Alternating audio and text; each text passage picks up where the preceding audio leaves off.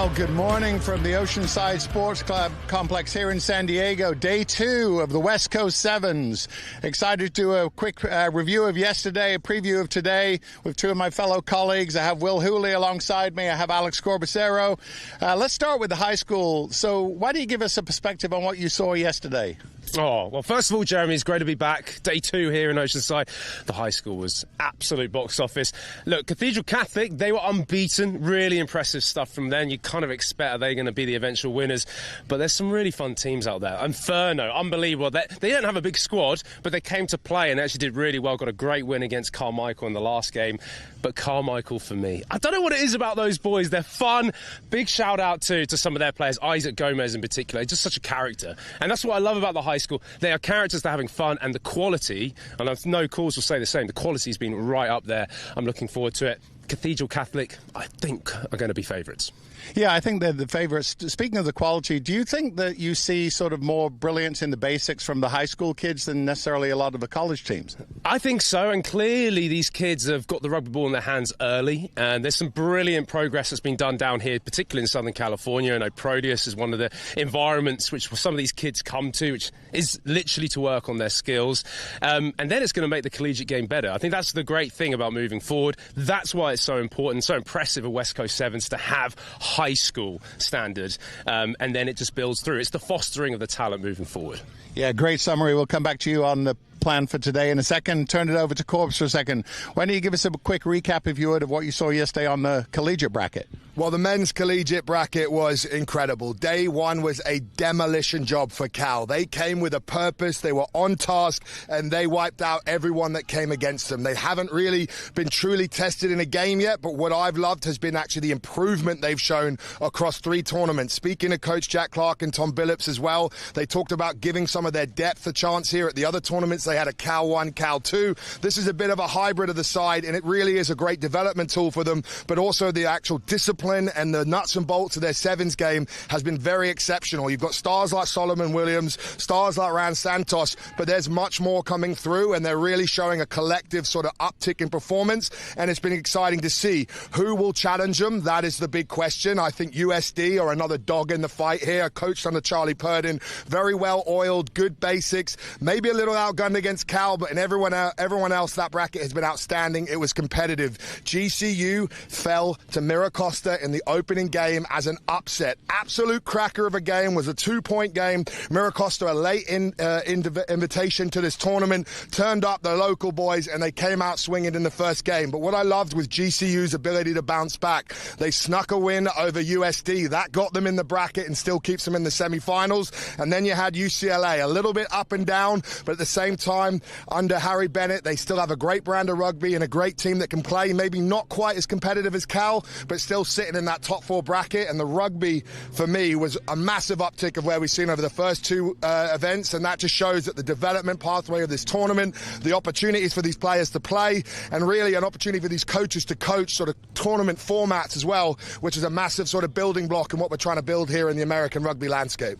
Wow, what a great summary. Fired up. Obviously, a lot of caffeine has gone through this body today. So just before we go back to Will, tell me, first up, we got GCU, UCLA, and then Cal, USD. Who are you picking to move on to the final? Oh, it's going to be a tough one. I think those brackets match up really well. I think USD have a really tough task. Against Cal in a semi-final, you know they would have liked to be on the other side of the draw to maybe bring their big game in the final, but that's going to take one of those miracle on ice performances in my mind for USD to upset the apple cart there. The other side is a toss-em game. I think GCU should be favourites, but you saw them fall to Miracosta in their opening game yesterday as well. Can they get up to speed? Can they dust off the cobwebs and start well? That is the question for me. UCLA are quite all-rounded, but I'm probably going to pick GCU and Cal as my 2 that are coming through to meet in the dance again, just like we had in Stanford. Okay, look forward to seeing if your prognostication is right. So back to you, Will. If you can match the energy and enthusiasm from Corbs, that'd be crazy. Okay, so on the high school side of things today, tell me what you're expecting, who you're predicting from semifinals onto the final. Well, as mentioned, Cathedral Catholic, they're unbeaten, so I'm struggling to see past them. I didn't mention earlier about Ombak. I've actually been really impressed by them and just how they've achieved, just how they progressed as the day went on yesterday. It's really hard for me to say who's going to progress, because I just think the competition, I would say more in the high school, as being overall, the competition has been pretty balanced. So I don't want to pick too many in terms of getting into the final, but what I would say is I do predict Cathedral Catholic, obviously, are going to probably end up winning this tournament. Well, there we have it. I will say that Will probably said that begrudgingly, because we all know he has a dog in the Carmichael fight. But I think they do probably have a bit too much work to do against a very slick Cathedral Catholic side. But all to play for. Again, great day 2. It's going to be a fantastic day. I love the energy we're getting from Corbs and from Will. And speaking of energy, I'm now honored to turn it up into the broadcast booth for the first match. Let me turn it over to Mr. Dallin Stanford. Thank you so much, you sleek sensations. Great to hear from our voices here at the West Coast Sevens. This is Day 2's action, and I tell you what, things are about to heat up here in these cool conditions here at the SoCal Sports Complex. We have our semi-finals coming up first. It's going to be the collegiate bracket. UCLA will take on GCU, and then Cal will take on USD. 2 brilliant semi-finals coming your way, and then the high school bracket continues after that. Carmichael will take on Cathedral Catholic, and I'm back against Belmont. So those are the 4 sides in each of the different brackets. 8 teams in each division started out this tournament yesterday. And, of course, now we head into the knockout rounds. All to play for here in these brilliant conditions. Wonderful sports facility here of the West Coast Sevens for the year 2025. We've had tournaments in Stanford. We've had tournaments in Los Angeles as well. So this is the 3rd and final round of this prestigious tournament that has been going on since 2010. Got to thank our partners and our sponsors that have been brilliant to allow us to be here over these 2 brilliant days to see so many great players in action, so many wonderful coaches on display as well, helping the next generation. We got to see USA Sevens head coach Zach Test was here yesterday, scouting players. Ben Pinkelman for the next generation as well. Perry Baker, the speed stick, one of the greatest to ever do it for the United States, 2-time World Sevens Player of the Year as well. He was here taking a look around, goosing a few people. So many talented programs on display. Well, I'll tell you what, it is going to be some brilliant games coming up in just a few minutes. The first one we mentioned is UCLA against GCU. These 2 programs, well established, of course, 3-0 so far. Just for the Cal Bears, the only undefeated side on that side of the bracket. UCLA dropping 1 game, which was against Cal, 41 points to nothing. They beat SDSU 34-5. They beat Long Beach State in a very close game, 17-14. GCU mentioned, Will Hooley said they dropped their first game. It was a close one, 26-22 against Miracosta. They beat Claremont 34-7. They beat USD 28-17. And that's how the sides find themselves here.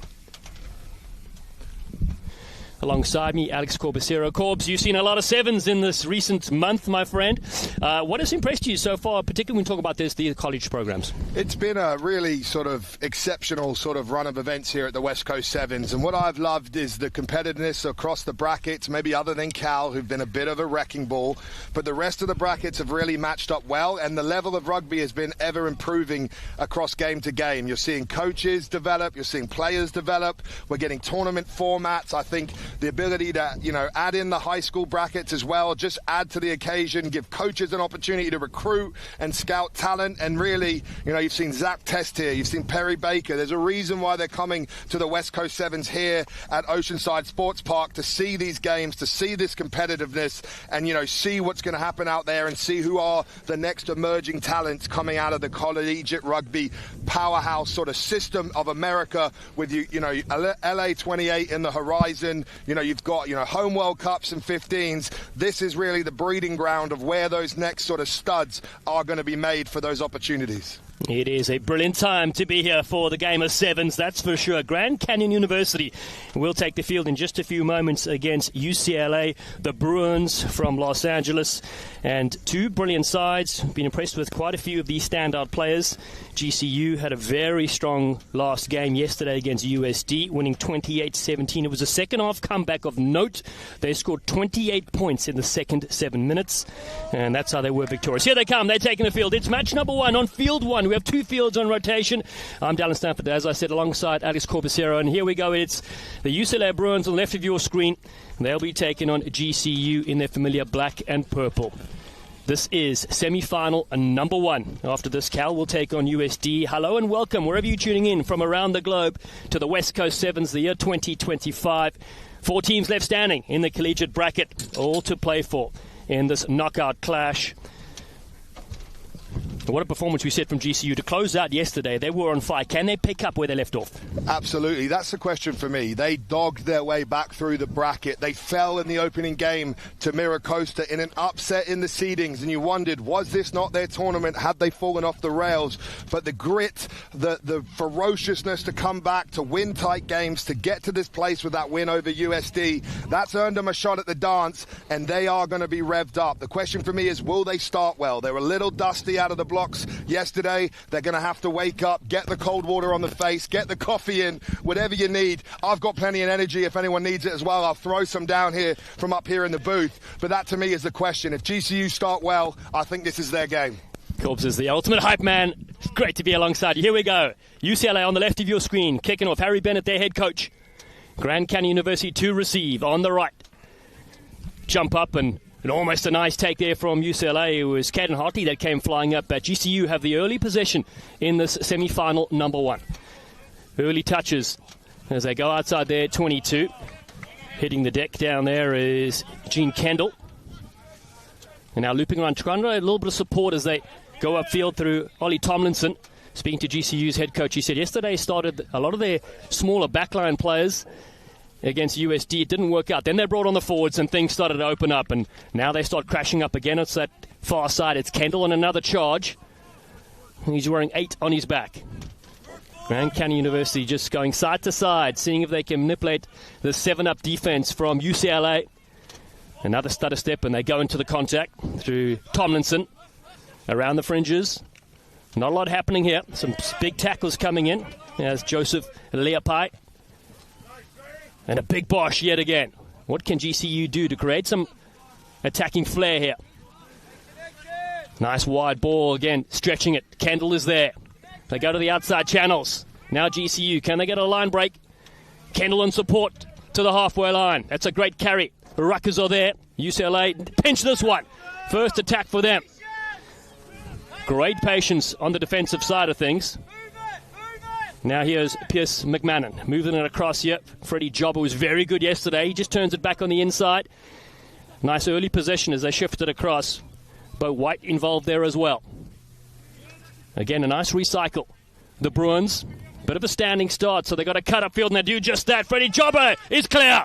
Jobber with a beautiful right-footed step will get the opening 5 here in the semi-finals at the West Coast Sevens. UCLA are on the board first.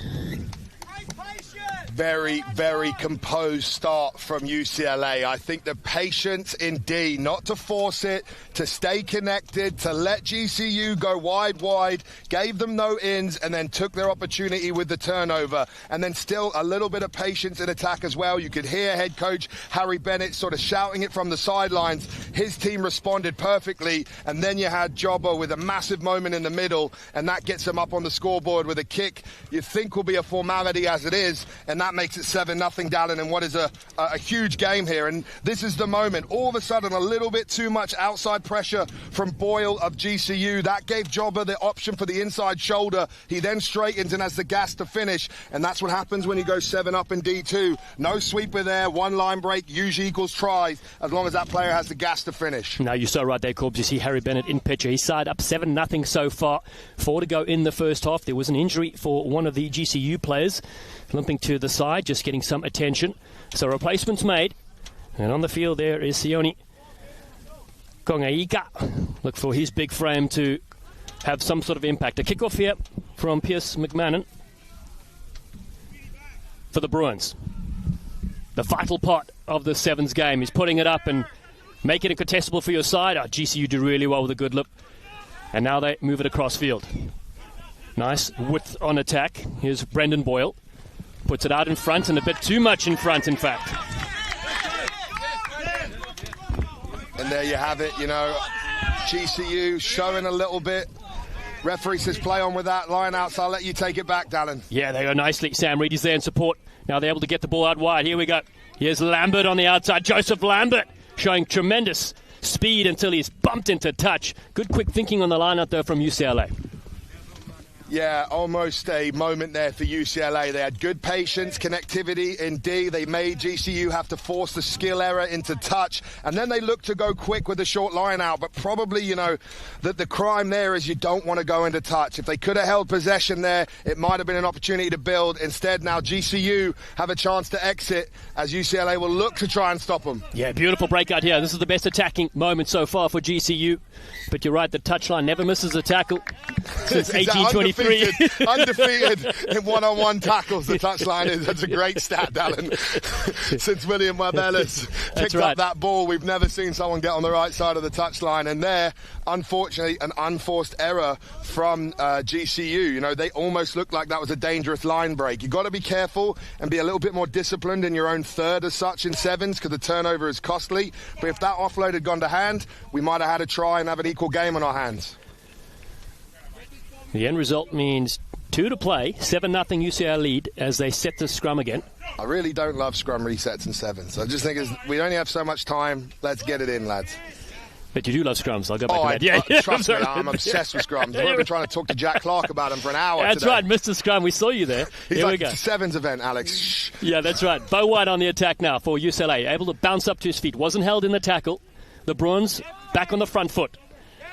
Reed moves it across, looking for an attacking option. Hartley's there, Caden Hartley looking to draw, set up on the outside. Joseph Lambert gets a big bump. This time he stays in the field to play nicely. Freddie Job is there, the lone try scorer in this game, in the semi-finals. Cal look on, so do USD. Now there's a nice little break in midfield yet again. That's White.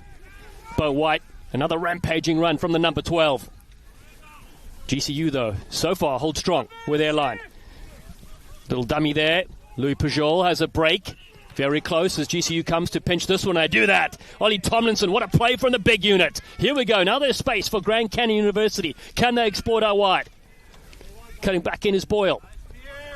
Supporters are there. This is their moment, GCU, to get on the board. Tomlinson with that beautiful pinch. Perhaps a little chip through. The dummy there almost working out.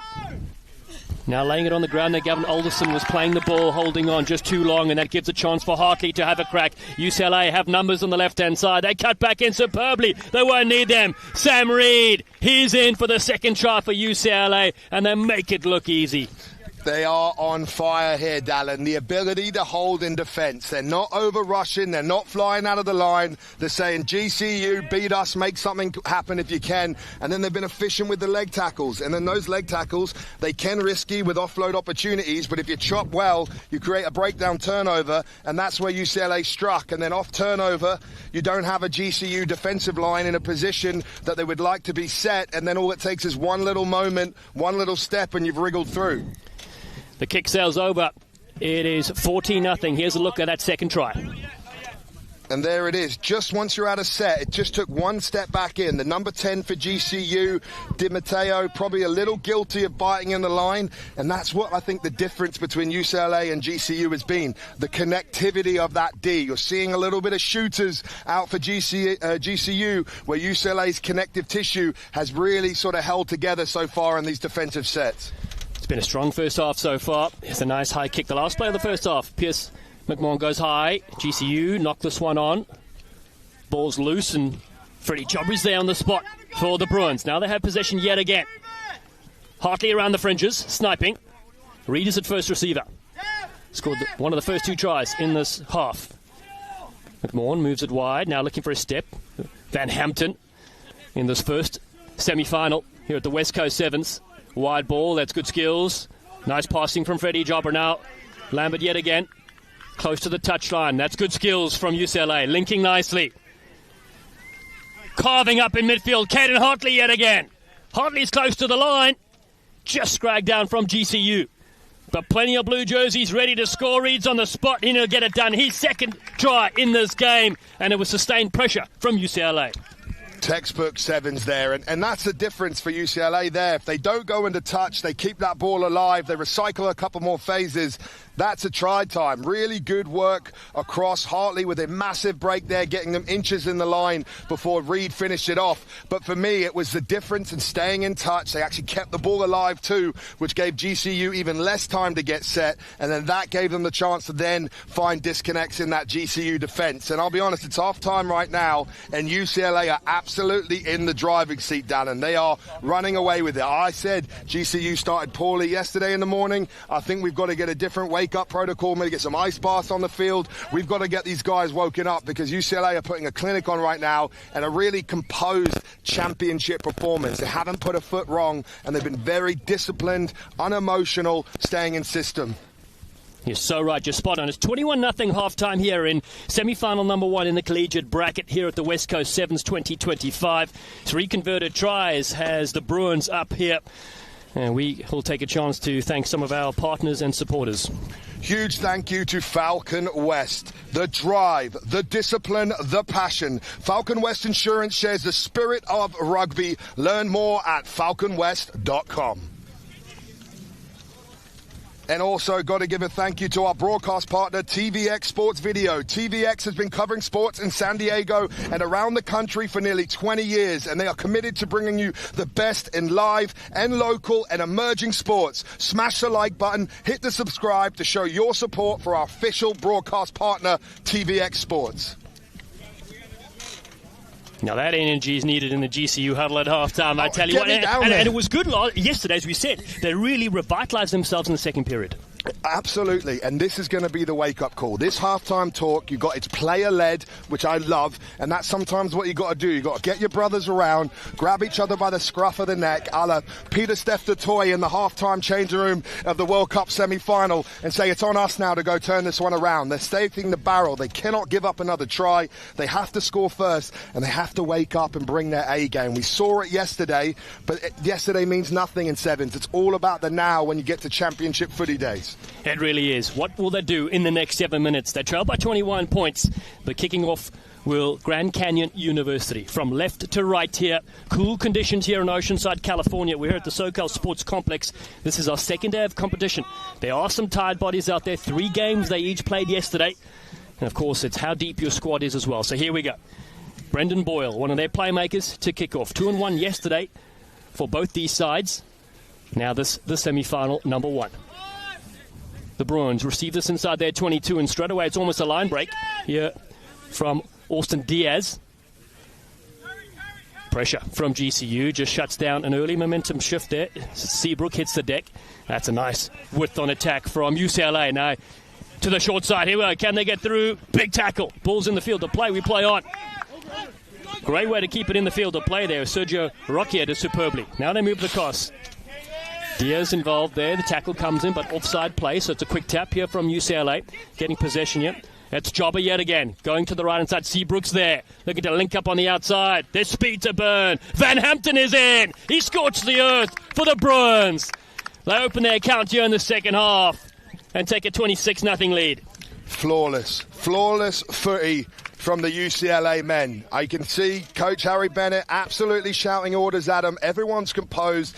The skill, the execution, they've not turned over any ball with silly knock-ons. They've been patient, they've used the width, and they really are running away with this one. GCU, you got to feel for them. When you're down on the scoreboards, you've got to start chasing, and that's why you're starting to see shooters in the line, trying to force something out of nothing, make something happen. That penalty was very costly, and it put them on the back foot, exposed on the edge. And then you've got someone like Van Hampton with bags of pace to spare on that edge. Very hard to make a cover tackle, especially after the cover guy had already shot up out of the line, then had to get back 10 for the penalty. It really was an uphill battle from there. Yeah, Harry Bennett side up by 28 points. Now 5 to play here in the second half. UCLA kicking off. Can GCU get on the board next? The lifters are coming here. Aiden Castanen leaves it behind and has been knocked on from UCLA, so they will take possession here at scrum time. Unlucky there because it was some serious hang time. And, if UCLA can play like this in the finals, it's game on because this is proper sevens. The nuts and bolts are there. The kickoffs have been fantastic. They've had their moments in attack and they've hustled in D. This is a really complete performance. Just small margins there, not getting the ball back. Yeah, great confidence build-up as they look to book their tickets into the finals. The next one coming up is Cal USD. The winner will play the winner of this game. Around the fringes, GCU. That's a nice little breakout from their scrum off. Becker throws it in field. One-handed offload, not able to be taken. UCLA on the other side. Now they can attack. McMahon to the deck. Diaz comes in to help out. He shifts it to the right-hand side. Now they're linking up on UCLA. Seabrook again. Big step. He goes up the middle and will not be stopped. Jaden Seabrook scores for UCLA, and they turn defense into attack. And then a little bit of indiscipline there from GCU. You know, probably should have just let that one go. You make a silly tackle there, and it can come get you. I think that is Sione Kongeka. I'll let you say that better than me, Dallin. I apologise for his family for hearing that. But at the same time, UCLA are starting to really shine. That was a tremendous break there. I think it was Jaden Seabrook through the middle. They had the pace, and it all came off a missed opportunity for GCU, and that's really been the difference of the two sides. Other than some defensive moments from GCU, with ball in hand, there's been about 3 or 4 moments where they've been one pass away from potential try-scoring opportunities. That is where UCLA has actually pounced, turned the game back, and those are your 7, 14, 21 sort of swing shifts in a game, all come from a few errors, and that's how punishing sevens can be. It is a brutal game that we love so much. 35-0, tap on the halfway line after that penalty. Sione Kangaika is off the field watching for 2 minutes. Seabrook again in open space, looking for his second try. He'll canter in yet again. The player advantage is too much for GCU, and UCLA will bring up the 40 mark here. Seabrook just ghosts his way under the sticks. Really, really composed footy from UCLA. They are just pulling the strings. They've got the number advantage now as well. GCU looking a little gassed too. They've got some bigger men. UCLA a bit more lighter, faster sort of team, and they've been using that to their advantage with the skill set, the ability to keep the ball and pass and use the width, but then also have that hustle and D where they've just focused on containing, controlling the game. And this is the sort of performance that gives, you know, Cal, Jack Clark and Tom Billups will be taking note and making sure their boys are on the P's and Q's if they can get through USD, that there's a real sort of match waiting up in the final for them. Yeah, amazing play there. Seabrook has a double. So does Reed. 2 tries each from those two players. Have them up 42 points to nothing. Yesterday, it was UCLA. They beat Long Beach State. Very close one, 17-14. They beat SDSU 34-5. Lost to Cal 41-0. A rematch is on the cards. Oh, that's a beautiful take at the top there. Aiden Kastanen now goes to the short side. A knock-on is called here, and GCU, nothing is going their way so far. It really isn't. Sometimes when it rains, it pours. And, you know, your snowball effect of errors, compounding, pressure, frustrations can just start to amount, and you start to make little mistakes you'd never make in a normal day. And sometimes as well in rugby, the bounce of the ball can just go the opposite to you, and it's something you've got to deal with. Well said indeed. Max Griffiths feeds here for UCLA. Some replacements on the field. McMahon moves to the right-hand side. That's a nice delayed pass, but an early tackle comes in on Sergio Rockier on that far side, able to bounce back up again and go. Here he is, off to the races. UCLA put an exclamation point on this game, and that was a good pickup and roll. There's some pep in the step here from the UCLA boys. They probably, you know, yesterday shook off some of the dust of getting down the 405 and all the traffic they had to deal with. But today now, a nice fresh sleep down here in San Diego, and they are ready to rumble here in North County, because this has been an absolute whitewash and a masterclass from them. And I think it's just been pressure, control, and then you get GCU chasing a game, you get errors, and then that's where UCLA have capitalized the most. Off the errors, they have punished GCU. Here you see taken down but not held. Referee says he's allowed to get back up, and that means he can go under the sticks again. And it's a little bit of deja vu there for your GCU team. 49-0. Last few moments of this game. Sergio Rockier scoring there for UCLA. The Bruins, a complete performance so far here in the semi-finals. They will get ready for the final later today. Will be the last match. Big tackle comes in. Austin Diaz. GCU driven back there. That is Camille Becker. Now they find themselves 100 metres from scoring. Grand Canyon University. Can they get one try on the board? That's a nice little half break there. That is La'amaka, who's on the field as well. Now they drive upfield. Better stuff to the ground from Nigel Jonkin, kick over the top. This is the tactic we thought we might see in the first half, but Seabrook has run back nicely to collect here for UCLA. The wing three-quarter covering back in the sweeper position. Possession there for Pierce McMahon. He's had there for UCLA. Time is up on the clock, so last moment in this game. Can't end on a penalty, and UCLA have possession. Do they want one more? They're in the finals. They put this one out, save their legs for the next big game. And DS says, thank you very much. We'll take this big victory and we'll get ready for the final. A big, strong performance from UCLA, 49 points to nothing against GCU in the semi-finals. Absolutely professional performance there. Composure from second one to the final minute. And I think the man, you could hear him from the sidelines. Jeremy Ognall's found him. He's pitch side with head coach of UCLA, Harry Bennett, for some immediate game reaction. Yeah, guys, thanks for handing it down. Thanks, Corbs. Thanks, Dallin. Well, Harry, great start to day 2. Tell us about it. Yeah, it's good. I mean, we had some cobwebs that we had to blow out yesterday, and we certainly tried ourselves against the best, but really proud of the performance, but we know that there's one more to go. So, what do you think was the difference in your performance today, starting off so strong compared to a little sporadic, I would say, yesterday? Yeah, it's just that learning curve, right? Patience and discipline. It's a young team. They want to push their hand on a lot of things, but sometimes it's just doing the simple things really well, get the execution.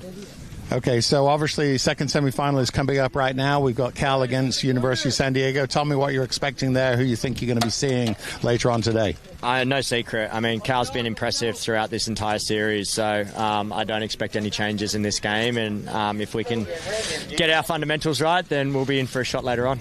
Well, we appreciate all your contributions. Started last year at Olympic Training Center. You've been at all 3 this year. Just give us your impression of the West Coast Sevens. It's the best thing that's happened to college sevens in a long, long time. I think this is long overdue, and if we can continue to build it, I think it's only going to get better and better, and it's a desirable pathway for these college guys to look at the next level.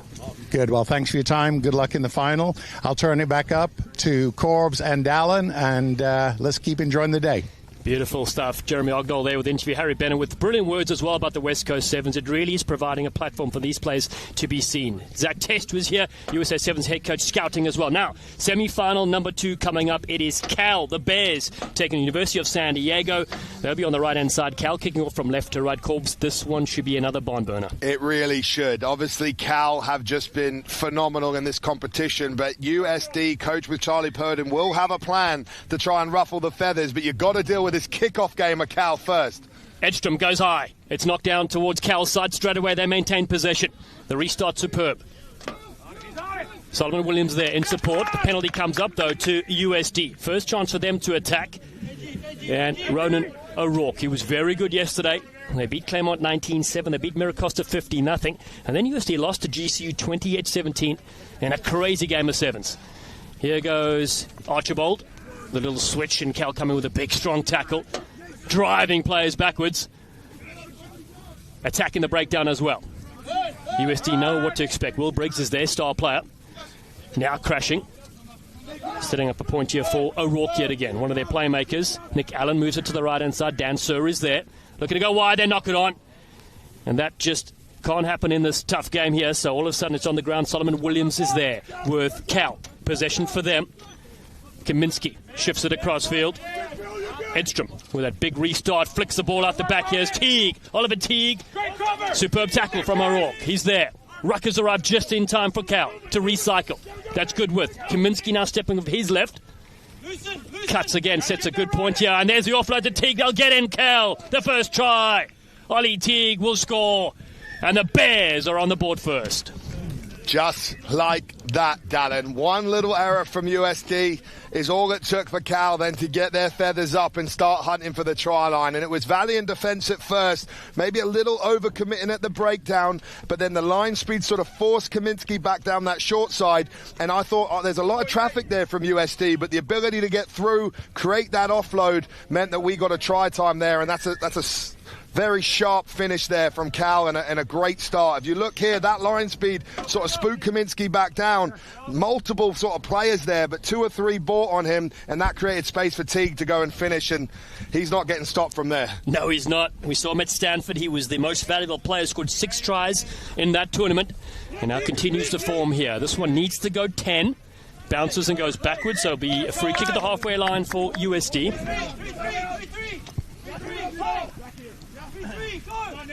7-0 the score, Cal lead. The winner will play UCLA in the final later today. That's Sir getting the offload. Great crash there from Chase Bisson. He was a handful yesterday for USD. Good recycling now. They move it out. Allen. That's the 2 drops we've seen so far in the early start to this game. It's just killing them. It's the difference between the two sides right now. It's just been the handling errors from USD. They've had moments, but maybe, the pressure, the game, you're hearing, you're shouting from the sideline, you're seeing Cal Bears flying up off the line in your face, and just little moments have let them down, and they need to hold on to possession here because Cal are a very efficient team with ball in hand. Solomon Williams, the MVP from the Los Angeles tournament, finds Rand Santos. Santos on a run. That's a nice ball to the left-hand side. Good fend as well from Philip Edstrom. Edstrom going for the line. He's there. It's a classic score from Cal. They just know how to work you.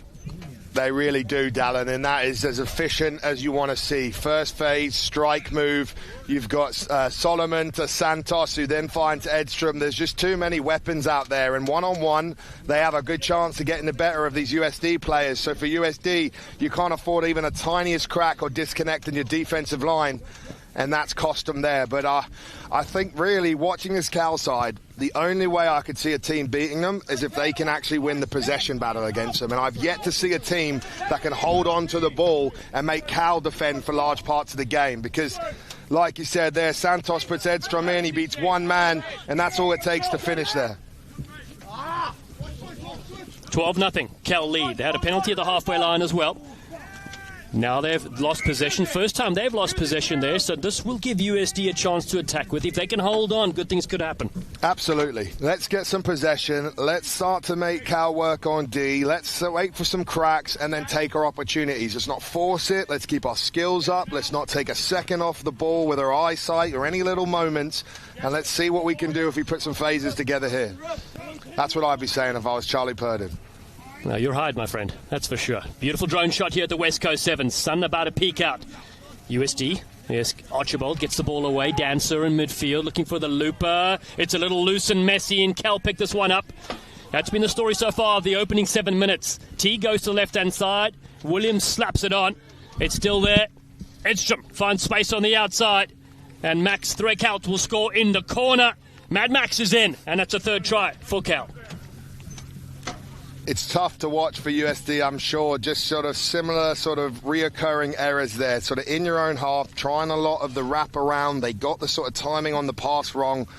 Maybe let's just go wide, then let's recycle the breakdown. Let's see what we get, because right now they're sort of feeding the Cal machine. They're constantly forcing errors. They're being pushed back. They're sort of shoveling pressure along, and then Cal are just pouncing off those turnovers.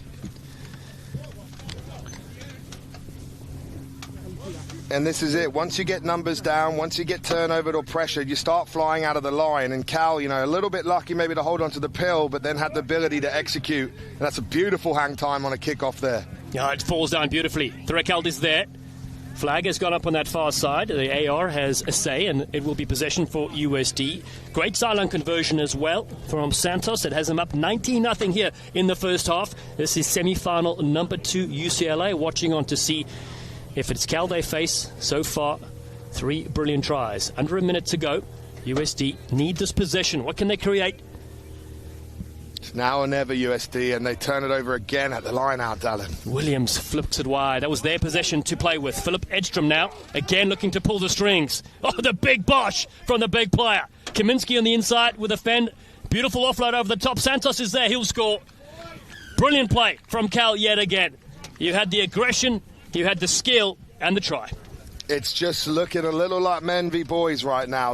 Cal have the win behind them. They are dominating the contact collisions. They are keeping possession. They're playing better sevens, and that's why they're running away with it in this first half. I'll be honest, still don't see a smile from the bench of Cal. You see no emotion. This is a team that's very military-like. Until they get the victory at the end of the day, I don't think they're going to celebrate. But this has been very impressive for the first half of knockout footy. It really has. Rand Santos, the try scorer. 2 brothers play brilliant rugby as well. And this kick just falls short. Nailed the last one. That is the halftime whistle. It is all Cal so far in the opening 7. They lead 24 points to nothing. Here's another look at that last try. Watch this collision here. Unbelievable. Big carry there from, I think it was Edstrom. put the hammer down, and then the ability to keep the ball alive, Kaminsky to Santos, and they're having a bit of fun out there now. You're seeing, they might have had a chance to score that, but now they're taking a bit more risk with the offload game because they've earned the hard yards of the lead to be in that position. Brilliant first 7 for Cal. We're going to thank our supporters and partners here at the West Coast Sevens. This is our 3rd and final event of this year, and it's been absolutely brilliant.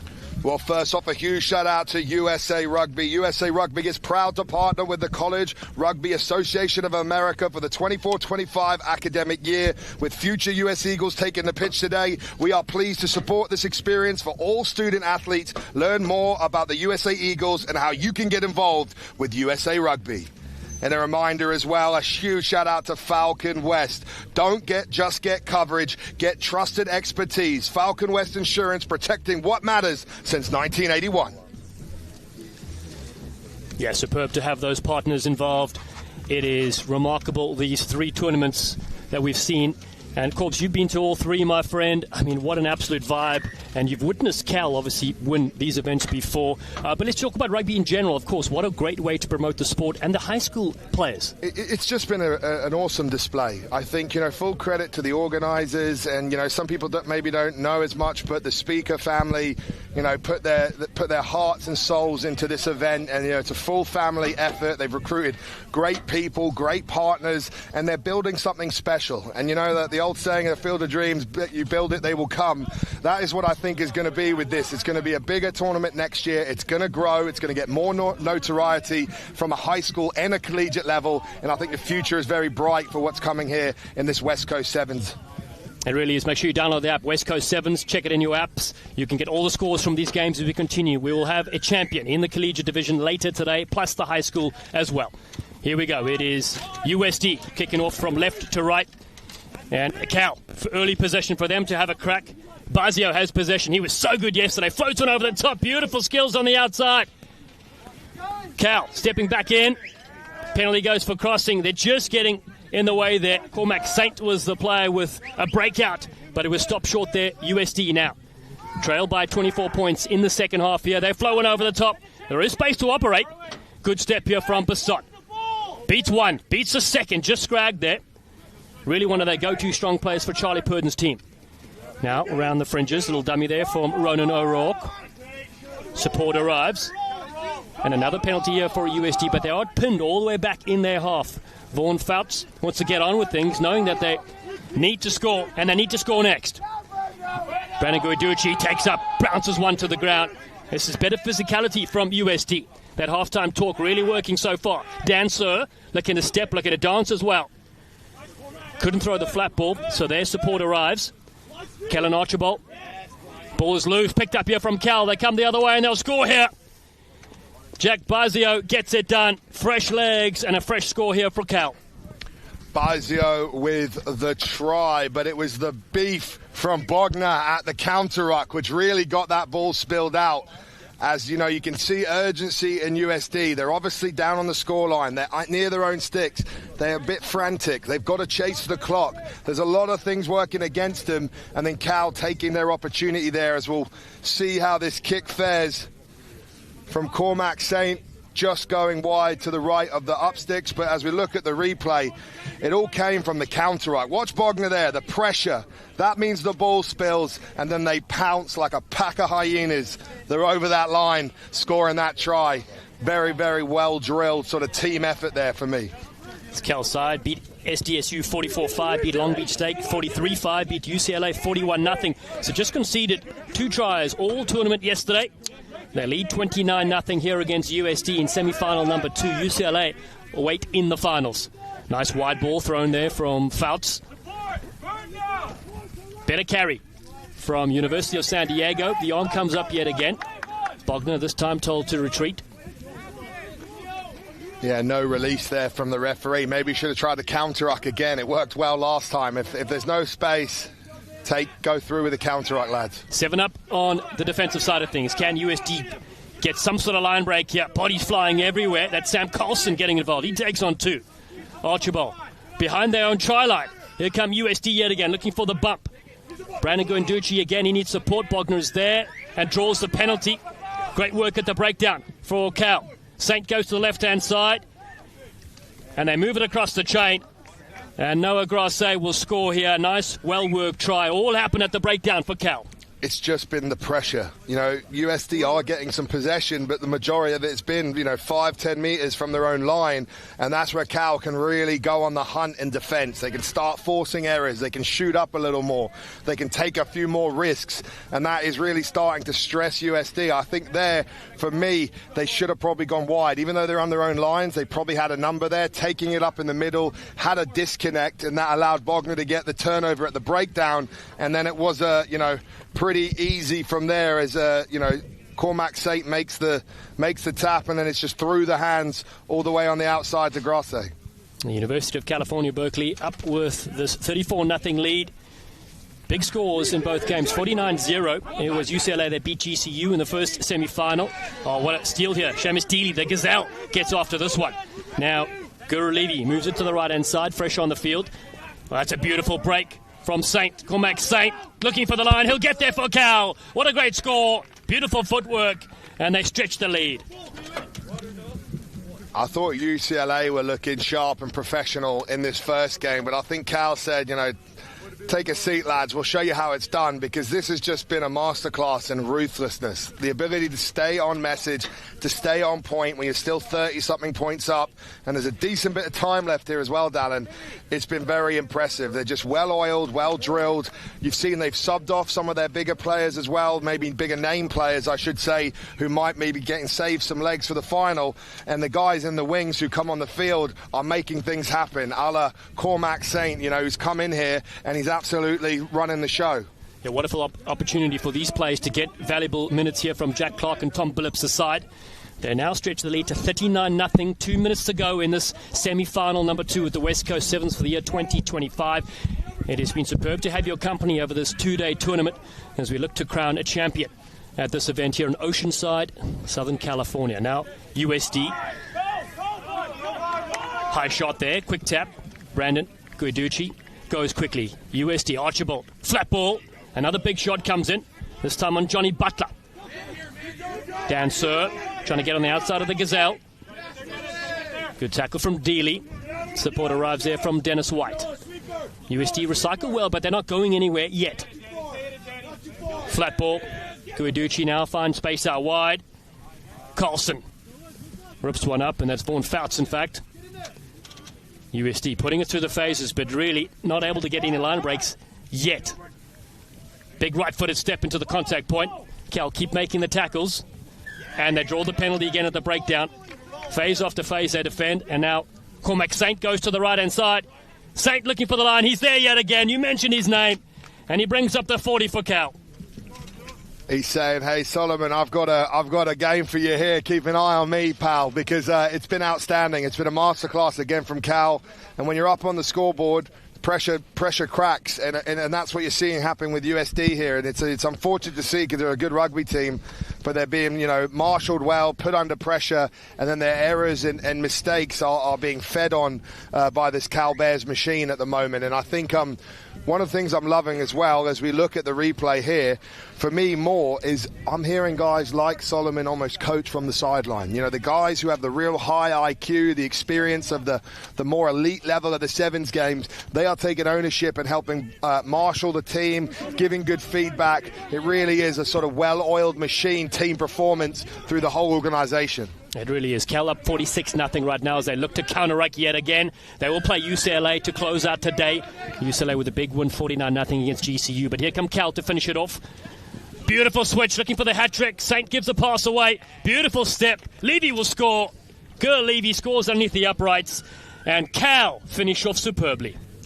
That is the icing on the cake of this semi-final demolition job by Cal. They've come in like a wrecking ball, and they just haven't stopped swinging for the full 14 minutes. And is that the championship team? That is the question mark, because the composure, the ability, the lack of emotion still, they're almost like these cold-blooded, military-like sort of foe out there. They know they've got a job to do, but that was very, very dominant display. And it's actually great. We're going to get down to pitch side to get some post-match reaction with Jeremy Ognall, who's with Ran Santos from Cal Rugby.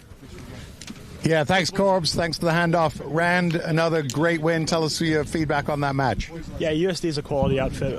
Very well coached by Coach Purdon. So, yeah, it's always great going against them. And, yeah, we're looking to build for the final. So, yeah, happy how the boys performed. So, two-day competition's hard. A lot of recovery involved. How are you feeling today versus what happened yesterday? Yeah, definitely a little sore and beat up. But, yeah, we had some recovery yesterday. And, yeah, I think we're ready for the challenges today. But it's super grateful for the tournament. Big thanks to West Coast Sevens for putting on. So super happy.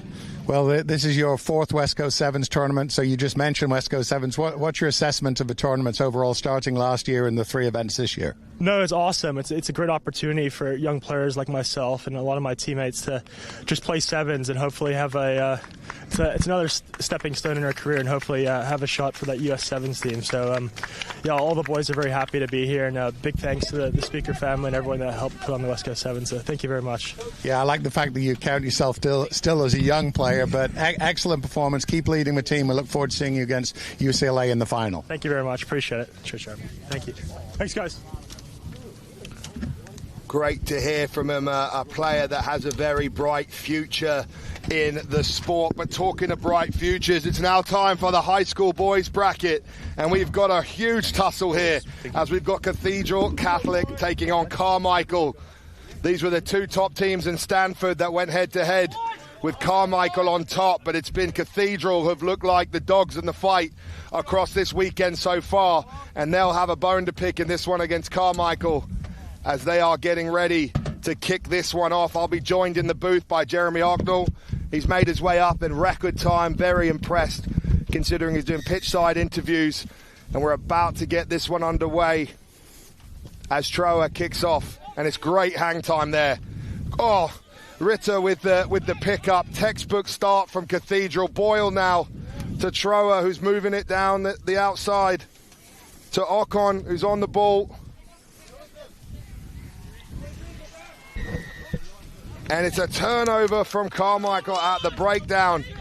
And now let's see what they can do off the counter. They move it outright, out the back. There is space on this edge. Hawkins to beat in the corner. And it's a flyer, but he's just caught by Hawkins. Offload away, but Abar picks it up. And Cathedral live to fight another day as they move the ball, but that's a loose pass. It's picked up by Gomez of Carmichael. He keeps it alive. Carmichael now recycling in the 22. He comes back down the left side. Missed tackle there from Hawkins, and that has opened the door, or has it? Unbelievable work there from Seti Perona with the try, and that is Carmichael who stunned Cathedral early with the first try of this one, Jeremy. That's a blistering start to this high school game. Blistering start, an absolute stunner, as you said, Corbs.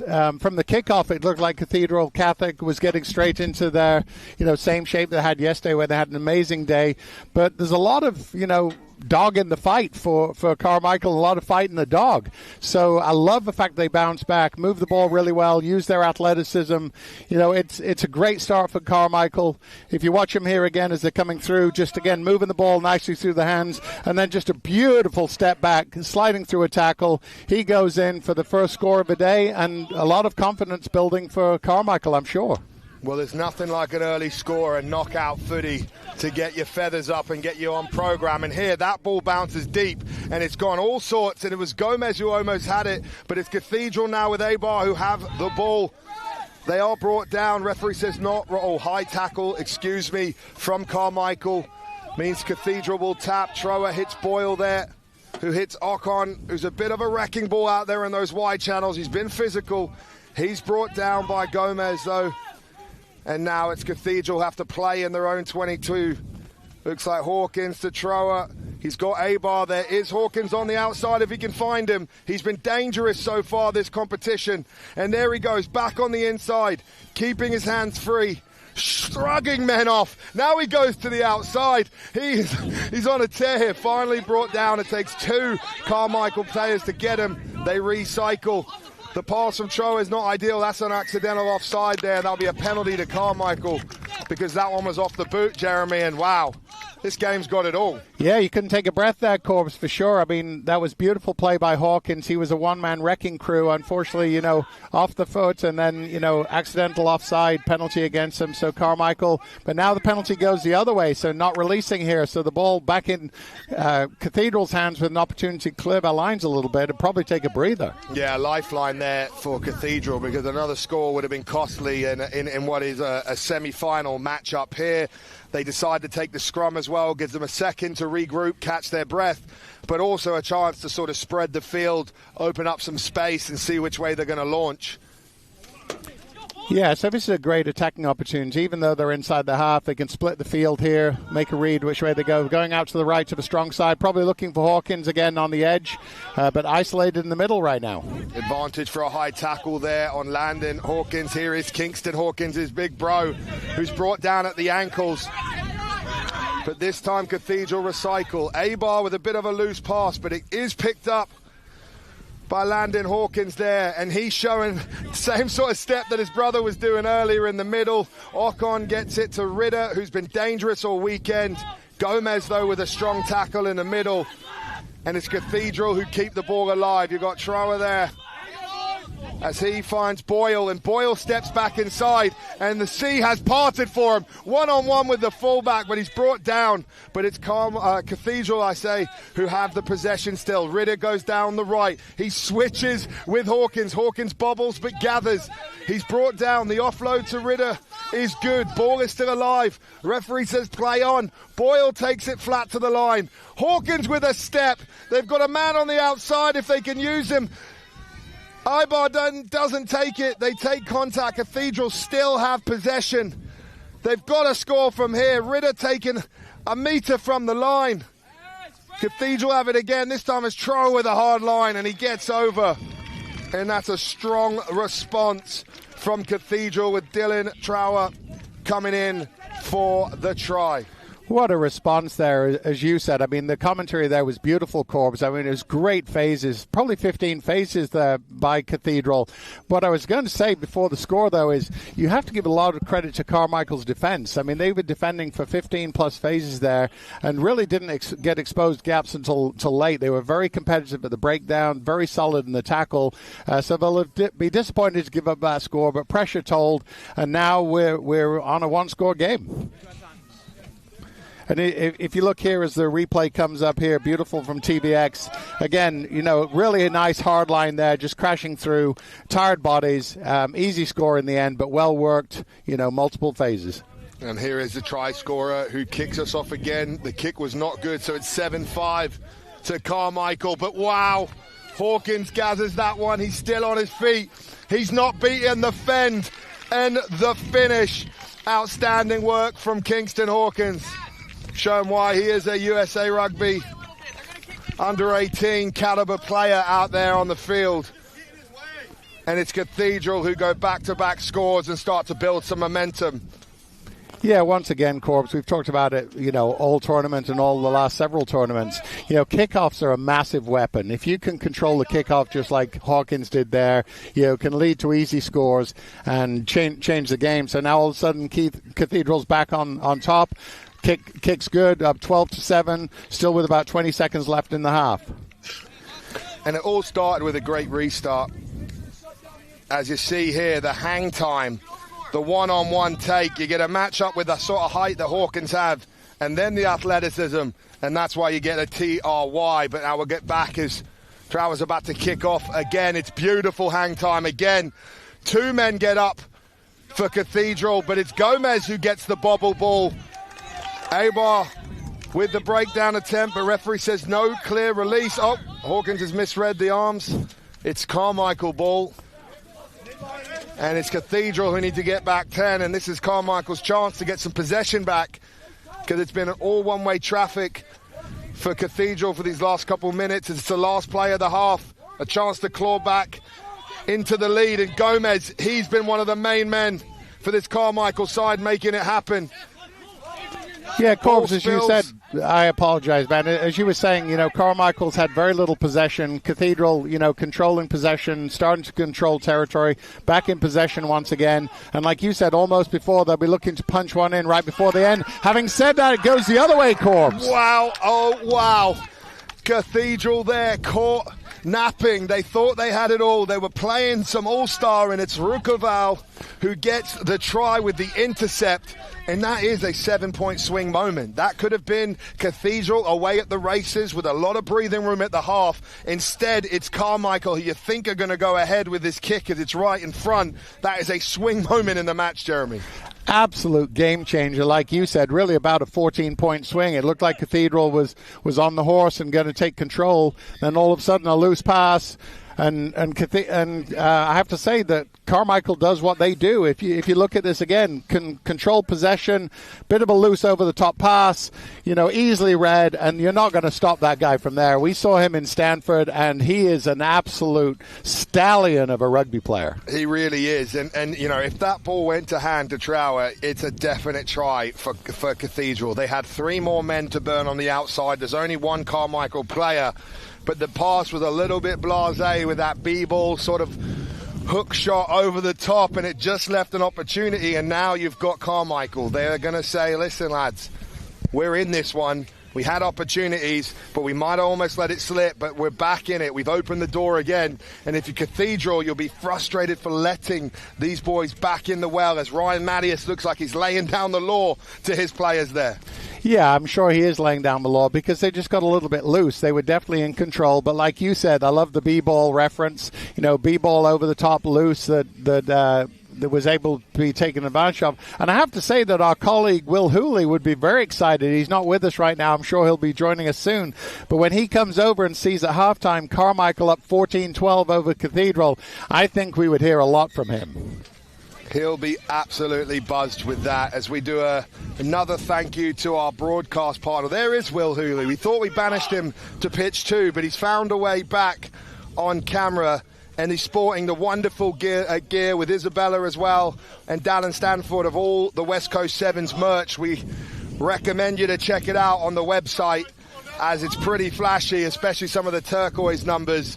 And lastly, just before we get back, a huge thank you to Falcon West Insurance. The drive, the discipline, the passion. Falcon West Insurance shares the spirit of rugby. Learn more at falconwest.com as we get ready for half 2 in what is a nail-biter of a semi-final here in the high school boys bracket, with Carmichael ahead 14-12 over Cathedral Catholic High School. Like you said, Corbs, playoff footy, it's the best footy, and these high school kids have been showing it, all series, all day yesterday and again today. 14-12, beautifully poised, great kick to start the second half, and I think we're in for a barnstormer here. Gomez got a hand to it. It looked like it might have gone forward, but referee says play on, and now it's Cathedral who get to sort of sprite. It's Ritter on the outside. He's got Rukoval to beat. Can he take him? He can't. He goes inside, then outside, but he's brought down in a fantastic cover tackle from Perona, and it's Cathedral who turn it over at the breakdown, and Carmichael showing there's fight left in this dog. They said, we remember what happened in Stanford, and we're coming for it again. As Rukoval looks for the kick through, it's blocked. And now it's Carmichael under a bit of pressure in their own 22. Oh, and they spill the ball in contact as he tried to go route 1 there.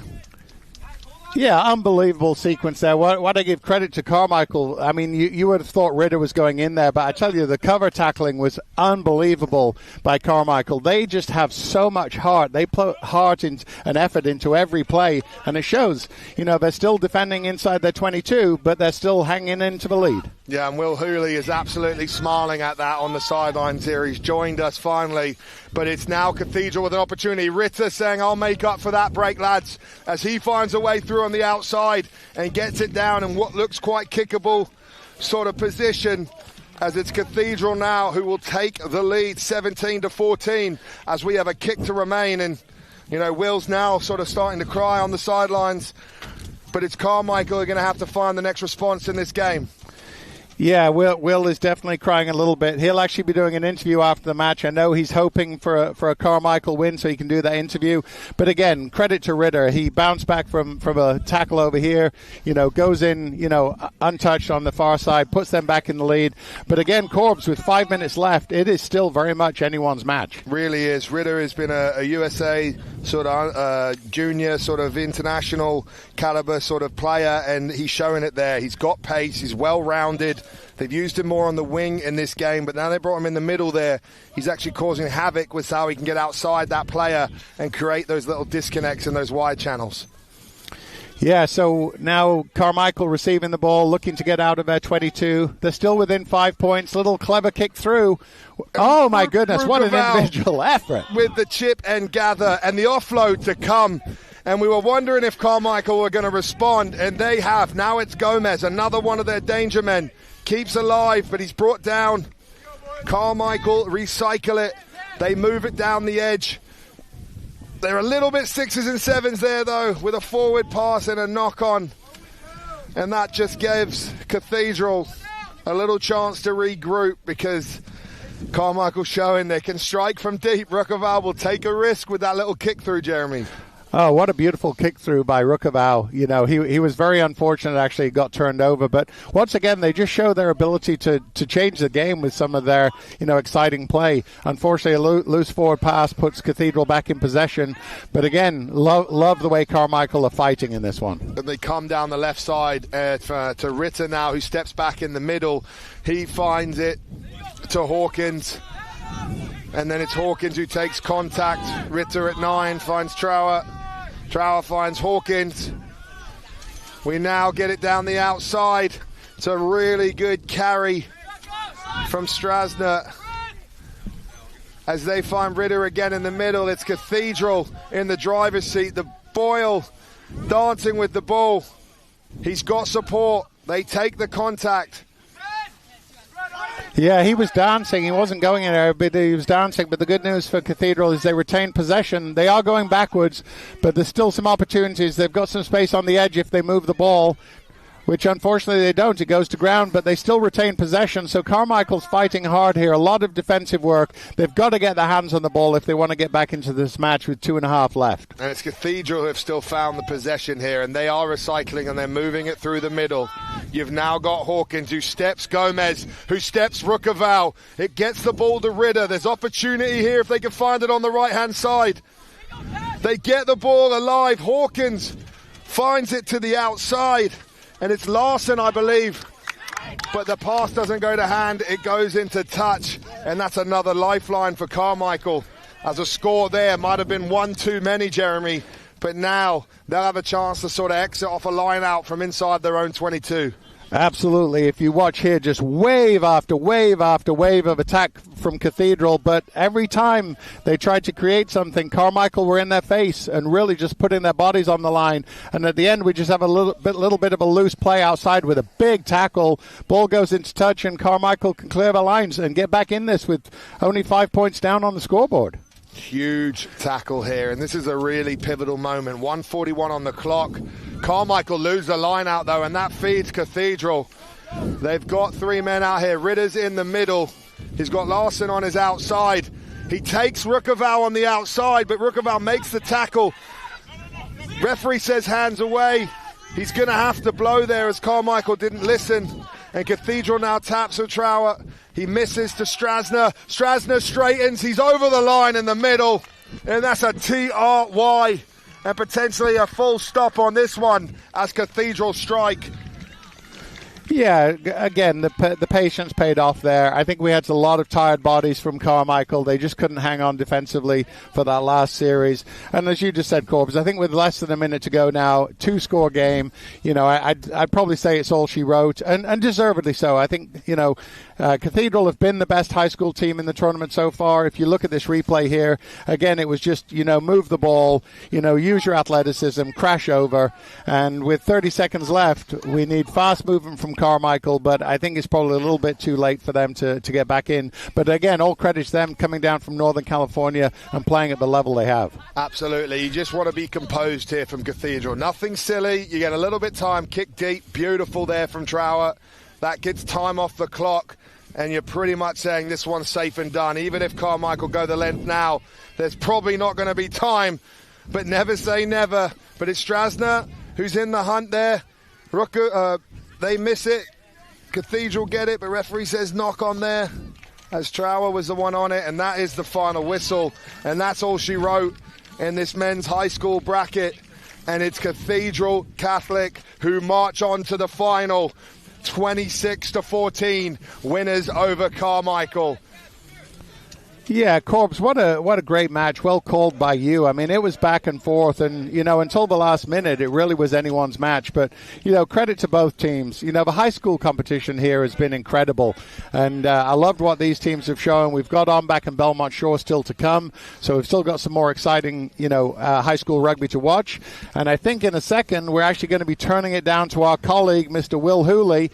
Unfortunately, I think he's going to have to, unfortunately for him, I think he's going to have to pick a Cathedral player to talk to, even though we would love to be talking to Carmichael. So give us a second and we'll turn it over to Mr. Will Hooley, who has a representative from Cathedral Catholic with him. Yeah, Will Hooley down there with Reese Ritter from the victorious Cathedral Catholics. Down to you, Will. Thank you, gentlemen. Yeah, I'm here with an absolute rock star in that game. There's no doubt about it, buddy. Reese, great job. How did that game go? Because it was kind of back and forth. Yeah, there were some messy moments on both ends of the teams, but I think we stuck to our structure more, and that helped us get the victory. Now, tell me, without being humble, what do you prefer, sitting someone down or beating someone on the outside? Because, buddy, you can definitely do both. Usually it's me because I'm kind of small, beating them on the outside, but you're not small. When I get the moments to run someone over, it's pretty nice. Oh, you look good. How does it feel in your team? You've been unbeaten, a great win against Carmichael. Credit to them. Yeah. You're going on then to the final stage. What's the feeling like?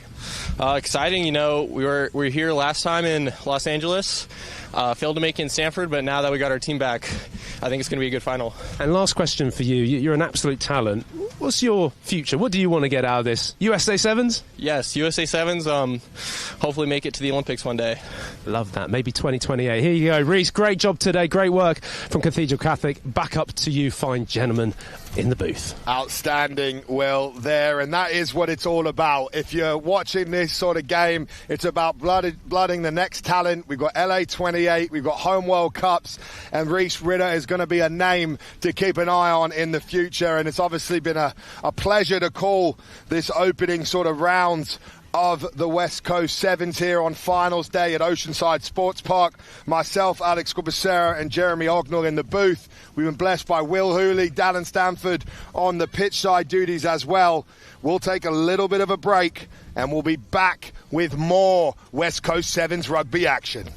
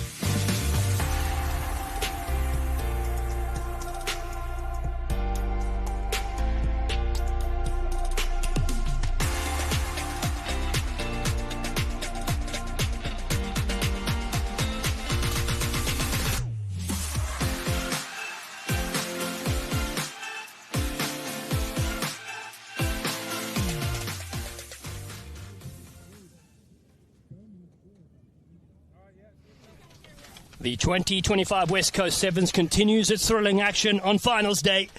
Belmont Shore taking on Ombak coming up in the high school boys competition. 8 sides started this competition, and this is semi-final number 2. We just witnessed a brilliant game between Carmichael and Cathedral Catholic. And Cobbs, you were on that game, my friend, and what a blockbuster that delivered. It really was a top-level game, went down to the wire, and it was Cathedral Catholic who got the W in the end, I believe 26-14, after Carmichael being up 14-12 at the half. And now it's time to see who will meet them in the dance. And we've got 2 other outstanding under-18 high school boys competitors in Belmont Shore, coached by Pua, the legendary sort of USA rugby player. His son out on the field as well, Lolase Pua as well. And then you've also got Ombak with 2 amazing coaches. One of them, Gavin Demore, who's played for the USA Sevens national team, and really is an opportunity for these players to not just get coached by great coaches, but also get great competition here at the West Coast Sevens. And so far, we haven't had one high school boys game that is disappointed, and I don't think we're going to start now, Dallin, on semi-final time. Certainly not, as we get ready for kickoff for Belmont Shore and Ombak. Great rivalry they have in the club game as well. I'm Dallin Stafford alongside Alice Corbacero, who'll be involved with Ombak coming up this season as well, which is fantastic. The seniors getting some real high-level IQ with Corbs in the mix. Not just a scrum sensation, but a music sensation as well. Hopefully we can get your tunes up here. But as we get ready for kickoff, it is Ombak on the left of your screen, kicking off to Belmont Shore. It's the boys' high school semi-final number 2. A short kickoff, a clever little play as Ombak put it to the boot and get it back. It's great skill indeed from them to get it. Nali doing brilliant work to keep possession alive. Now they move it to the left-hand side. Georgia Fasua had early possession. There's a lot of hot steppers in this game as well. You're going to see some fancy footwork coming into the fray. Jamison Brown takes him on the outside. He's got one of the headgears on. And now support arrives here for Ombak. Moving it to the left-hand side. Thought about a pass over the top. Adrian Farm, then cut back loose. Beautiful breakout for Ombak. Looking for the first try. Stunning work from Adrian Pham, and he has the opening 5 here in the semi-final. A vital score, and all started from the kickoff. Huge moment there for the Ombak Wallabies. Adrian Pham, just a little step in the middle. It was good patience, kept possession, and then finally found a little bit of a disconnect and a bite in the middle, and that opened it up, and it makes it 5-0 here with a kick to come where you think it should be a formality. As that one goes over from Nalu Lee, making it 7-0. And there was Pham, just a little bit step back inside, and then the gas to get around and really sort of set the tone. A perfect start here in the semi-finals. Going high to get that kick, just the required 10 metres. It can bounce over. This one peels back, so it'll be a free kick. Alexis Safaro, our referee there in the middle, has possession for Belmont Shore. Chance to see them in action here now. Henry Frost shifts it across to the right-hand side. Now they got Mackay Harris on that far side. Johnny Pua looks on, their head coach. Flat ball to attack with, but they've got some dangerous steppers as they set off on a run right now. This one floats over the top. Not the best looking pass, falls short for Preston Hockman, unfortunately. Good first defensive set there from Ombak. Is a little bit frustrating from Belmont as they turn it over, and it's a scrum to Ombak here and a chance to launch. As Lee is going to feed into this scrum.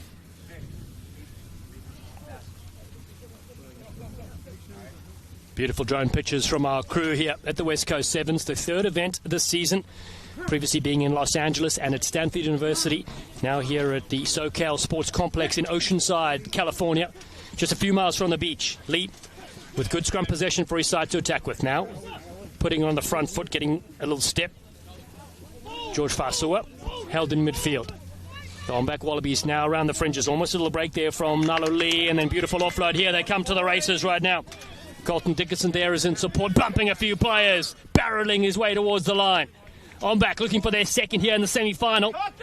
Space on the left. Can Belmont hold them out? No. Ombak are in again. Another sterling try. Momentum with a side in blue and white.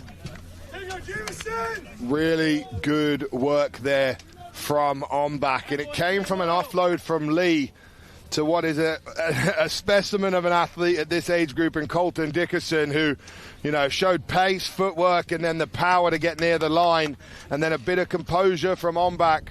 Eventually, I believe, saw Jamison Brown, I think was that number, but I need to double check that from where we saw. But here, Dickerson with this sort of carry, this sort of footwork, then the strength to stay on his feet and get inches away, and then the final finish in the corner. Missed pass out there.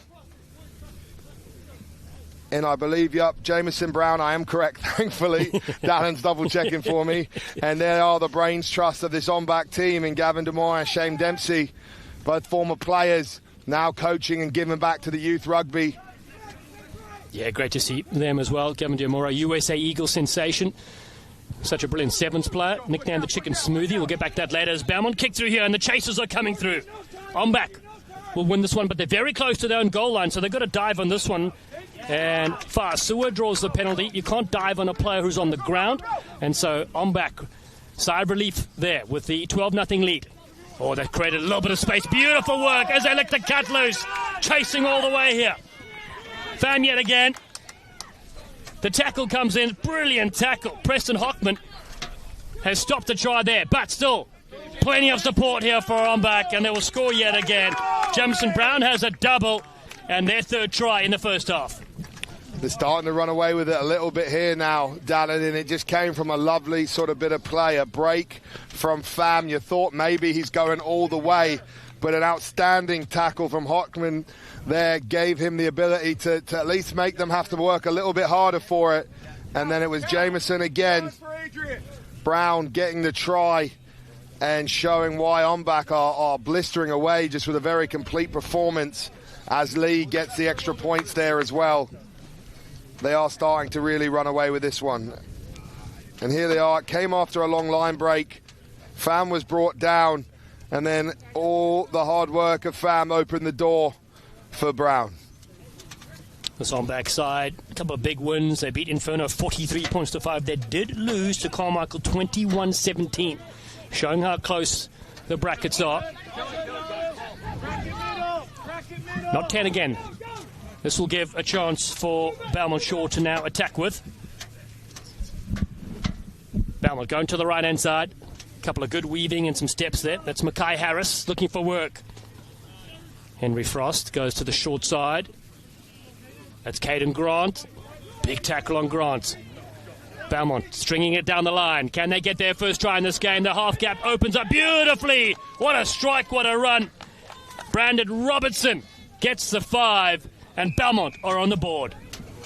Much more like it from Belmont there, Dallin, and it just shows with a bit of possession what this team's capable of. It's been Ombak who'd had them in a bit of the rinse, wash, repeat, but that kick-off going short gave them the opportunity to attack, and you saw Frost looking dangerous there, and then Robertson really with the finish, showing he's got absolute pace out there. Very, very impressive. His kick hits the uprights, 19-5 the score. Oh, wait.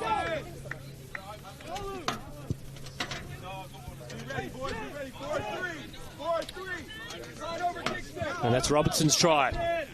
Stunning work from the Belmont player. Final play of the first half. It is 19 points to 5. Ombak with a little goose. Setting the loose pass away. It'll bring a close to the opening 7 minutes. And Ombak, full value for their 19-5 lead here at the break. Belmont with a late score. Conversion missed from in front, unfortunately, but they're in the game. Yeah, they've been in control, and it's been one of those ones where, you know, they started well, kept possession, ran a score up, and you know, Belmont's still in it with a sniff after that try from Robertson. But for me, it's a possession battle. who can hold on to the ball, who gets those kickoffs back, is probably the team that's going to come on the better side of the outcomes. Is there enough breathing room for OnBack to run away with this one? Potentially, as Long Beach, Belmont are going to have to start to chase a little bit more. But at the same time, they've showed they've got Dangerman out there and really can score on a dime out of nothing. So I think it's all to play for in the second half, as much as I think it favours OnBack. Yeah, we're going to thank our partners and supporters for the West Coast Sevens, our third event here in California, producing some unbelievable boys, girls, women and men's rugby over the 3-course tournaments. But our partners have been superb. Yeah, got to shout out our sports video partner. TVX Sports Video has been covering sports in San Diego and around the country for nearly 20 years. And they are committed to bringing you the best in live, local and emerging sports. Smash the like button and hit subscribe to show you support for our official broadcast partner, TVX Sports Video. And also got to thank our partners in Falcon West Insurance. Off the field, you're still a winner. The Falcon West Academy helps athletes build careers. Learn more at falconwest.com/academy. Fantastic program. Gavin DeMoya is actually, I believe, in that program as well. So it's a really good thing they're doing there at Falcon West. And speaking of good things, youth rugby in Southern California is thriving. And, we highlighted it early, Dallin, but what an opportunity for these players to get to play in events like this, to get to grow, to be seen by college coaches who'll be, peeking over there on the recruitment side. As much as they've got their games to worry about, this next gen of talent is as much on their radar as performance recruitment is part of the game, and he gives an opportunity to kind of get that 2 birds with 1 stone sort of analogy here. Yeah, you're so right. We got a chance to see Tom Phillips and Jack Clark looking at some of these high school teams play. Some of these players will be applying to Cal. Some of them will be already accepted into Cal. It's a great opportunity for them firsthand to see them against good quality opposition. That's the other thing. You need to play against good teams to be seen. You can't be setting footage in and playing sides and winning 70-0. And that's this competition. Quality sides meet head-to-head. We saw a bit earlier Cathedral Catholic winning 26-14 against Carmichael in an absolute thriller. It was back and forth. This time it is OnBack with ball in hand yet again. They lead 19-5 here in the boys high school competition. 8 sides began this tournament yesterday, and now it's on the outside for OnBack yet again. The space to exploit. The try coming up. This OnBack side, so good. They will scorch the earth. And have they got this down? Try awarded. They're in again. Landon Salem with the absolute gas to finish that one on the edge. Referee says he got it down with pressure control, then ball spilled. So that's try time. As it is now OnBack. That was probably the chance that we thought Belmont might have, as they had to score first. But it's OnBack who strike, and that opens up a decent bit of breathing room. Salem, he's frightening with Halloween approaching. And the conversion as well. Nails the kick. OnBack 26, Belmont 5. Perfect start to the second half. And here it is. Just gets a little bit of a sniff on the outside. Gets a break. Had no one near him after that initial burst of speed. And then gets it down before that ball spills. And that's another one for OnBack as they make the kick, making it 26-5. They are in control with Lee kicking off again. Beautiful striker of possession is Lee. Goes up high. Belmont able to get this one in the end. They feed it back in. It was knocked on, and it's a correct call from our referee.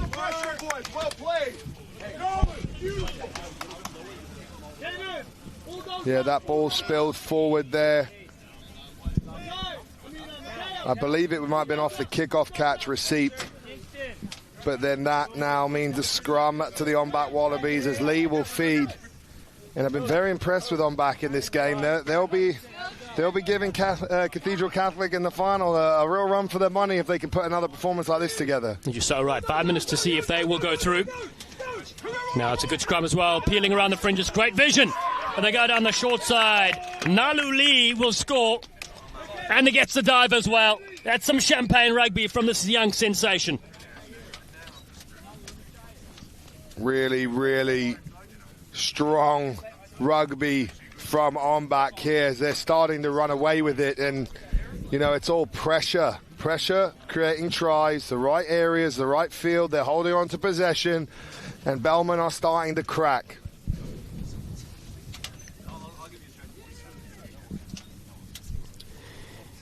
Kick coming in here from Kingston Garrison. Pops this one over for a 33-5 lead.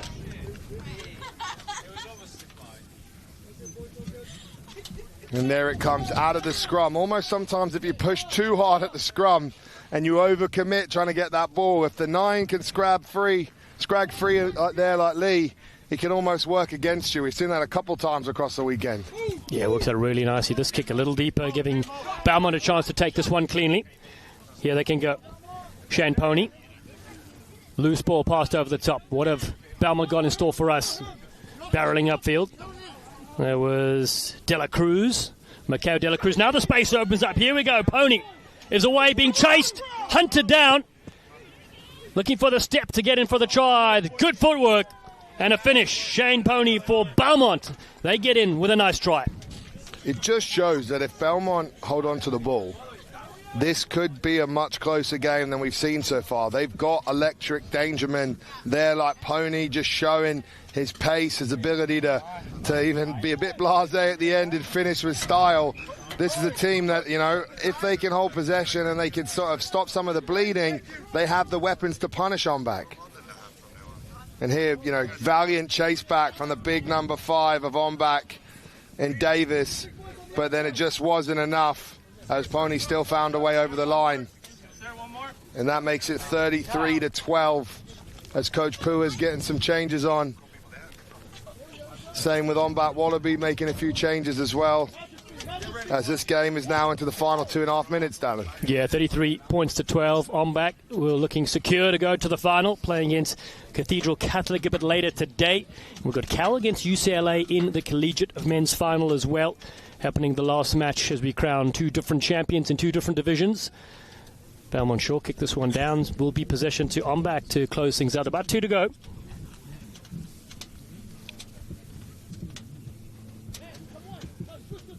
Belmont getting to the line out now to defend here. Ombak. Hockman is there at line out time looking for the lift. Not the best throw, but it does come the way for Ombak. Again, the Wallabies streaking through. Beautiful work. Such powerful running. And they'll score here again. That is Ombak at its finest. The athleticism of this man in Colton Dickerson is very notable out there. It's hard not to see him there. He looks almost like he's one of the collegiate players with how dynamic and his size, and he is a weapon out there. And if you give him any space and an opportunity to finish, that's the second barnstorming run we've seen from him in this game. The extra 2 goes to the side. Dickinson try a classic here as they are up 38-12.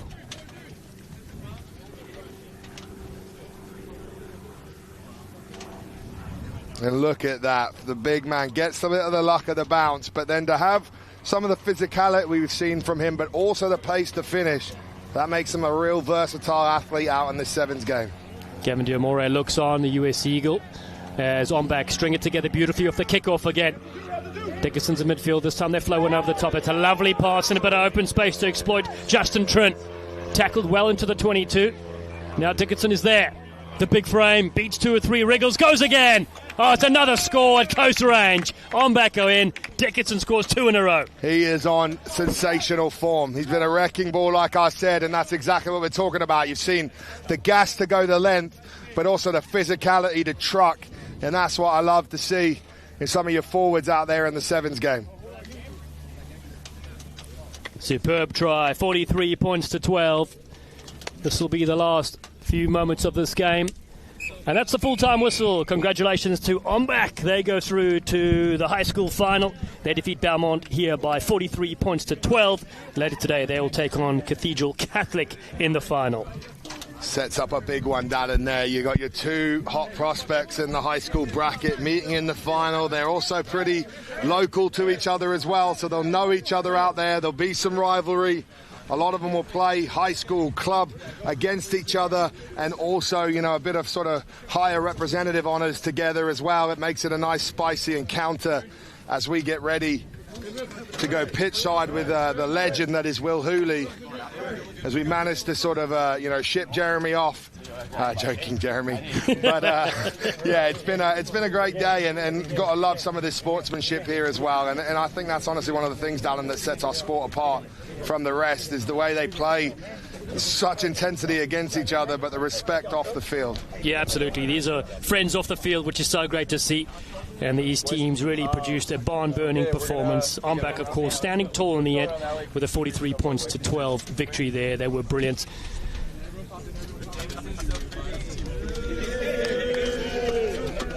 Jamison Brown was brilliant. Well, it sounds like Armbach already. Will Hooley's pitch side with our post-match report here. The Dallin, I only wanted to grab one, but the whole lads have turned up. Great job. Love that. I am with Jamison, wearing the number 12. Buddy, great win for you guys. You now go and play Cathedral Catholic, but quickly to sum up that semi-final.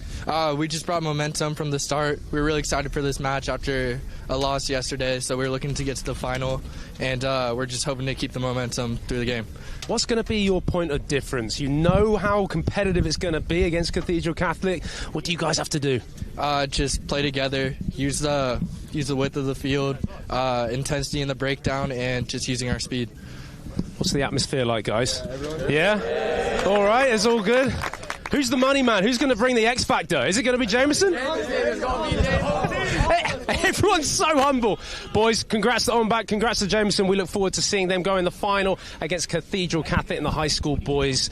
Guys, go and rest up, right? Go and get hydration, do stuff, do things that are professional. We'll go back to the other professionals down in Stanford and Alex Corpsiero. Well done there, Will. Unbelievable stuff. I don't know if Will's shrinking or high school kids are getting bigger in this country, but there's some size out there in the Armbach Wallabies as well, as they march on to a shot in the dance of the final against Cathedral Catholic. But there's more rugby in store as we're getting ready for a collegiate clash in the men's bracket, which sees Mira Costa College, the darlings of the dance. They upset GCU in their opening game, but it's been tough since then. They're taking on Claremont. I am joined in the booth with Ian Denham, and he's coming in with the one and only Will Hooley to call this one. Gentlemen, enjoy. Thank you, Corbs. Yeah, it is Mira Costa and Claremont. They're going to be battling it out in the plate of the college tournament. We've seen these boys a lot this weekend, haven't we? Ian, it's good to be back in with you, man. Yeah, again, we're going to see how they get on here on Field 1. Not gone from the restart, but it's our boy Tanner again, number 9 for Claremont, putting up a high hanging ball. And Mira Costa again. We talked about these lads last minute coming into the tournament. Don't have as many players, but a double step off the right foot. And they're looking to start this one in anger. It's the last game of the day for these two teams, isn't it? It is, yeah. They just want to try and finish with a bang. It's been a good couple of days. Mira Costa late into this competition. Credit to them as, oh, here we go, Ian. Maybe they're coming through. Mira Costa up to the 22. But they're judged to be off their feet at the breakdown. And again, challenging the ruck. That's a strong clean out there from the Claremont boys. And Tanner Holland throws it back with the right-hand side on the switch. But it's knocked forward. Great start with a bit of enthusiasm from both these teams. Bit of enthusiasm, and that's what we hope in their last game here on the Sunday of the West Coast Sevens. Claremont looking to fight back after their disappointment this morning. And then Mira Costa, they had a tough game against, what was it, Long Beach earlier? Yeah, Mira Costa did. We watched that game. It was Narisma, though, who's going to feed into the scrum. That managed to get the one try on the board for Mira Costa. As he goes again. And they're not going to try find the edge. They're going with the big man up the middle. That's Carlos Hernandez with the carry. And then they throw the big one over the top. And we talked before about Anglin Smith, who can really put the foot down. And he stabs it through. Jack Farber there does the work to get all the way back in the chase to his own goal line. And he's tackling the goal line now, so they will get the ball back. I think that's a little bit harsh on Farber. He worked all the way back to number 7 for Claremont and then got big push in the back. You were not allowed to do that as soon as you're about to try and dive on the ball. So I think Clermont were very unlucky to not get the penalty. Mira Costa, though, referee didn't give it, so therefore Mira Costa managed to take this over and they got the scrum. So, yeah, I do feel for Clermont. Poor Farber worked so hard to get back and then just got pushed. Yes, indeed. We did see Anglin Smith there on the edge for Mira Costa. He looks to be the danger man. He made the break down the right-hand touchline, then dropped it on the boot. And he's won the territory for this club now. And as they get the ball back, it's just a little bit of a high one for the 10. And ball goes to the centre. Is that knocked down off the hand of a Clermont player? Referee waves for advantage. And they're inside the 22 now, in the middle with the pitch split. They can go either way. They opt to go to the right-hand side. And that is number 14, Brodie Wilson, with the carry. He tries to get a handoff away. Not too much direction there from that one, but they're still here. They are in, and actually in the best position they could be with a centre-field scrum. Love this in the game of sevens when you do open up both sides of the attack. You mentioned about that number 9 for Mira Costa, Anglin Smith. He has definitely stood out for them in every game, certainly that I watched, even in their struggle against Long Beach. He's going to move to that far right-hand side, so it wouldn't surprise me if they look to try and get the ball in his hands. No, not at all. Narisma's going to feed, and most likely they're going to try find him, or will they switch it back to this left-hand touchline? They do not. They say stick with the programme, get it into his hands, and they do that. And Anglin Smith puts the foot down, waves the arm over, tries to get an offload away out the back, and it doesn't go to hand. He's bundled into touch. There's one thing you want to stay away from in the sevens game, is that touchline, isn't it? It's that other defender. There's 7 players on the field and you're trying to cover so much space. You're going to try and use that touchline to your advantage as a defender, but for an attacker, just stay away from it. In the end, Anglin Smith just can't keep the ball in play. It's a good last bit of defence from Clermont. Clermont again have had a little bit of a challenging tournament so far, and they find themselves deep in their own half as they just walk into this first line out in the day. They pop it up to the man in the middle. Nice and simple, job gets done. And they decide to play with it. Flat pass just about on the borderline there, and you can see the lovely drone overhead shot of the one-on-one. He gets around him. Can he go the full way? He puts the foot down. This is a proper chase, and I tell you what, I was never going to tell those boys to kick, but they have proved me wrong. Play the ball. Ian, you love a little kick in behind. I don't blame you because no one's there, but when you got someone like Fred Zhang, I've been impressed by this young man, the number 4 for Clermont. Constantly, both sides of the ball as well. I remember we had that game where he had an unbelievable defensive effort against SDSU. Well, he's showing his ability in attack. Good pace, stayed with it all the way. And as much now, he's taking a deep breath. They'll be looking to try and get the ball to him as much as possible. He is certainly a threat. No luck there on the conversion, but let's have a look at the replay. Yeah, he just beats that first man, Ian. And you were saying about maybe just trying to dribble it in behind. Maybe that's how he can use his gas. But because he got away from that first defender, it then was all up in front of him to go and take space. Has to be huge appreciation for that. When you break a tackle, you're slowed down and still managing to accelerate and beat another man. It's a very difficult thing as the restart goes long into the Mira Costa half. And that's Anglin Smith with the carry. He says, don't stand in front of me, I'll bounce you. But the ruck is formed and they're just outside the 5-metre line now. Territory in the hands of Clermont. Little pop to the outside, but ball's on the deck now. Little bit of pressure on this Mira Costa team now as Clermont are putting some shots in, aren't they? On your feet! Right feet! Narisma. They look for Anglin Smith, but this time they skip over the top. Lovely little move. I love it. The enthusiasm from the touchline here from Mira Costa is palpable. Fair play. Love seeing these guys get so involved and so up for it. It's been a hard tournament for Mira Costa throughout. They got that big win against GCU. I've mentioned it numerous times already. That was in the morning yesterday. They fought hard, really hard. And it's the little wins that is getting the bench up on their feet. And there we are, Will. Boot the ball now, and it's just a chase down Anglin Smith. And again, look at that work from Jack Farber. We've seen him do 2 today already, and we've seen him in the previous games. Every loose ball he is sprinting to, isn't he? It's a great bit of work from Faber, but I wonder for his rest of his Clermont team, they need to get back and help him as they're going to be trying to attack from their own try line. Miracosta shot out of the line to make a big hit, but unfortunately it was Graf that they ended up hitting, who's a big man. And that's talking about the big man, we have our main man now. Tanner Holland, can he go the whole way? Tackle. That's a fantastic cover tackle. Pop off the deck. Oh! And look who it is. That's our number 7, Jack Farber. He's gone one end of the pitch to the other. That's 2 chase downs, 1 for a tackle and 1 for support. That is work rate, isn't it? That is some of the most incredible passenger rugby I think we've seen in the West Coast Sevens from both sides of the field and from both teams. Massive credit to Faber. He was the one who worked all the way back for Clermont for that defence, and then he ends up going all the way the other side of the pitch to pick up the offload for the try. But a special shout out to Brodie Wilson from Miracosta. The way he went all the way, I saw where he came from, and it was from another state. It was pretty much Arizona. He came all the way back over here, made an unbelievable tackle, got up on his feet and nearly took Faber down. Credit to both sides, showing a never give up attitude. Tanner Holland misses there. Hands are on the hips. He's a little bit tired, but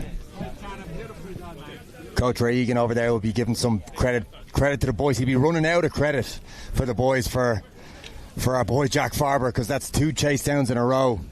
And you can see as the players get strapped up and Miracosta bring it in.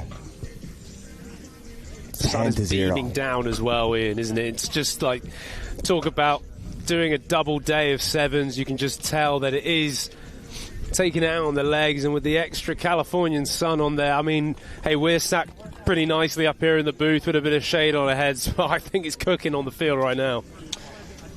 Yes, indeed. It's a little bit of a conserving energy struggle at the start of a game, isn't it? Where you're like, I want to have enough to be able to go the length in the last minute for a try score, or I want to be able to put the effort into a big hit at the end of the game. So you're trying to conserve maybe a little bit, which can work against you at times as well.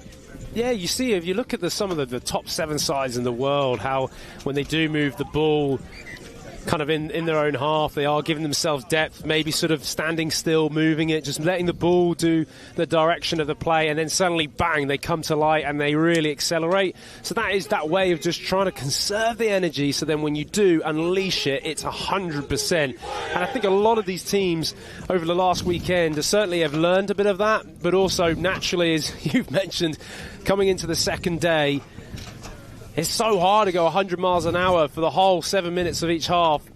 So is it just a matter of just keeping hold of the ball, recycling, and then in the right time, giving it maybe to the right player to then snap into action and try and make that try? Yeah, Miracosta will be looking to close up that gap a little bit. It's 2 tries, neither of which converted, so we are at 10-0. The Miracosta players, Hernandez, Brodie Wilson, and of course our man Anglin Smith will be looking to maybe get an early try, bring it back to 10-7, make this a battle for the last few minutes. Yeah, you hope for Miracosta. They got that final try in the game against Long Beach through complete effort. Can they bring that same effort in this second half? It literally was just a matter of staying in the fight. Nothing terribly tactical.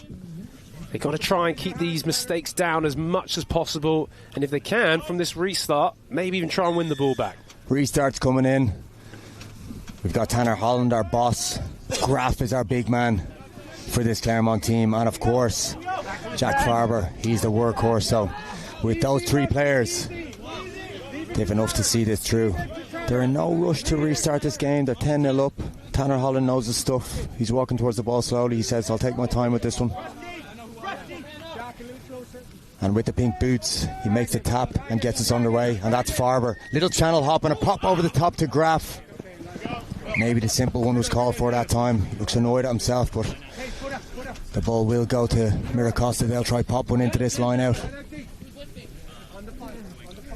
Both teams pretty slow to set, aren't they? It's been a lot of minutes on the sevens pitch. It has. This has been their final game of the weekend. The wonder now for Miracosta, great shot there from our drone. There is no one in behind. I'm interested whether Clermont do act with a sweeper off this lineup, because I feel like they've just got to try something a little bit different. It'll win the ball first, though. They opted to pop up Narisma as the jumper there for Miracosta, and they get the ball back. Halfway line now with the pitch evenly split, space each side, and they opt for the left. And it's nearly a Zinedine Zidane-style volley kick into the Clermont half. And it's worked, because they've won a little bit of territory. And with the way we've seen line-out set pieces going with tired teams, you can really think that they're going to challenge this one. Yeah, I mean, look, line-outs is a bit of a lottery in sevens.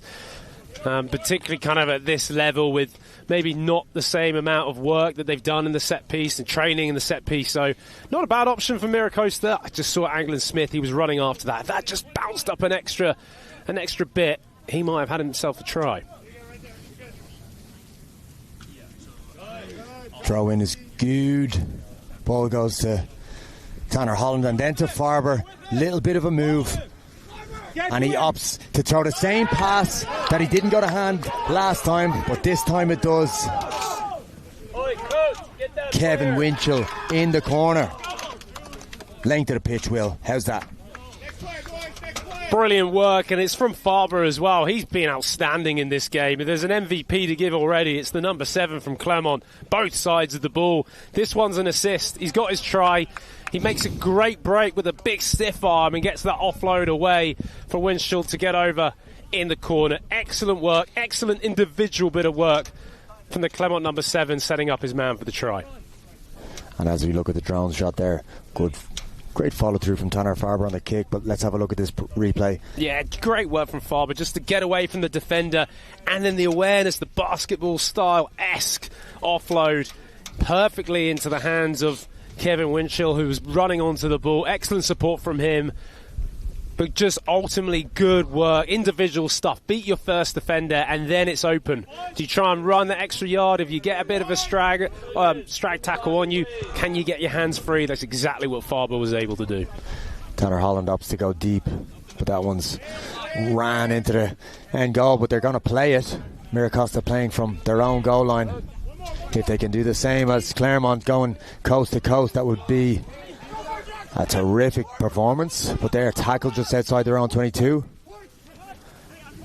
Anglin Smith's on the edge. That's Brody Wilson with the carry in the middle of the pitch, and they pop back down to the right hand side. Just a little bit of a bounce play. That's Narisma's on the edge, and he can step. The dummy goes and the offload gets away, but referee calls it back. Yeah, he just didn't fight through contact enough to get that one away. But Narisma, you could see the try line in front of him there. Oh, you said it. Narisma he's quick. He was the one who got the try in that last game against Long Beach. The footwork and the ability and the acceleration he has. If it wasn't for the forward pass, he was away and gone. And with 2.5 minutes still remaining, if Miracosta can get this try, the next try, then this game is still certainly up for grabs. Obviously, the other side of that is that if Clermont can put it to bed with going with a big attack from the scrum. Laskowski to put in, and he feeds it right back. Tanner Holland, they run a lovely little loop play in the middle. That's nice. Can Winchell get a double? Each touchline. He already went in on the left, and now he's gone in on the right. You'll take that one, wouldn't you? As a winger, I'll just switch touchlines there. I'll get another one over here. I can fend with my left. I can fend with my right. And you know what also you take is the coaching staff at Clermont, because they would have pre-made that move going into the tournament and probably thinking to themselves, when can we pull it off? When do we need to pull it off to score a try? It's a lovely wraparound. I'm sure after the conversion we'll get another look at it. Excellent work. Guess by who? Number 7 Farber. Excellent hands, and you're right. Winchell gets over on that far corner. Here we go in It's a lovely no-look loop play. The way he keeps his eyes on the defender the whole time, it's risky, but it's also really clever, fixing the defender. The man loops round him, the Clermont attacker linking up with Winchell for the 2-on-1 on the outside. Great work off that line out, and I think now, Ian, I don't know about you, but it looks as though that's game, set and match. It's game, set and match, and listen, I'm a happy man. Anytime I get to see a loop, I am an Irishman. Ronan O'Gara, Johnny Sexton. Loved it. They say in Dublin 4, if you hand your mate a pint, it has to be in the form of a loop. You have to run a loop with him. I'm sure for the rugby fans out there who've watched the Love International Rugby, I know exactly what you mean, yeah. That was the only play in their book, wasn't it? That was very good, though, wasn't it? Anglan Smith with a carry. He's won himself a penalty. He still has that bit of fight in him, and we saw that last day where I think he set up a last minute try, a consolation try, and they're looking to do the same now. It's 20-0. We've got 27 seconds left, and that is Narisma. It's nearly knocked, but he holds on to it, and again Narisma finds his hands on the ball. Anglan Smith says give it, but the carry's brought up to the halfway line. That's Farber again, making himself busy on D. Fantastic counter up there. But there is a penalty where I'm not seeing exactly what that's for. Anglan Smith has a smooth, glidey bit of movement. Defend goes, but that's Tanner Holland. He's equal to the task. And you can hear the applause, the approval, the enthusiasm from the touchline at Clermont. They're delighted with that one. And what a way to finish it there for Clermont. A performance built on effort, really stemmed by their number 7, Jack Farber. He was outstanding. Unfortunately for Miracosta, they weren't able to get the try right at the end, and you like to think actually for their side of things maybe they did deserve something out of this game, but in all fairness to Clermont, they were the winners. And for you, Ian, as well, what a great game to be part of. Yeah, it was great. Final score here: Clermont College's 20, Miracosta 0. We're going to hand it down to Isabella, who has the workhorse with her there. I do have the workhorse here. I have the captain right now. Can you tell me a little bit about what you're feeling just from the first game to this game, and what ways have you guys improved? Because that was beautiful. Yeah, no, this is definitely not the tournament we were exactly looking for. We have a lot of new, young guys out here on the team, but just to show that like resilience and grit for that second game when we're beat up, tired. Super proud of the boys, how the boys finished today. You guys did an amazing job finishing it off. So tell me, you've gotten to watch yourselves progress through West Coast Sevens. What have you learned as a team coming off of the season? Listen, like, I think we know we're not where we want to be, where this program has been in years past. But I think we see that there's a lot of building blocks here. Some of the boys out here who are not being interviewed, who definitely deserve it. But yeah, no, the pieces are there. We just got to put together. Well, I love it. This has been an amazing game. Congratulations once again on a beautiful win for Clermont, and I can't wait to see how you guys progress coming into the future. Amazing work out here on this pitch, and I'm going to be taking it right back up to Will Hooley, where Will is going to tell you about another game that is coming up. Thank you, Isabella. Yeah, great stuff from Sam Farber there. Credit to him. Excellent performance, young man. And now we've got back to the collegiate men's, so it's the last of this sort of 5th and 4th playoff run, or sorry, 6th and 5th playoff run that I should be saying. This is SDSU Aztecs taking on Long Beach State, and Ian, we've been impressed by both these teams this morning. They had very convincing wins, and particularly Long Beach, they've got some outstanding players. Yeah, I've just seen the San Diego State team as well walk by, and it looks like Ronan Green is sitting this one out. He's been a boss for them, so it might be a tough one. Look at the Long Beach team. They're energised, they're fully stocked, ready to go. And they've got talent on this team as Moxley sits on the edge waiting for the ball from Victor Gomez, and he gets it now. He'll challenge right away, throws one out the back to Victor Gomez. Unbelievable. And that's a good chase down. Can he go all the way? Fantastic finish, Will. That is silly good. And it's the man Ethan Moxley. We know he's got some quality experience to his name, but this is filthy out the back. Unbelievable work from Moxley's 13 to get the offload away for the opening score. We'll wait for the conversion. No, I think we get to see it now. Take a look at this. Draws in 2 defenders and then That is stunning. There was a player once called Sonny Bill Williams for the New Zealand All Blacks who was known for the cat flap out the back door offload.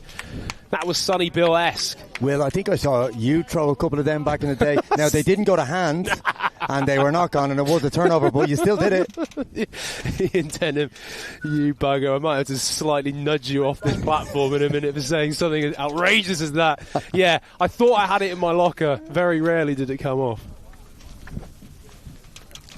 Gomez puts one of the higher ones we see today, but it might not go 10 as it goes back, giving State an opportunity to play.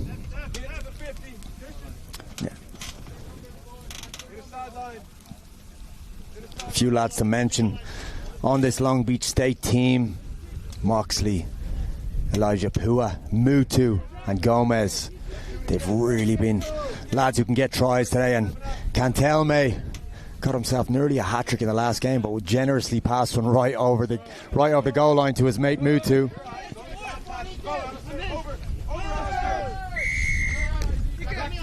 Fantastic poach tech there from Michele. They win the turnover, and it is Pua. A shot in the middle of the field, and they just duck right in behind to Moxley there. You can see San Diego State are really trying to get off the line. That must be their kind of style play in D. Take away space, Will. Yeah, they've got to try and put these quality players under pressures. They're going wide to wide, not allowing them to offload. That's when Long Beach are so good, is when they get the ball away quickly. Michele with the big carry at the edge. That's Pua. Gomez has set himself at 10. He looks assured. He scans, goes to the ball and feeds again.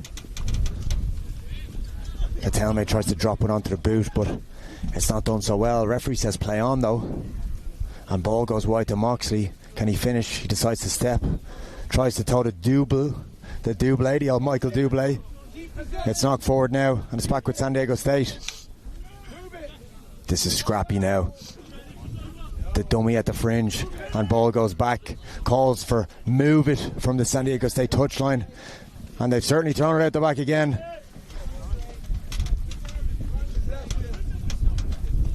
Long Beach are scrambling here, and there's a set of tired bodies,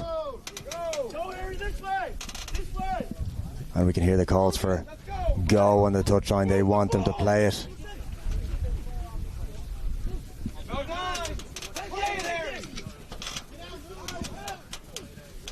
Little pick around the fringe. I don't think San Diego State have actually passed it from the deck at all straight away. They're picking every time. They want to challenge kind of route one in and around the fringe. They don't want to spread it out wide. Need to try and put a bit of pace on this ball. It is very scrappy rugby, looking for any inroad. I just wonder now who's going to be the first team to give. Get rid of the ball!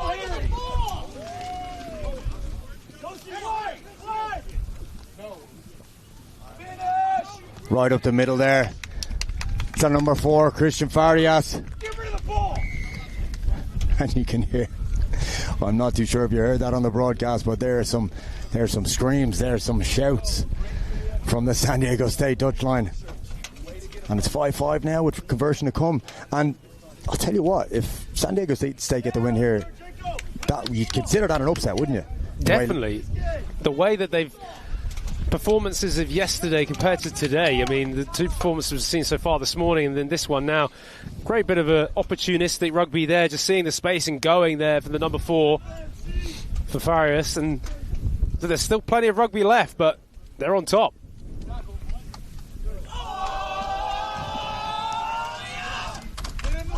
Couple of passes from Long Beach, bringing it to the middle of the pitch and splitting and deciding to bounce back. It's a judge to be knock on there, and that's maybe just the little entry into the game that San Diego State need. 7-5 scrum down in their 22. Definitely, Ian. And actually I'm looking at the difference in the game that Long Beach had this morning against Miracosta, now against SDSU. Miracosta didn't really pressure, they didn't get up into the attacking face of Long Beach, therefore never put their skills under pressure. SDSU are definitely just asking more questions, getting in their face, and therefore hurrying their play, and it's something which Long Beach so far have not dealt with very well, and that's why SDSU have the turnover. SDSU standing really deep. You wonder whether they're going to just try and move this to the width as soon as they can. I know, I thought that might be some sort of a trick play. They're giving the opportunity for Long Beach to just take away that space, and you can see now that tackle's made not even at the gain line. Referee waves advantage, and it's off the turnover that Long Beach get the try. You just talked about that defensive style of Long Beach, sitting off and waiting for teams to make a mistake and then really upping it, bringing the energy down on turnover. Yeah, well, definitely that's what SDSU were doing in terms of trying to get up into the face of Long Beach and putting them under pressure. Then it was just the opposite way around there. SDSU, we mentioned how they were looking to hold their depth, try and move to the outside, and Long Beach didn't care about that. They just kept coming in the defensive line, and it was a fantastic turnover in the end from Long Beach. That's number 12, Antrobus. So not only did he get the turnover, but then goes and gets the try. Credit to him. The kick comes and is unsuccessful as we have a look at the replay here from turnover. And if there's a common theme that we see amongst the best teams at this tournament, it's taking those opportunities at turnover. Probably the best time to score, Will, in sevens. You're absolutely right, Ian. It is. It's an opportunistic game because of such a short amount of time. Every moment, it's such a game of moments.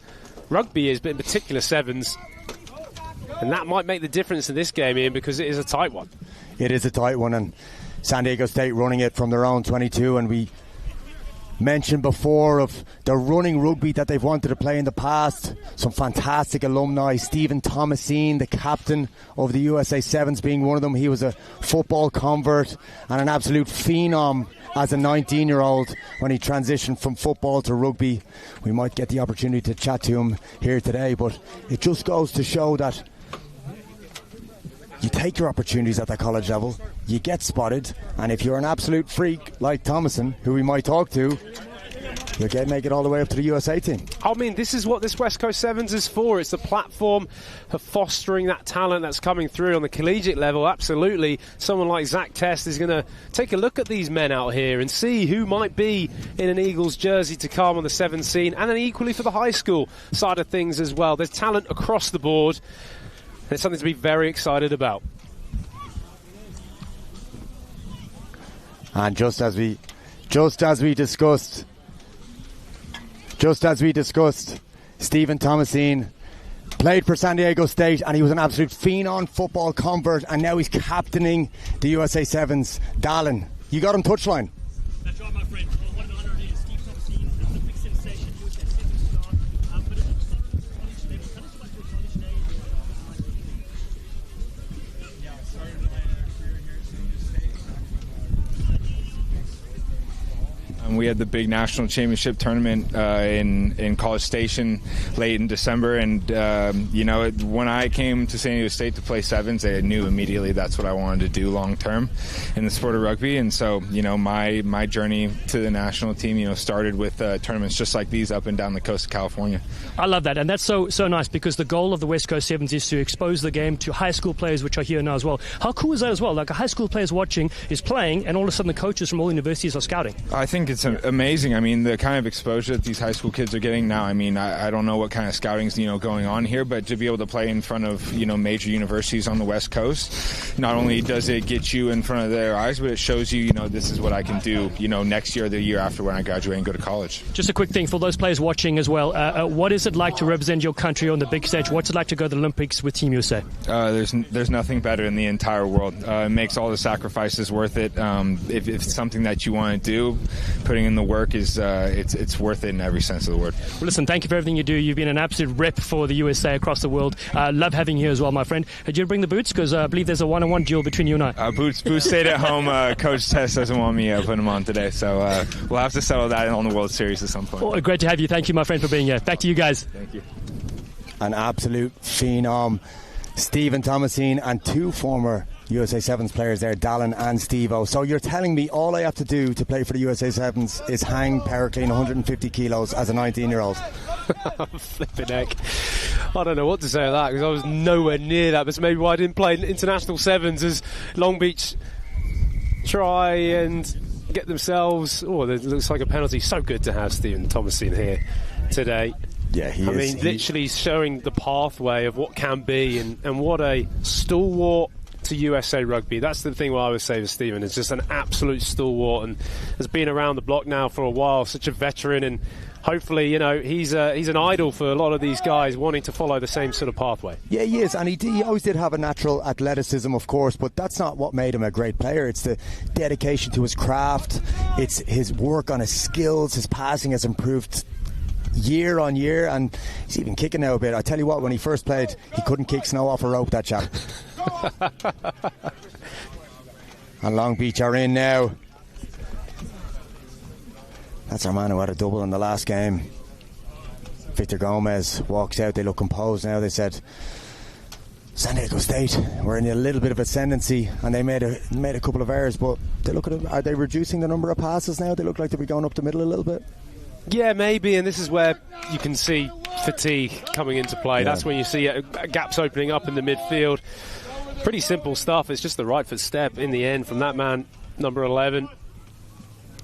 Cantami. So good try for Long Beach State. And I would just say what's been the difference between maybe the top 4 sides in the men's game, maybe considered the bottom 4 side, is just the mental capacity of understanding, you know, now for SDSU, they are under the pump. Can they just try and find something to get back? Yes, you conceded a try, but it's not about doing the double bubbles, I call it, and making an early mistake now and conceding another try soon after. Yeah, very true.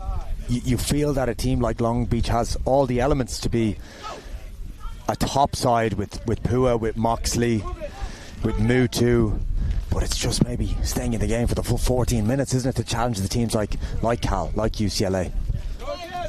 Yeah, you're absolutely right. And look, it's such a short amount of time, sevens, for 7 minutes, a half, that you've got to be focused throughout. You have a dip of concentration or a lapse of back-to-back errors, and that's really costly. Is now SDSU, they are trying to play out of their half here and fighting through the middle. Just wonder if they can get a little bit of extra depth. They need to try and find it to a width. They do, and just remember they're playing with a couple of lads who didn't start at the start of this tournament. They lost Ronan Green through injury. We can see a couple of the boys carrying knocks on the touchline. One of them has got their arm in a sling, so fair play to these lads who are maybe not the starting boys, but they're showing some huge fight here today against this talented Long Beach team. Talent is the right word, and it's a try for Long Beach. I feel like they are just running away with it now in the end. Its tactics are out the window here, and I think it's purely who can stay in the fight for the longest. And well, look at that. Long Beach are showing it. You can see in the background the hands are on the head, and Victor Gomez is absolutely chilling here, taking the conversion. He says, I'm going to take as much time as possible, and how are you now? That is one of the best conversions of the day. Hell of a strike. Nearly hits the drone. I want to see the replay on the drone, because that was nearly straight at it. It was a great shot, great conversion. He has a lovely strike of the ball, Gomez. Of being impressed his all-round game, but particularly his restarts, particularly his drop-out ability. Sure, now he'll be looking to try and win the ball back. Yeah, he knocked one over from the 5-metre channel in the last game, and he'll be happy with that one. And again, restart is just on point. This guy's got a good boot on him as Moxley makes the tackle just outside of 22, and he tries to hold him up, tries to really slow down that tackle, give the defence some time to set. And they're playing with 7 up, no one in that sweeper. We haven't seen the call for a kick yet from San Diego State. They're still carrying up the middle. Will, would you drop it on the boot? Got to think of something new, something a bit different. Looks to carry through a little bit of a passive tackle, but Long Beach are scrambling well. And you mentioned it before, San Diego State nearly get up off the line, but Long Beach are nearly sitting back. They're slowing down your ruck. They're a very ruck-focused team, aren't they? And just as I said that, they give away the penalty at the breakdown. I know, commentator's curse right on point. They do look to be in control here. I'm looking at SDSU, and you're right, Ian, maybe just dropping it in behind. They've got to change the attack up a little bit. It's looking quite comfortable to defend so far for Long Beach. Ball comes to the left hand. We're pretty much in coffin corner, but that is a fantastic step. Can the man go the full way? Shouts of encouragement. Touchline. Keaton Dietz gets himself under the bar. They're shouting, they're screaming for conversion. Love it. It's 22-12 right now. Could be 22-14 if he sticks this one over, which he does not. You got a 10-point game here. We've got a 10-point game, just under 90 seconds remaining. What do you reckon, Will? Well, it's enough time in sevens, but it was that little bit of individual brilliance which SDSU I felt was going to have to rely on. But this is the kind of small stuff like that which is really affecting them. And Long Beach with a tap. It doesn't go 10, and I'm surprised that he looked to take it urgently. I think that's Pua. And then the lad said, "Here, mate, slow that down." Everyone can play Captain Hindsight, can they? But yeah, did look a bit rushed. Carry from Lai at the edge. Gomez takes his time at the breakdown. Pua. That's number 4. Cooper Coates, who knocked over a conversion in the last game. Props, hit and drop goals, we love it. And again, with about 25 seconds to go, Long Beach are in no hurry to restart the game here. It's Victor Gomez. He's giving a nod to the other boys. He says, pack it down with a scrum. We'll take that extra 15 seconds it takes to set. And it looks like he's hanging in the pocket. Do you think he's going to kick this one out, or they want to have a little run? I don't know. I'm looking at Gomez. He's had a little look to his bench, maybe his coach. You got to finish off on a high, haven't you? Well, anyway, it's a free kick to SDSU. Well, they have the last laugh. Referee says free kick. Bring it back up again. Go to San Diego State. And can we get a consolation try? They're probably worth it in the end, aren't they, Will? A pop back and a carry up the far right-hand touchline. And again, we said that's probably their style, playing D, sitting off and then challenging that breakdown. They got the reward that time. And Victor Gomez says, no more messing, lads. I am tired. Finish it. And that's a win for Long Beach. 22-12 against San Diego State. Stout performance from State, but Long Beach just have too much firepower, don't they? They do. They have some real individual class and physicality. I would say Long Beach have been the team this weekend who have blown hot and cold. And when they've been red hot, they've been red hot. But unfortunately, there's maybe just a couple of performances in there. They'll look back over the weekend and think what could have been, particularly that game against UCLA, losing it 17 points to 14, and then really not showing the best versions of themselves against Cal, the last game yesterday. But look, plenty of quality players for them, and also some really good performances individually and also collectively. They should be proud of their efforts, as should Aztecs as well. Quality rugby on show here at the West Coast Sevens in San Diego, California. That was the plate final. Long Beach State are your plate champions, 22-12. The West Coast Sevens is sponsored by Axos Bank. Be sure to stay tuned. We've got the final rounds coming up. And of course, we've got the high school final and the big dance, the West Coast Sevens grand final.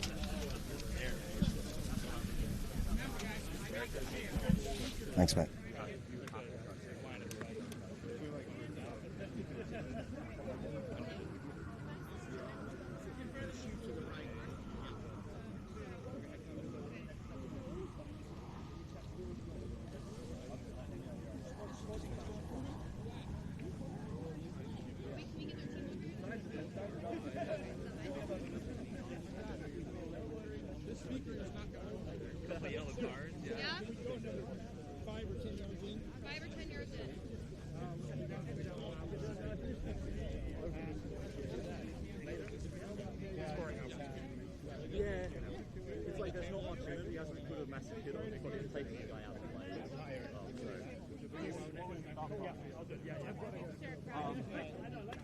Yeah, my thought process was firstly, did the player... We're going to get the good shots, Alex. Yes.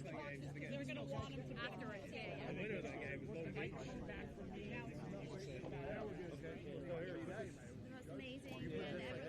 Susie, Father. You want teams placed on each side? Yeah, let's do 2 people right here, and then let's have Lauren right here. Do you want the team, and then here? Okay, and somebody needs to tell, hey Joe, put them on notice. We got a minute, but just make sure they're ready. Are the teams going to be here?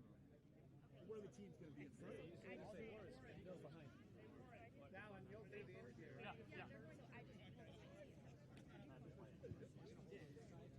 Who's doing the first? Will, are you doing the next one? I'll do the long picture. Exactly. Yeah. I don't want to We're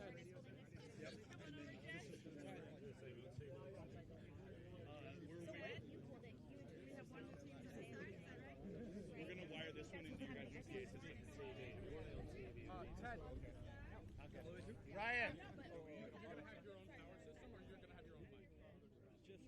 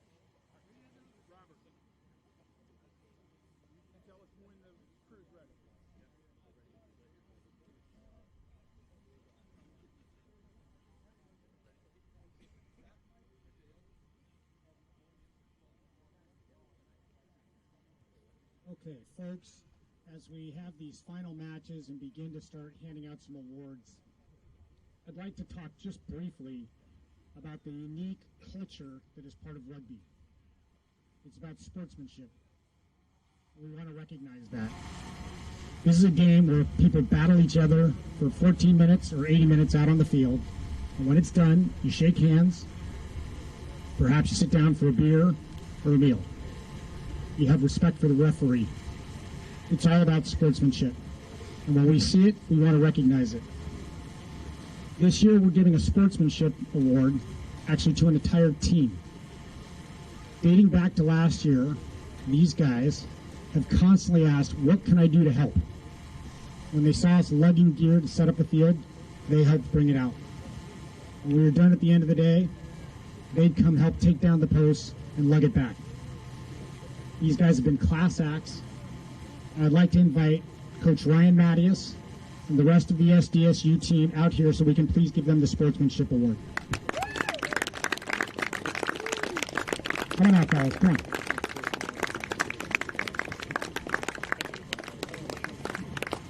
So,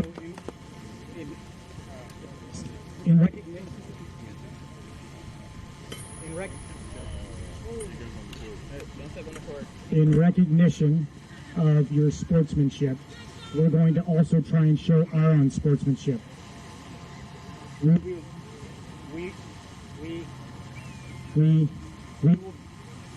This is actually the most important part. If you want to tell me what I should be doing so this comes through clear, I'm all ears here, folks. In our sportsmanship, Face this way. There, just stay. In our.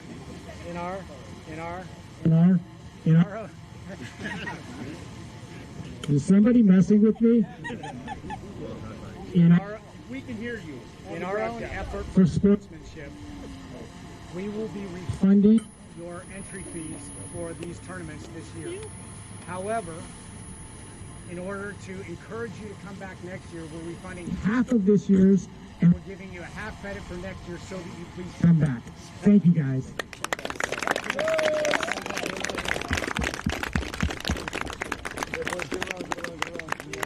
At this point, I'm going to now attempt to turn this over to, I believe, Will Hooley, after they take some pictures for the award of the college plate champion.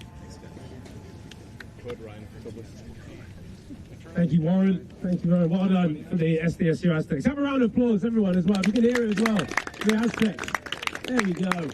Fantastic work. Well, look, it's my honour just to quickly do this, but credit to these boys. I've loved them. I've loved their jersey. I've actually loved both their jerseys, but particularly the Long Beach boys in the yellow and black. Outstanding players and some outstanding play. I wonder whether it was against UCLA yesterday. If you got that win, you could have even found yourselves in the final. But not to be. Unlucky with that, but you do pick up the plate championship here at the West Coast 7. So please give it up for Long Beach State University and being crowned the plate champion.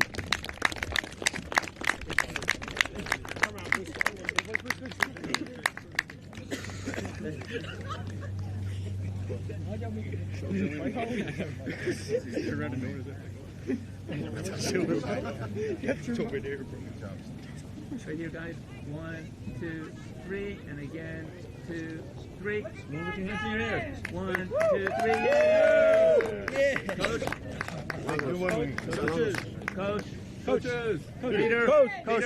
Come on, coaches. Get in, quick.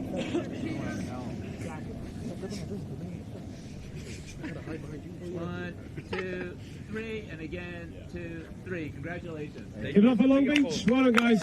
Great work. Great weekend. Freshen up. We still got some games coming. The high school and collegiate men final. Peter, congratulations, sir. Well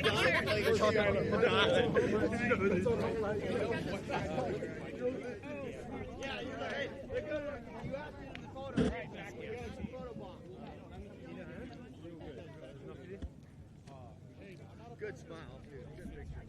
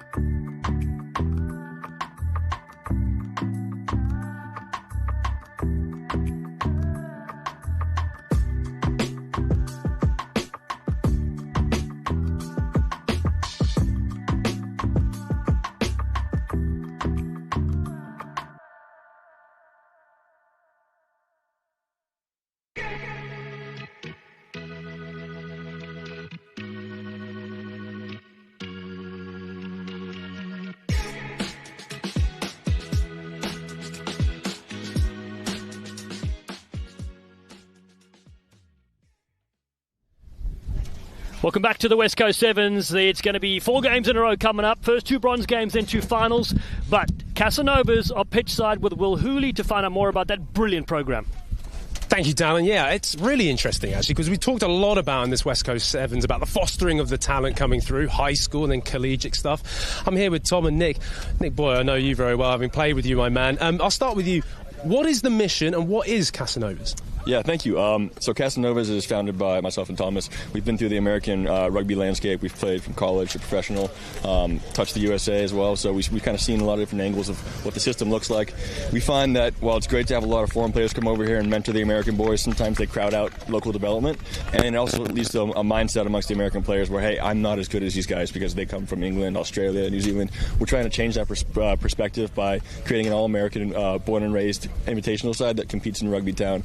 We've made 4th place so far, missed out in the finals by 2 points. So we're knocking on that door, and we think if we get that first place achievement, it'll really create a psychological breakthrough for American players nationwide. And for you, Tom, as well, in terms of when this program started to now, how has the development been? Well, we recognize that Rugby Town is a tournament that serves as a springboard for the larger domestic talent. So in order to really shine a light on what America has to offer, the U.S. team, the Sevens team in particular, is a level of talent. In 2022, we founded this team to showcase that group and not only develop people on the field, but more so utilize rugby as a vehicle to develop the player in person as well. So it's been an incredible journey to this point. We've had Ryan Mattias is our head coach, Brian Green is our team doctor, Nick and I are co-founders, and the amount of support and outpouring domestically has been incredible to this point. Last question to ask, because I know we've got rugby going behind, and you guys are doing an amazing job. Love it. What's the goals now moving forward? Yeah, the goal is to continue to grow, widen the funnel, as one of our big supporters, Warren Speaker, likes to say, and try and get more players to the next level. So you can find us at Casanovas, RC on Instagram, or email us at casanova7rugby@gmail.com. That's the number 7. And just reach out to us if you're interested. We'll get you in the system. Plenty of talent out here to maybe look at, right? Absolutely, no doubt. And be sure to check out Robert Paylor and his book, Paralyzed to Powerful, as well. Robert Paylor, big inspiration to our group at Casanovas Rugby Club. Absolutely, yeah, what an amazing story. Credit to these boys, Tom and Nick, thank you so much. Good luck with everything. Cheers. And on behalf of West Coast Sevens, thank you for coming down. Appreciate it. Back to you guys. Beautiful. Thanks, Will. Great to hear about the Casanovas program and Robert Paylor and everything they're doing there to support Robert and, of course, to support rugby here in North America. Right now, it's the high school bronze match. And right now, we got Carmichael with ball in hand, taking on Belmont Shore. Carmichael with ball here early on in this game. A couple of nice little steps from Seti Perona. He's been a go-to player for this Carmichael side. They just lost out to Cathedral Catholic 26-14 in the semi-finals. That's how they find themselves here. Rupeni Rukovau, he's been again one of their star players as well. He goes to the deck there for Carmichael. Possession for them with Cash Lazard. Big tackles coming in here in this bronze medal match, but now they're able to strip free a little bit of space to operate against Belmont. Cutting loose, some nice high stepping as well. Logan Morris, superb breakout, and the opening try in this game, it belongs to Carmichael, and Morris gets it done.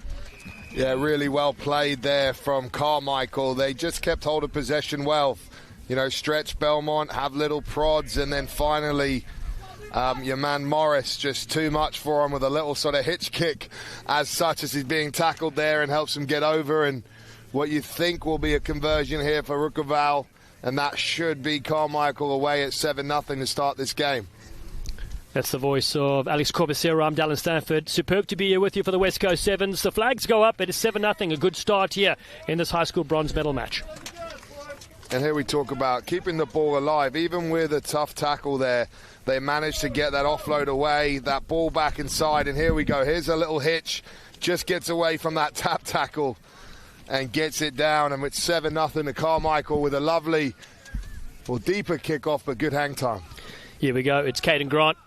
Barnstorming run a little bit early in the game. He goes yet again. Knocks a couple to the ground here for Belmont. Side coached by the great Johnny Pua. Now they pick around the fringes again, sliding and diving. Belmont get the penalty and hold on. There's a short blast. Somebody's going to go to the bin for 2 minutes. And that's costly in sevens there. Carmichael done so much good to get up 7-0, but a yellow card puts a man off the field, gives Belmont a number advantage, and let's see if they find a way to use it here. Yeah, Mikhail De La Cruz just goes route one into the contact. Ben Robertson is there. It's a penalty, though, against Belmont. And the Carmichael crowd really cheering their side here. They're up by 7. They had some big wins against J. Serra and Ombak. A very close one there as well, but they're rolling and going again. Morris creating all sorts of havoc as they feed Rupeni Rukuvau in the corner. This will be their second score. Hasn't put it down yet. The Belmont players just looking around. Play to the whistle is what all good coaches will say. Bit of gamesmanship, savviness there from Rukuvau, and it was all came from that breakdown turnover. And got to give a big shout out there to Noah Gomez, the big number 1, using that size at the counter ruck, winning the penalty for hands in the ruck on the floor from Belmont there, and then that got them rolling again. And yeah, they just got a lot of weapons if they get on the front foot, Dallin, and get an opportunity as the kick goes wide this time from Rukuvau. That makes it 12-0. But yeah, this is where it came alive. That little offload to put him away, but it all started from a breakdown turnover. 2 tries so far. A little sneaky one as well to get closer to the uprights. The kick didn't go over. 12-0. Match after this will be the high school final gold medal match, and that'll feature Cathedral Catholic and Ombak, who beat Belmont in their semi 43 points to 12. Belmont here receive it on the ground. It's anybody's game. It's picked up by Carmichael. Great restart play by them. Big tackle coming in on Bryce Aboud. The penalty comes up. Remember, they have 6 players, so waiting for a player to come back from the sin bin as Morris floats one over the top for Carmichael to attack with. Beautiful ghost. And stepping, oh no, I thought they were through. Seti Perona now finds a pass over. It's knocked backwards here from Rukuvau. Scored 1 already. Casual offload. Perona again, looking to dance. Got the yellow boots on. Gets the offload away nicely. Booty's there in support. Some good tackles coming in from Belmont. A couple of switches here as they hit the ground with Logan Morris. Picked up by Belmont.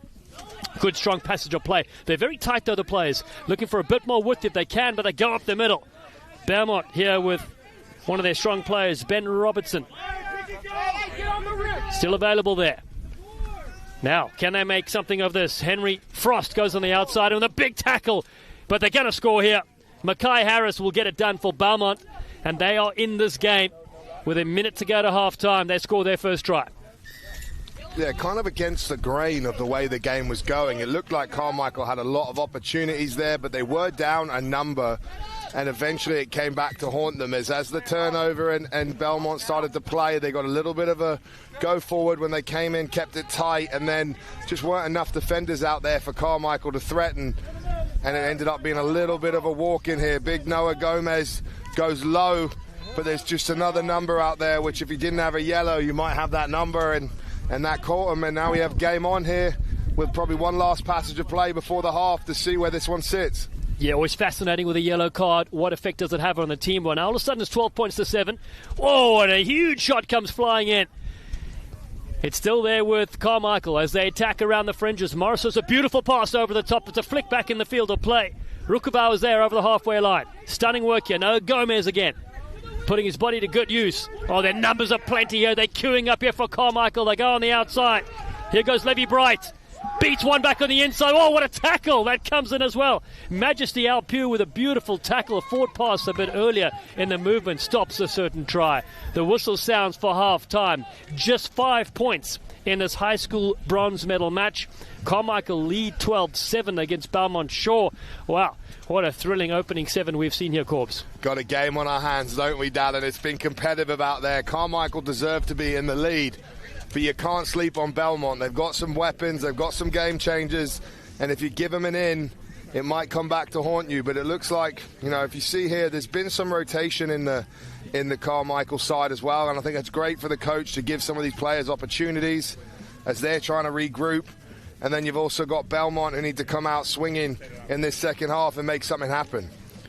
Yeah, it gives us a chance to thank some of our partners as well in this brilliant West Coast Sevens 2-day event, our third event this year in 2025.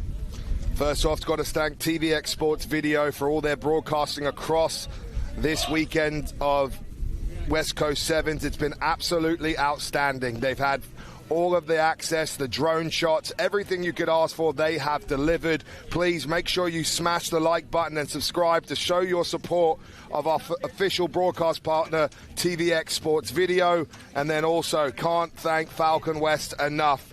Don't just get coverage, get trusted expertise. Falcon West Insurance, protecting what matters since 1981.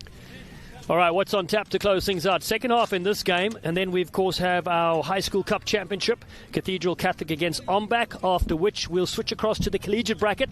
There it'll be USD taking on GCU for bronze, and Cal taking on UCLA in the Collegiate Cup final. Wow, some big ones still to come. Yeah, it's finals day, and that's what you get. You get the big dogs meeting in the finals. Here we've got still bragging rights and something to play for with the bronze medals, but when you get to those championship games, everything starts to tick up a little bit higher as well. The Sevens game at its best here in the sunshine, Oceanside, here at the SoCal Sports Complex. It is the final 7 minutes of the bronze high school final. And Carmichael in green and black have possession on the right of your screen. Belmont scored that last try to make it 12 points to 7. Now find themselves on the defensive side of things. Now cutting back, looking for a little bit of work here. Some fancy footwork there from Cash Lazard. Back to the full complement of 7, Carmichael. Oh, here we go up the middle. Look out, Drew Penny Rukoval off to the races. He's being chased. He's got great speed. And he gets a little fancy movement as well as the defender hits the uprights. And Trupeni Rukoval that has 2 tries in this game. A future star in the making. One to watch, and I'm sure there'll be a line up at the field on the side of college coaches wanting to speak to him, because he's been a standout across the last 2 stops for sure. And it's for moments like that. He's taken his own conversion here as well. He's a versatile player, but he's been really the man behind everything Carmichael have done across the weekend, where he can have those X-factor moments, he can create, he can offload, he can support. What can't he do is probably a better question, Dallin. And just a show and go. And once you get that little bit of disconnect, he's also got the pace to finish. And that's a dangerous combination in sevens. 19-7 the score now. Rukoval, the difference between the two teams. The kickoff has been knocked first from Belmont. Double knock, so it'll stay possession here for Carmichael. And just items like that will slow things down, consolidate their lead. Yeah, Caden Grant there from Belmont. Oh, look at all, obviously frustrated knocking that ball on, but it was a good kickoff, good hang time, put under pressure, a chase. Not the easiest skill to take, and they forced the ball back for Carmichael, and this is a pivotal moment of the match. If Belmont can score next, there's a lot of time to play, but if it's Carmichael who go again, it starts to open up, a river turns to an ocean between the two teams, and it starts becoming a much tougher task to swim yourself back to shore. It really does. The wordsmith next to me, Addis Corbusero, you can get his new single coming out next week as well. Yep. Bounce pass here for Carmichael, looking to step again, create some real trouble in midfield. Seti Perona. And Rukoval supporting on that far side. Devon's Points gets close. Linus Muddy's there also. Comes the way of Belmont, though. Haven't had a chance really to sing all their praises yet because they've been under pressure. But this is a nice little kick. It does go to the left-hand side, though, so it gives Carmichael more position to work with. Peroni with a beautiful step. Looking for the offload and finds it. The side in green now have Logan Morris. He wants to go on the outside.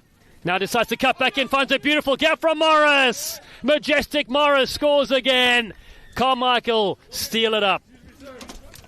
And that could be all she wrote. I think Belmont feel there was a little bit of obstruction there from a player potentially in front of Morris as he sort of zigged and zagged and danced around.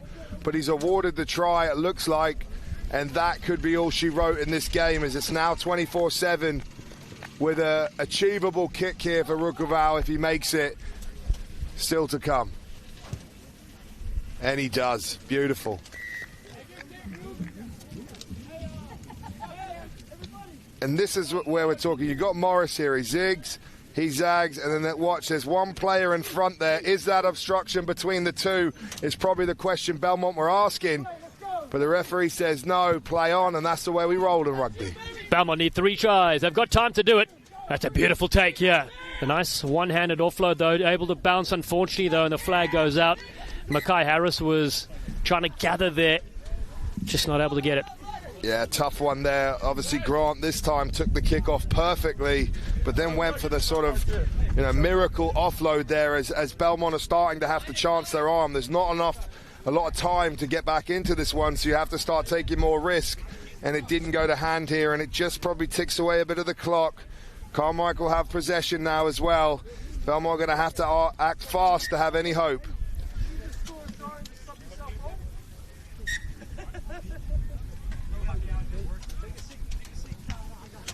Next game coming up here, the bronze medal in the collegiate side of things, USD against GCU. Coming up after this, then the 2 finals in a row. First the high school, then we go to college side of things as Carmichael have it there with Rukuval. Beats the first one pretty easily. He gets the offload out the back door as well. It's genius. Seti Perona on the outside will not be caught. Carmichael showing all the skills here to deliver in this bronze medal match. Some wonderful skills from these young sensations. Wow, wow, wow.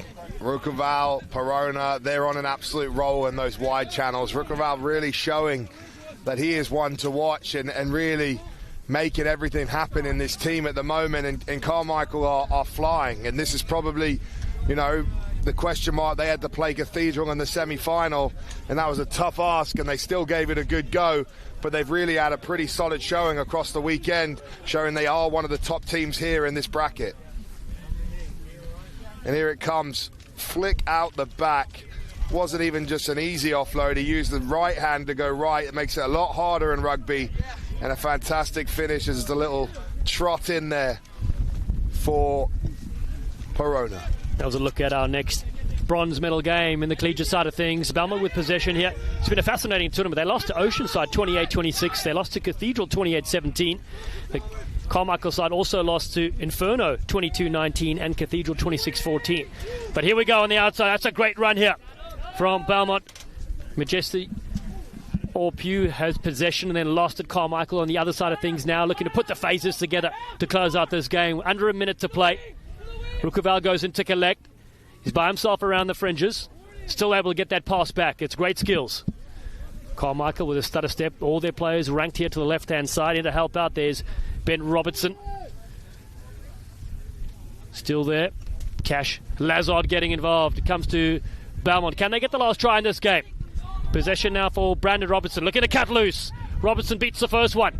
Skins the second. Still going strongly. He'll need support as he gets thrown to the deck towards the halfway line. The ruckers are there to arrive for Carmichael. It's a quick tap. Perona moves it to the near side. Samuel Enderchain knocks down one. Still going. Big tackle to bring him to the ground. Carmichael fighting here for the last moments of this game. Now they whip it wide. Cash Lazard is there. Rukuval's on the far side if they need him. Get the strong fend from Adam Little. Ball is available there. Picked up on the outside. Rukuval got a couple already in this game. Floats a nice pass over the top. It's been knocked on by Belmont, but we play on there. A little bit of space. Adam Little just brought down to the deck. This will be the final moment of this game with Carmichael set to take the bronze. Rukuval moves it down the chain. Can someone else get a nice score? It's a beautiful dummy up the middle. They go. Linus Mudd fighting. Finally lays it back. Belmont over this one. They draw the penalty. In fact, they draw possession. Here we go. Belmont with a breakout now. To Flurry to finish this game. The kick over the top. The chase is there. Here we go. Henry Frost is after this one. And it's been booted down. Has it gone out? We play on. Oh, no, it has. Tremendous scenes to close out this game as Carmichael emerged victorious by 33 points to 7 against Belmont. Some wonderful tries in that game, Corbs. Absolutely amazing display of rugby there, especially from Carmichael, and a pretty energetic finish too. It wasn't a dull moment out there, and I think Carmichael, getting the bronze here, they'll be absolutely chuffed with that, considering it was a tough fought semi against Cathedral, where Belmont probably they felt the heat a little bit in this one, like they did in their semi-final to Ombak, and I think they'll be a bit more frustrated. But on a whole, I think we're the winners, getting to see this sort of next crop of talent coming through in this high school bracket, which I'm sure we'll eventually see a lot of these players playing in the collegiate bracket. Yeah, that's the wonderful thing to see in this tournament, really developing those players, and what a performance it has been from Carmichael. We can get a word in just a second here, as the teams are going to thank each other. The camaraderie shown here is brilliant to watch between these sides, competing, putting it all on the line. Carmichael superb to go 3-2 this weekend with that final 33-7 win. Collegiate bronze medal coming up in just a moment. Here at the West Coast Sevens, day 2. Final 3 games still to come. And Rupeni Rukavahu has been brilliant, and so is Logan Morris. They're going to come down pitch side here, and they're going to be here with former US Eagle, current sensation Will Hooley. He's ready. Thanks, Dallin. I don't know whether you've got us or not, but I'm going to just go ahead and speak to... I'm not going to lie, I secretly have a bit of a fan crush on Carmichael. I was unlucky for you guys not to make it against Cathedral Catholic, but I've got Logan and Rupeni. I want to just ask you, Logan, on your teammate. This guy just beats people for fun. Yeah, I mean he's too nonchalant. He thinks it's too easy. Come and tie to him, mate. Don't, because they're coming short. You see him jogging some of the times. It really gets our coaches going. He's just too cool for school. You love rugby sevens, Rupeni. Man, honestly, some great tries out there. You enjoy yourself? Sure, yes, sir. Tell me, do you prefer to sort of just slide and beat someone with footwork, or just sit someone down and hand off? Talk to me. Footwork, sir. Footwork? Yes, sir. So humble. That's when you know he's good. No, but Logan's not as humble, which I like. Talk to me about how you've enjoyed this West Coast Sevens. Obviously, you were in Stanford 2 weeks ago. You finished third place today, but you've really enjoyed it. I credit to everyone involved in the Carmichael. Yeah, no, I mean, it's so fun. I'm so proud of my team for coming down here, bringing it all together. You know, some of us drove, some of us flew. I think we really did a number on West Coast Sevens. Whether or not we're, happy with our, win-loss ratio, but I think we all played great. I mean, this is our first year doing sevens. I mean, it's so fun to watch. Credit to both you guys. You guys have a safe trip back up to Sacramento, and thank you so much. Carmichael Hawks, I am going to get a jersey. I'm a fan of the boys. Well done today, guys. Well done, buddy. Yeah. Well done. Take care. Back to you, Dallin. Awesome, Will. Great stuff. Great to see Carmichael carving it up here, the Hawks. Next up here at the West Coast 7, it's the collegiate men's bracket, and it's University of San Diego taking on Grand Canyon University for the bronze medal match. How these teams got here, both sides 2-2. And for USD, that wins against Claremont and Maricosta. They lost to GCU in pool play, and they got beaten 53-0 against Cal in the semi-finals. On the other side of the draw, GCU, they lost to Maricosta, beat Claremont and USD, and then UCLA took them out 49 points to nothing. So 2 big results in the semi-finals, but this is the great thing about sevens. These 2 sides should be quite evenly matched. Yeah, both teams took a little bit of a hammering in the semi-finals, but this is what sevens is about as well. Dust yourself off, get back on the horse and go again. It's very different than 15s where you get that sort of week to regroup, to go back, to train, to debrief, to do all the little things. You've got to just stay resilient, stay humble, and get back to work. And that's what we're going to see now, is which team is ready to rumble, which team has dusted off the mental cobwebs of losing in the semi-final, and who wants it more out there in this bronze match, because they are very well matched. GCU snuck a tight one against them on day 1, and I'm sure USD will want to get that one back, and it's, for me, probably too close to call. That's the voice of Alex Corbacero. I'm Dallin Stanford. You're right, it was very close. It was 28-17 was the score between these 2 sides. GCU winning as a second-half performance by them. But possession now for USD. They're in black and blue over here as Chase Bisson takes it to the line. One of the aggressive players here with Charlie Purd inside. They get a penalty, a quick tap. Vaughan Fouts has a go as well. He's a big unit too. Takes on a couple. Bisson is with him. Kellen Archibald looking for the quick tap now. Another penalty, 2 in a row for USD. Now they're inside the 22. Nice step as they go up the right. Ronan O'Rourke almost getting the offload away. Still there for this charging side. University of San Diego barreling for the line. Sam Colson in there also. Numbers on the right, but they don't need him. They'll streak around the fringes. Ronan O'Rourke scores, and USD on the board first. was a little bit scrappy, but they got over the line there, and the ability to recycle possession, to keep hold of it. Ball was a little loose at the base of the ruck, but they kept direct, they kept pumping their legs.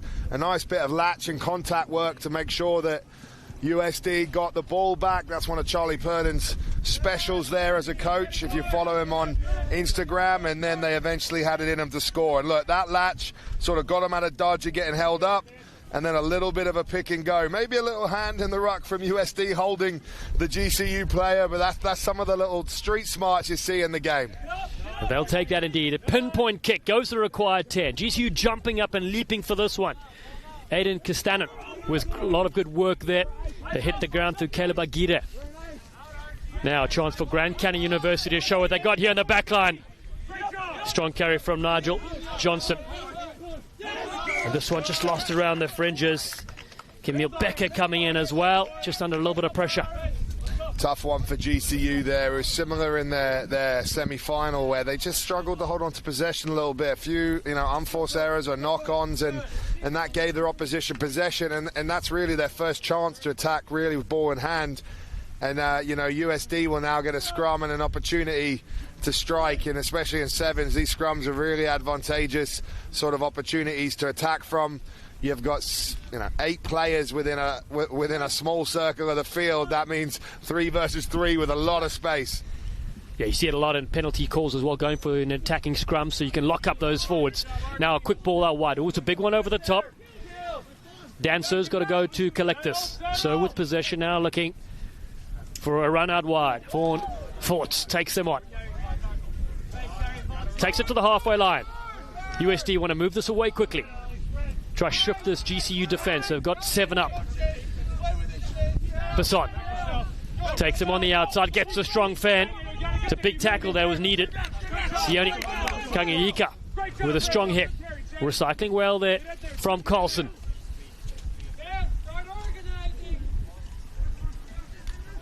Ball there down to the ground from Ronan O'Rourke. Wide ball, Basson to the halfway line. A lot of tackles being made here. GCU. USD still have possession. They're not going forward, so somebody needs to make a move.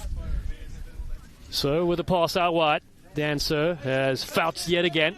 Those two combining nicely, but GCU really strong on the defensive side of things, so something different needs to happen here to break free. USD, they've got a couple of good players, of course, that can do the damage. One of them has ball in hand right now. Chase Basson, wrestle to the ground. Still looking for work. Dancer, beautiful work. Up the fringes he goes. What a breakout from this young star. He'll go the distance. USD, strike from nothing. And Dancer is the hero. Tremendous patience there from USD. They were getting driven back, under pressure, but they held the ball. You could hear Coach Charlie Purdon from our point of view shouting, patience, they'll get tired, something will happen, and that's exactly what happened. Enough possession, finally took just a little bit of a smidge of a disconnect, and Dancer has the ability to step through it, and then the pace to finish it off. And that's another score for USD as they're starting to open up a little bit of a gap as we're getting into the last 2 minutes or so of this first half. Conversion successful, 14-0 USD lead. A strong passage of play there, tiring passage of play for both sides, that's for sure. But Dan Sir, he really is one of those stars that has put his hands up. Chase Basson has been another in his team. Kickoff coming up here from Kellen Archibald in the bronze collegiate match. The finalists will be coming up in 2 games' time. Ball's loose here for GCU to try scoop this one up. It's been knocked by a player. Cal will play UCLA to close things out.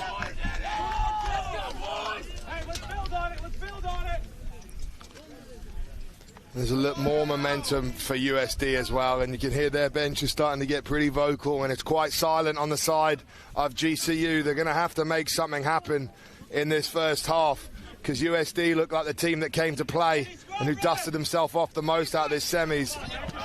USD, here we go on the outside. The good little skip and move. Vaughan Fouts sticking close to the touchline. Carlson Good passage of play here from USD to link up.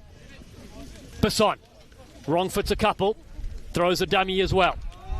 A great aggressive ball player. He goes into the 22, but holding on. Or early push. And so a quick tap here for Grand Canyon University. They trail by 2 tries. Can they score here before the break? Oh, that's a lovely ball over the top. Here we go. GCU. Becker on the outside. Cuts back in. Can't get free. What a tackle from Sir. Dan Sir, superb on both sides of the ball. But here come Grand Canyon University. A try is needed here. Kongaika. Whistle is gone. Little bit of afters and a tussle there as well. Rugby, we like to pride ourselves on the sportsmanship of the game, but sometimes in the heat of battle, tempers can flare, and I'm sure their coaches, as you can hear from the sideline, are telling them to leave it, and they'll settle it afterwards with a handshake. But it was an almost huge moment for Becker there in a foot race, but Dan Sir, showing that he can hustle on both sides of the ball, made a really instrumental tackle there. As we've got a bit of a break, as there's a player down for USD in their own half, and that's put a pause on it, as I think it probably gives a little bit of a moment for tempers to calm, and also for the ref and all of us to catch our breath a bit, because this has been back and forth, and both teams have really done a good job at keeping ball in play. Yeah, medical attention on the field. Archibald will go to the side. He'll get some help. They're up 14-0, his team. But they will be asked to do some defensive work right now as we look to close out this first half. Here's a look at that earlier movement with the breakout. You do? No, that was GCU. There you go. Back to live play we go. GCU now attacking upfield. Ollie Tomlinson gets rid of one. Beautiful offload. GCU will score here. They're diving in. Caleb Aguirre gets it done. And Grand Canyon University on the board before the break. Really nice play from Grand Canyon there.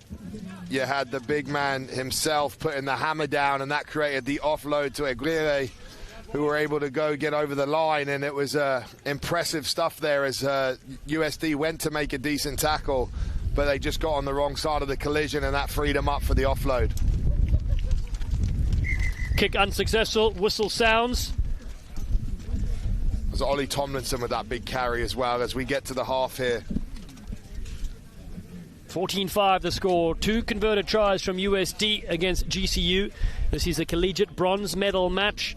2 finals coming up after this. Will be the high school final first, and then of course will be the collegiate final coming up after that.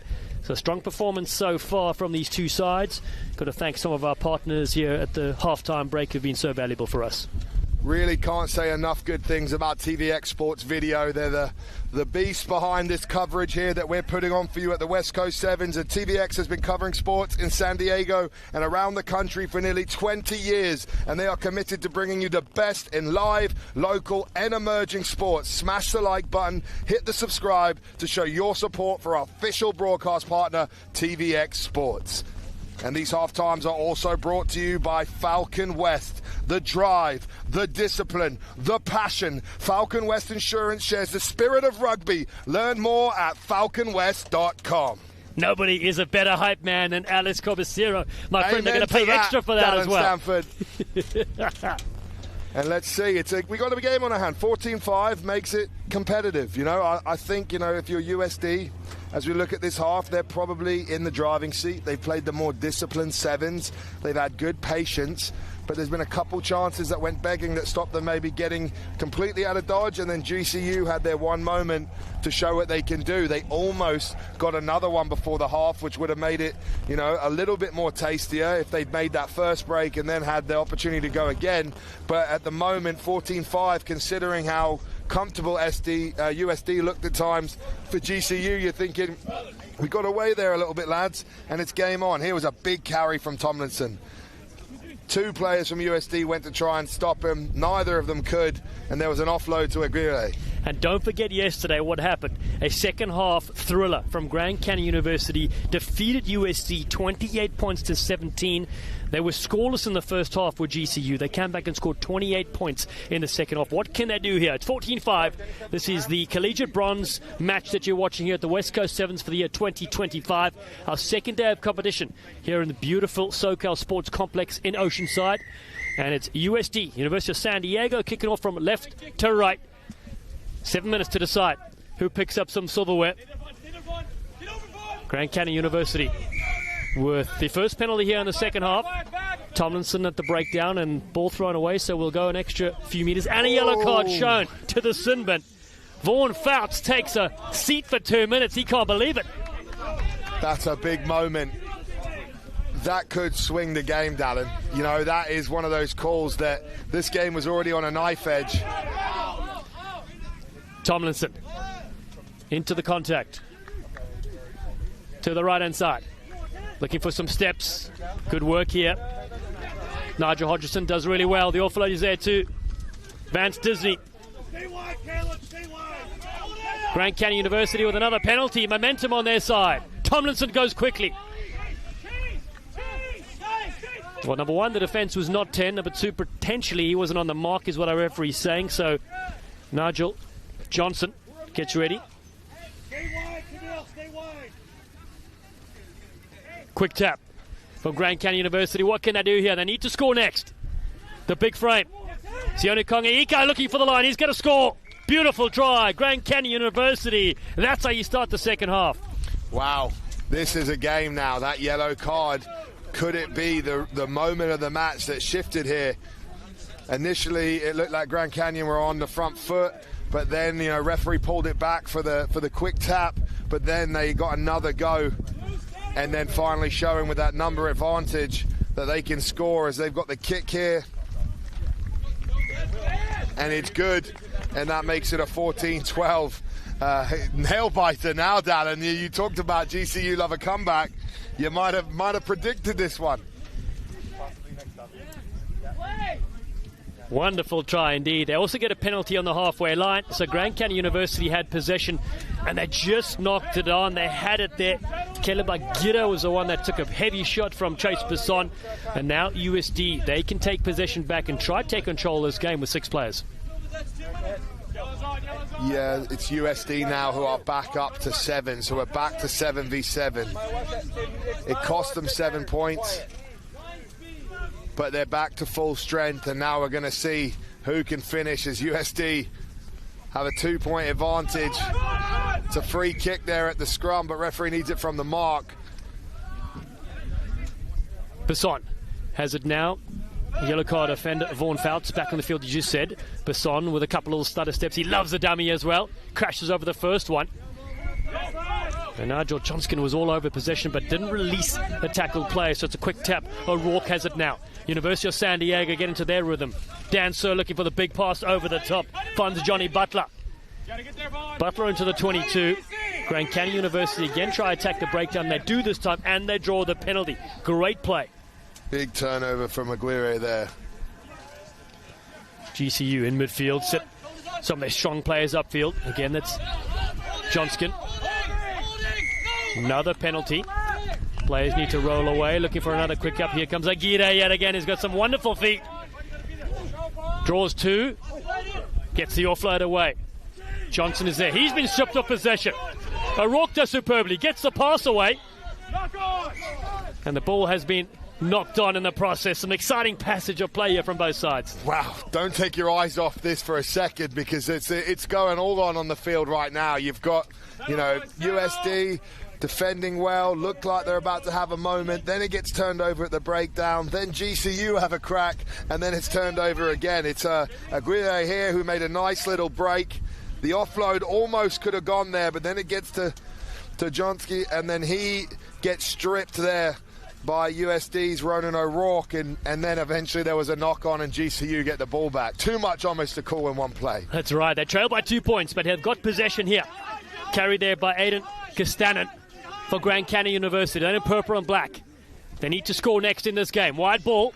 Some big tackles coming on both sides. Ripped to the ground, still going strong. What an offload. Here we go. Grand Canyon University. Laumaka on that far side. Laumaka doing really well.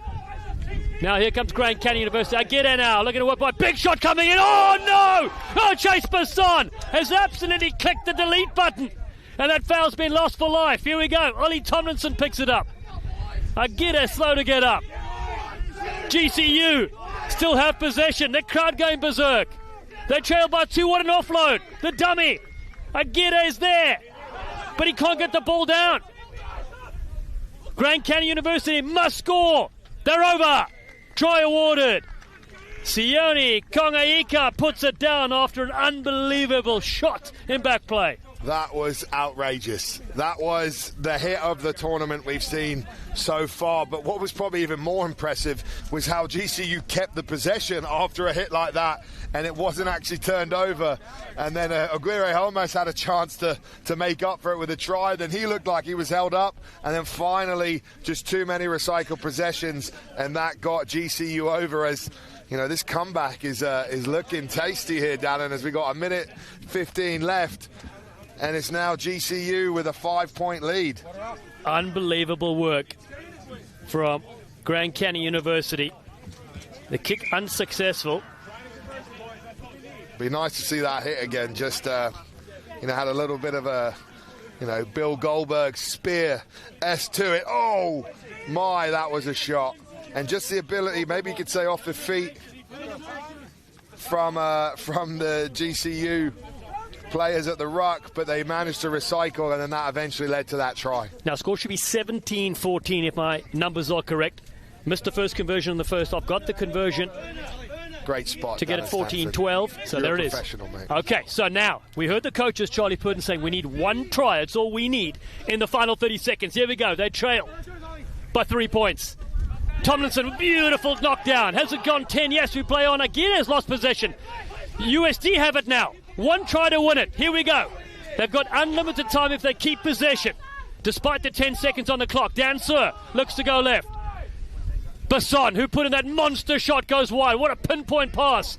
On the outside, here we go. Vaughn Fouts needs to stay in the field of play. He flicks it up to Basson. They must be careful to keep possession alive here. Nick Allen is there in support. Dan Sur yet again. University of San Diego, the crowd going wild again. Johnny Butler is here. He gets the fed. Can USD do it? Support arrives. O'Rourke is there. Sam Carlson drives upfield to the 22. They've done brilliantly to get here, and they have the penalty as well. Dancer with a quick tap. Numbers on the left. They must keep this ball. Throws one dummy. Now finds support. Looking for Nick Allen yet again. Allen's an elusive runner. Keeps it alive to Dan Sur. It's a flat pass. They come back to the original penalty. Not 10. Basson wants to go. Basson wants to go for the winner himself. Big shot. Just short of the line. USD. This try to win it. The bronze medal on the line. And they're in. Butler gets it done. University of San Diego break the hearts of GCU. They come back and score with time over. What a game. What a result. What an absolute spectacle for Sevens here in the collegiate bracket at the West Coast Sevens. We've been blown away. It's been absolutely phenomenal stuff. And it's, Chase Basson, who probably for USD deserves a massive pat on the back in that game for putting it on his back.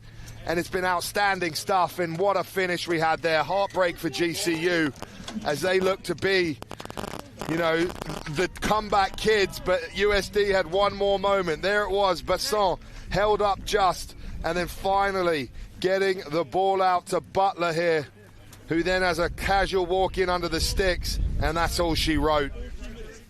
Congratulations, bronze medal winners in this one. Conversion sales over 21-17. USD defeat GCU for the bronze medal match. Two finals coming up. High school final coming up next, and then the collegiate final. Well, we're going to throw it pitch side. Jeremy Ognall is pitch side with a player that has stood out in every single game we've watched. Well, thank you, Dallin. I'll give you a second, Chase, to breathe. But what an exciting match. Great commentary up there. But, Chase, how are you feeling, man? I'm feeling exhausted, if I'm going to be honest. Winded, but we played an amazing opponent. So that's what comes with that game. You and I go back a long way, and it's not often that you're short for words, so this is a treat. But, I mean, I just want to give you and your teammates, the whole staff, credit. I mean, that was a game that you just fought every single step of the way. But the biggest moment that Dallin and Corbs called was the hit that you made in the 22 late in the game. How did that feel? I felt good. I saw it coming. The ball was in the air for a while, so I shot up and I was able to get that tackle. Felt really good making it. Yeah, so you've had a great tournament. Obviously, you fell one level short of where you'd want to be, you know, in the final against having lost to Cal in the semi-final. But just give your assessment of the last, 2 days here, and then just overall, how have you enjoyed the West Coast Sevens? Number one, West Coast Sevens was phenomenal. I mean, this venue is absolutely beautiful. I've been telling my teammates, San Diego has the best venues for rugby. How we played in the last 2 days, we played well. We didn't... And Cal, especially, we didn't play to our standard. We didn't even really compete with them. But, I mean, they're just such a good team. But the rest of the tournament, we played how we wanted. We kept moving, and we kept making tackles. And with that, we kept the ball, and we were able to win. Well, I'm really proud of you. Amazing effort. Tell Charlie, the whole team, congratulations. Guys, I'm going to turn it back up to you, but what an amazing third, fourth place game. And now we build into a couple of finals. I'm going to turn it up to Will and Ian up in the booth. Thank you very much, Jeremy. Chase Basson, another schoolboy phenom from San Diego here. He played with St. Augustine Saints. But now, another high school game on the pitch. It's the final. It's not quite the big dance, but it is the junior disco. It's the high school final. Cathedral Catholic versus Ombak as Dylan Trower, All-American under-18 player, gets us underway. Cathedral have a few bucks on this team, including Reese Ritter, Kingston Hawkins, who have all represented the USA at under-18s level, but they're up against this stout Ombak outfit who got a come-from-behind underdog victory against the storied Belmont Shore in the semis. They're two good teams, aren't they, Will? Two great teams, Ian, with so much talent. The future of USA Rugby is in safe hands when I look at these two teams and the guys and their ability.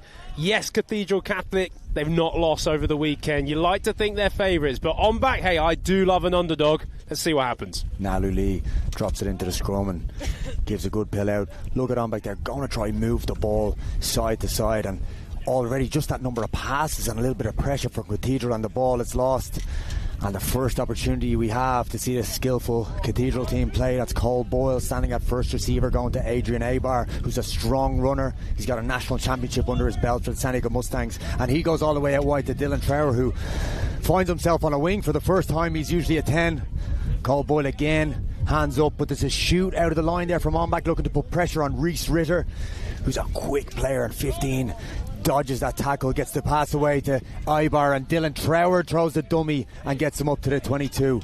Good fight from both these teams so far, Will. Yeah, really strong so far. Good keeping hold of the ball from Cathedral Catholic, but Ombak coming up in numbers and connected in their defensive line. Big hit in the middle of the field there by our man Jameson, but it's a judge to be not rolling away, and it will be a penalty. Cole Boyle decides, I'm not going to slow things down, I'm going to speed them up. Hawk on the left hand side throws a left foot and a right foot step and just shrugs out of one tackle. It takes two to bring them down, and Ombak are putting some pressure on the breakdown there. Reese Ritter now at first receiver to Dylan Trower, and Ibar, he's a strong carrier, he's a back row forward in 15s, and he rumbles all the way up into the 22. Ombak under pressure here, aren't they, Will? Reese Ritter picks from the base, gives a nice wide pass, and there's our man Nick Ocon. He's got the 2 on his back at 7s, and he wears 2 in 15s as well. Who says that a hooker on the wing is not useful? Nick Ocon gets over for the first try of the final. Yeah, it's a really balanced team, Cathedral Catholic. You mentioned the likes of Ritter in the midfield. He's kind of their playmaker, especially alongside someone like Trower as well. But you need the big ball carriers just to get the go forward, to almost start a play off. And in the end, it was actually one of those big ball carriers in Ocon who got over for the first try. Yeah, a lot of these boys have played rugby for a long time together with the San Diego Mustangs Rugby Club, and even to note as well, Landon and Kingston Hawkins, 2 brothers out on the field there today. That's fantastic to see, isn't it? Well, it's pretty ideal when their dad is someone like Matty Hawkins as well, of course, a former USA star in Sevens game, coached USA Sevens as well. So the fact that he's behind with not just a couple of his kids out there, the fact he's also helping coach this team as well, they're in good hands. Jameson Brown, and he's on the edge, but it's actually Pham who took that one, gave him a little bit of a bullet of a pass, and it spilled backwards. Ball still available. Naluli's in there. And it's a carry in the middle of the pitch. There's no one at home for this Cathedral team, but there's been no note to go kick from the on-back side. Maybe they won't need it right now. They try to throw one out the back, but maybe with Cathedral playing 7 up in defence, that the opportunity could be there just to stab one through, Will. We love saying that, We've said that all day, haven't we? We do, and you just wonder for on-back whether they do just need to change their attack up, maybe come back down, maybe change the point of attack, and I mean maybe just switching the play, not just going from one side to the other. Think about opening up both sides of the field, trying to get that 2-on-1 on the outside. Kingston Garrison's our man who restarts the play. He's got one of the better haircuts we've seen of the day. And again, stands at first receiver with Naluli outside him. They're going to look to see if they can get a couple of crisp passes, which they don't. It's fumbled, and wisely maybe he opts to carry, throws in a couple of hitch kicks and bounces off one. He's a strong lad for a slight number 10. Naluli gets his hands on the ball now. He's got a good pass and a good kick and good vision, but again, it's not really take away space from this Cathedral team, isn't it? They're sitting off and they're putting the pressure by saying, go through your passes and then we'll contest the breakdown. It's connected, and they're also really trying to challenge that breakdown at the right time. Penalised there because they didn't release in the tackle, but keep an eye. Cathedral Catholic are either one step away from getting a turnover on themselves. Garrison fizzes one to the edge, and Lee stands at first receiver now. That's a big launch from Cathedral there in the middle. He's shut off, and that's Reese Ritter with the tackle and Ibar. Does he take him in the air? Ref says play on. It's a little bit of a step from the edge, and they're quite narrow, but now they find a little bit of space. It's a one-on-one. Hawkins just jockeys him to the edge, forces him to cut back inside. That's Colton Diggerson for on-back with a good carry. A little bit of a territory shift now for the first time we're actually up in that Cathedral half. There's our man Garrison. He's got a nice little step. He's got a smooth run on him, and we're up to the Cathedral 22 now. It's not going to be all one way. And on-back are going to see to that, and they're under the sticks. 5-5 with the conversion to come. We talked about their space being in behind, but listen, what do we know? Maybe this is their game plan. Hold onto the ball, go through the phases, put pressure on that way, Will. Fatasua with the try, number 14 for on-back, and it was a lot of patience. I was talking about how Cathedral Catholic looked really comfortable. I really was thinking that a turnover was coming.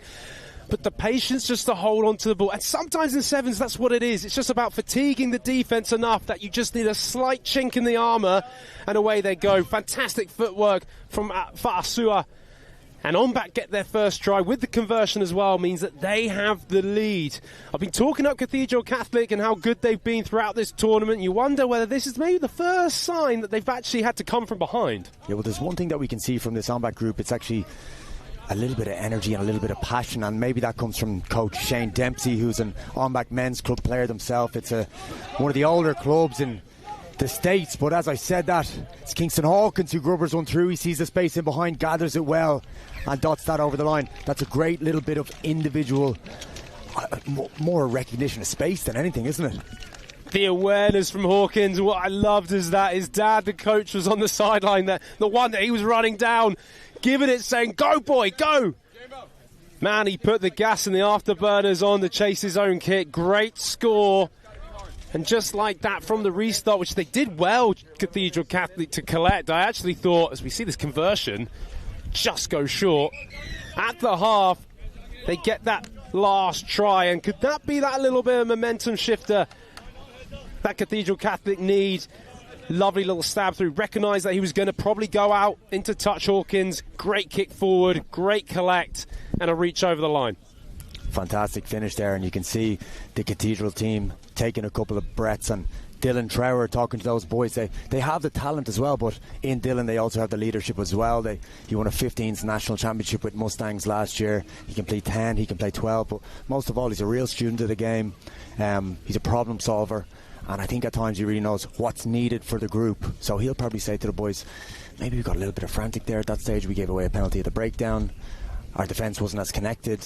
We had a couple of shots of guys in the air, so maybe he's just reminding them that if they just simplify things slightly, they'll probably win that with the X factor that they have. Oh, they have X factor, that is for sure. But what I also love about both these teams, and which gives me so much confidence for the growth of rugby here in America, is the rugby IQ. And I mean just in terms of knowing what to do and when. Hawkins, a great example of that last try. He didn't just give up and run into touch. He didn't also just go for a silly offload. He knew that little bit of space was in behind, and the execution then came with it. But you've got to recognise it. These high school players are recognising the the opportunities, and they're also good enough to execute as well. Credit to the coaching teams on both sides, but also really credit to these young players out there today. Yeah, those Cathedral kids must have a good Mustangs backs coach, I reckon, Will, yeah? No, they've got someone pretty good, I think. There's a guy called Ryan Mattias that seems to be going around coaching every team here at West Coast Sevens. But Ryan, of course, playing with him for the Eagles and with San Diego Legion. What a brilliant man who gives so much to rugby here in the United States, particularly here in Southern California, involved with SDSU Aztecs and the collegiate men's side of things, but also Cathedral Catholic here with the high school boys. Look, he is the sort of guy who will cheer them up and also give them that education, as we talked about Matty Hawkins as well. That's just the Cathedral Catholic side of things. I want to also credit on back. They are still very much in this game, only a 3-point deficit. I'll have a little look at that on back team, and Shane Dempsey bringing real passion to those boys at the halftime team talk. They're contrasting really. He's nearly, Cathedral boys trying to maybe calm things down. He's maybe nearly trying to bring some energy to these boys and get stuck in, challenge them, don't make it easy. I definitely think they need to get it into their danger men hands early if they're going to sit in the midfield of the pitch. I'm talking about Naluli and also Kingston Garrison. These guys, you want to have them get the ball in their hands. That is a lovely restart there, and it's challenged well, and it's back on the on-back side, and you can just see that is a difficult ball to take. Fantastic high-hanging 3-4 second restart from Nalu Lee. Goes to the big man in the middle of the pitch. That's Bram Davis with the carry, and Nalu Lee hops back to the short side. He hesitates for a bit, picks at the fringe. He's carrying that thing like a loaf of bread from the shops and throws it out the back. Adrian Pham has a step. It's a little bit scrappy here again. Cathedral playing 7 up. We see the Goosey from Garrison. Ibar goes for the intercept, and they're calling that it was a knock on, but referee says play on. And the strong unit of a back rower carries up to the 22. Dylan Trower throws the wide one, and Hawkins carries nice and direct. They look to challenge at the breakdown there, and the ball is scrappy, but it's going to be a Cathedral penalty. And you can see Reese Ritter there, number 15 with the ball. We still haven't seen him in action. When he gets going, he's absolutely rapid. He's got a good chip and chase on him as well. Again, another national championship winner for the Mustangs. So maybe we'll see him at some stage get himself a score. Yeah, excellent player. I actually interviewed Reese after that win against Carmichael. Fantastic semi-final that was. And he was outstanding in that. He really got his hands on the ball in all sorts of capacities, whether it was out on the width or in the middle. Been quite quiet so far in this game. It's been a little bit of a cagey start to this second half. Still 5.5 minutes remain. 3-point deficit for Cathedral Catholic. When you've got a scrum inside the 22, this is where you need to make it pay. This is a great chance for them to score. Landon Hawkins this time standing in deep at 10. Fizzes one wide to his brother, who steps off the left foot, then throws a double and carries right up to the middle. They're going to split the pitch here with options either side, but he doesn't even need the ruck. Dylan Flower throws one out the back to Ocon, who comes back inside. And the strong running front row forward and 15s get us with just a metre out. Cole Boyle says, I'll just pick and dot that one down. That's good play, but let's give a shout out to that little out the back pass from Dylan Trower. How good? How good, Ian. This is outrageous. We've seen a few of these today, which has been great. Not all of them have gone to hand, and when it does go to hand, though, it just looks beautiful. Number 12 there, it was Trow, wasn't it? Just to flick out the back. I'm sure we're going to have another look after the conversion. Important 2 points this. Trower giving the assist. Can he now add an extra 2? Make it a 10-point game. That's a great drone angle there from TVX Sports Video. Trower was in no hurry to take it. Yeah, not to be for the extra 2 points, but in the end it was good work to get over the line. It was actually before this was when the offload was from Trower. Try scored for Cathedral Catholic. And the big man, Nick Ocon, who had the carry right up to the try line, is off the pitch now. That's enough work for him. High one goes up, and on back take. A couple of calls for a high shot, which is rewarded. And they look to tap. That's Garrison again. Throws a little dummy and he's through, but Reese Ritter tracks him well, but he can't track the support. That's a fantastic. That's Justin Trin there.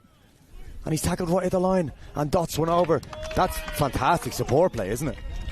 Wonderful try from on back, showing their class out on that far edge.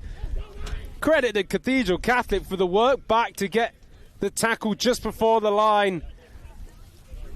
But I feel like within sevens, ultimately, a big run is only as good as the supporter who's with him. If you are brought down, you need that last pass, or you're probably going to get turned over. On back with there. Great work from Justin Trin, to get over. And on back, if they get this over, which they just sneak wide, unfortunately, it's getting a little bit bluster out here today now, Ian. This game is still very much up to grabs. Here we go. Here's another look on that far edge. Great work on the far side. It was actually a little offload just before this. Wonderful tackle. That's number 7, Boyle for Cathedral Catholic. But the support line was there from on back. Credit to them. We've got a game on. Reminds me of your carries back in the day, Will. Anytime you'd make a break, you'd always have support because they're like, he's never going the full way. I know he's going to get tackled. I need to support him. I probably can count on one hand the amount of tries I scored in my career, Ian, but thanks for pointing that out. I'm only messing. You're a smooth runner. And talking about smooth runners, Nalu Lee has a little step off the left foot and pops one up again. And I'm back. I'm really knocking on the door here. It's 15-12 and we're under the bar again. That's Colton Dickerson. A little bit of stress here with the Cathedral boys. And against probably the run of play, on back take the lead, but they've had a really good last 2 minutes, haven't they? It's now a mental battle. You can feel the energy from the bench here of on back. Everyone was off their feet when Dickerson went through. An individual bit of brilliance, and we are in this last part of the day, in day 2 of Oceanside. That fatigue is setting in. Great way just to keep hold of the ball, keep it alive, stay patient, give his attack maybe an extra time to get set, but he doesn't need it. He beats 2 defenders, and in the end, Dickerson is under the sticks and on back. Well, they probably saw the script we thought before this game, and they're wanting to rewrite it. That's a great high restart, which Strasner cannot take for Cathedral, and they've won it back again. Really, it's been a game of restarts, but look at Strasner looking to get his hands on the ball. Wasn't happy that he couldn't take the restart, and he says, give me that ball at the breakdown. This is what I do well. Huge turnover here now with us, a minute on the clock. If Cathedral Catholic are going to sneak this, they just need to try. 5 points would do it. Reese Ritter has. He looked like he's going to tap it in behind, and he does. He's going to back his speed. But the ball is gathered. Fantastic work rate from the on-back team. They're going to have to get back as that ruck gets challenged by, I think, the double step. And it's the try scorer again who's showing that these on-back boys want it, don't they? That's another pass. Can he go the whole way? Strasner has him on the try line. We're at 24 seconds to go. Getting one on the board would surely seal it now for on-back. Dylan Trower fighting as much as he can to try win that turnover. A-Bar is covering that short line, and they pick and goo around the fringe, and it looks like it's ripped, but referee calls a penalty. 7 seconds to go. Could that be us?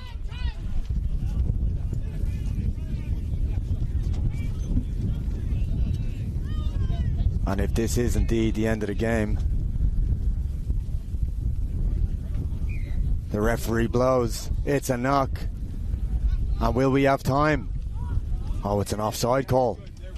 We're still in play. Possible opportunity to knock this right out into touch, or just, well, we've seen players run backwards before from a penalty, trying to waste the last few seconds and kick it out. Ball goes again. That is risky at the end of the game. Ritter with the tackle, he tries to get up on his feet. They'll have to counter that if they want that ball to end the game. Nalu Lee, a little bit of indecision. Keegan Hawkins goes for the tap, and it's knocked forward an advantage surely now for on-back. Colton Dickerson looking to seal the deal, and he does. The man who got the try to go ahead has sealed it for on-back. The underdogs with what looks like a serious victory there. It's 24-15 with the conversion to come. It won't matter. Disappointment from the Cathedral boys. Remember, Cathedral is a high school. On-back is a mixed club team, so they've come together last minute, a little bit of training. Fair play to those lads for getting the win against a Cathedral team with some amount of X-factor, don't they? Colton Dickerson, I mean, take a bow. What a last 5 minutes he's had, that number 8 for on-back, and what a victory for the club as well. Getting the first spot here in Oceanside of the West Coast Sevens for the high school boys. Well done. Credit to both teams, but on-back snatch it at the end.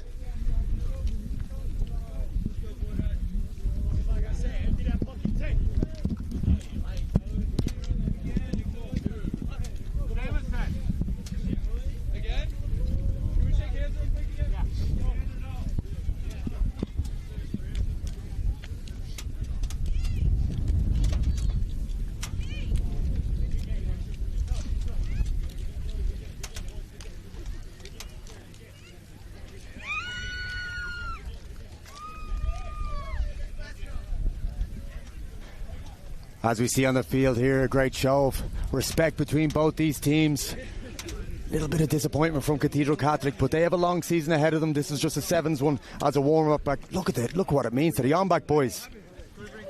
This was not quite the big dance that's going to be coming up very soon between Cal and UCLA, but this was the junior disco, and the on-back boys have got the win.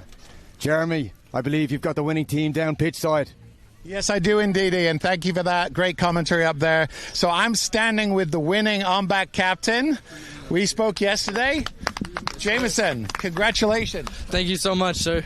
Tell me how it feels for you, for the team, what your experience was yesterday, what really got you through the finish line today. We lost one yesterday. We finished on a high note, and we knew that we need to bring intensity back into today. We started off well against Belmont, and then we faced a lot of adversity with this team. It was a great match, but we're just super stoked to finish on top. Well, I have to say, as a neutral, it was fantastic to watch you. Very, very good, credible, Cathedral Catholic side. But you guys, came through the end, 1 through 15. You guys really showed well. So I want to say congratulations to the whole on-back team, and we'll look forward to the awards ceremony in a little bit. Let's go, boys. Thank you, sir. And I'll turn it back up to you for the collegiate final. Congratulations to the on-back boys. Amazing scenes. I'm back victorious there in the boys' high school competition out of 8 different sides here. And now we can turn our attention to the West Coast Sevens collegiate final, the gold medal match, which features Cal, the Bears from Northern California, against UCLA, the Bruins. 3-1 record for UCLA, 4-0 for Cal. They've been a side that have been untouchable. They defeated UCLA 41 points to 0 yesterday. Will it be a different story? We'll find out in just a moment. I'm Dallin Stanford alongside Alex Corpusero as the sides get ready for the national anthem. This one set to be another barn burner. What a treat we have in store, Dallin Stanford. The final dance of the West Coast Sevens for this run of games, and it all comes down to 2 teams, 2 powerhouses in California sports and United States collegiate sports, with UCLA and the Cal Bears going toe-to-toe. I'm absolutely buzzed as we get ready for the national anthem.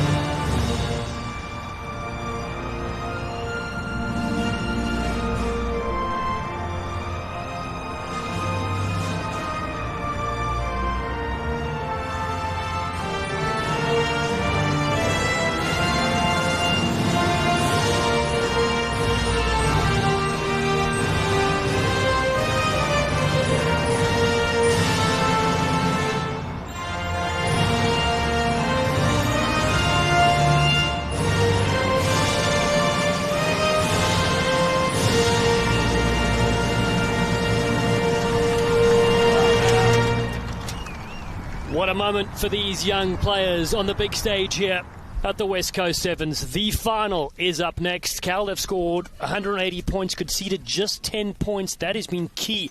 Their striking ability has been remarkable, Corbs. They've just been potent. They have been the predators out there. And really, what this game comes down to me is, can UCLA keep the ball away from Cal? Every game, they have rinse, wash, repeated, from kickoffs to possession to then showing how dangerous they are with multiple weapons. UCLA used the same formula in their semi-final win, which got them the win over GCU. But are they going to be able to do it against this juggernaut, against this team that have ran through everyone? This would be a huge upset if UCLA can go out and throw something at the Cal in this game today. It's Harry Bennett's side. UCLA kicking off from left to right there in their familiar blue, the Bruins. Cal, the Bears, receive on the right. Jack Clark, Tom Billups, their legendary coaches, look on. Here we go.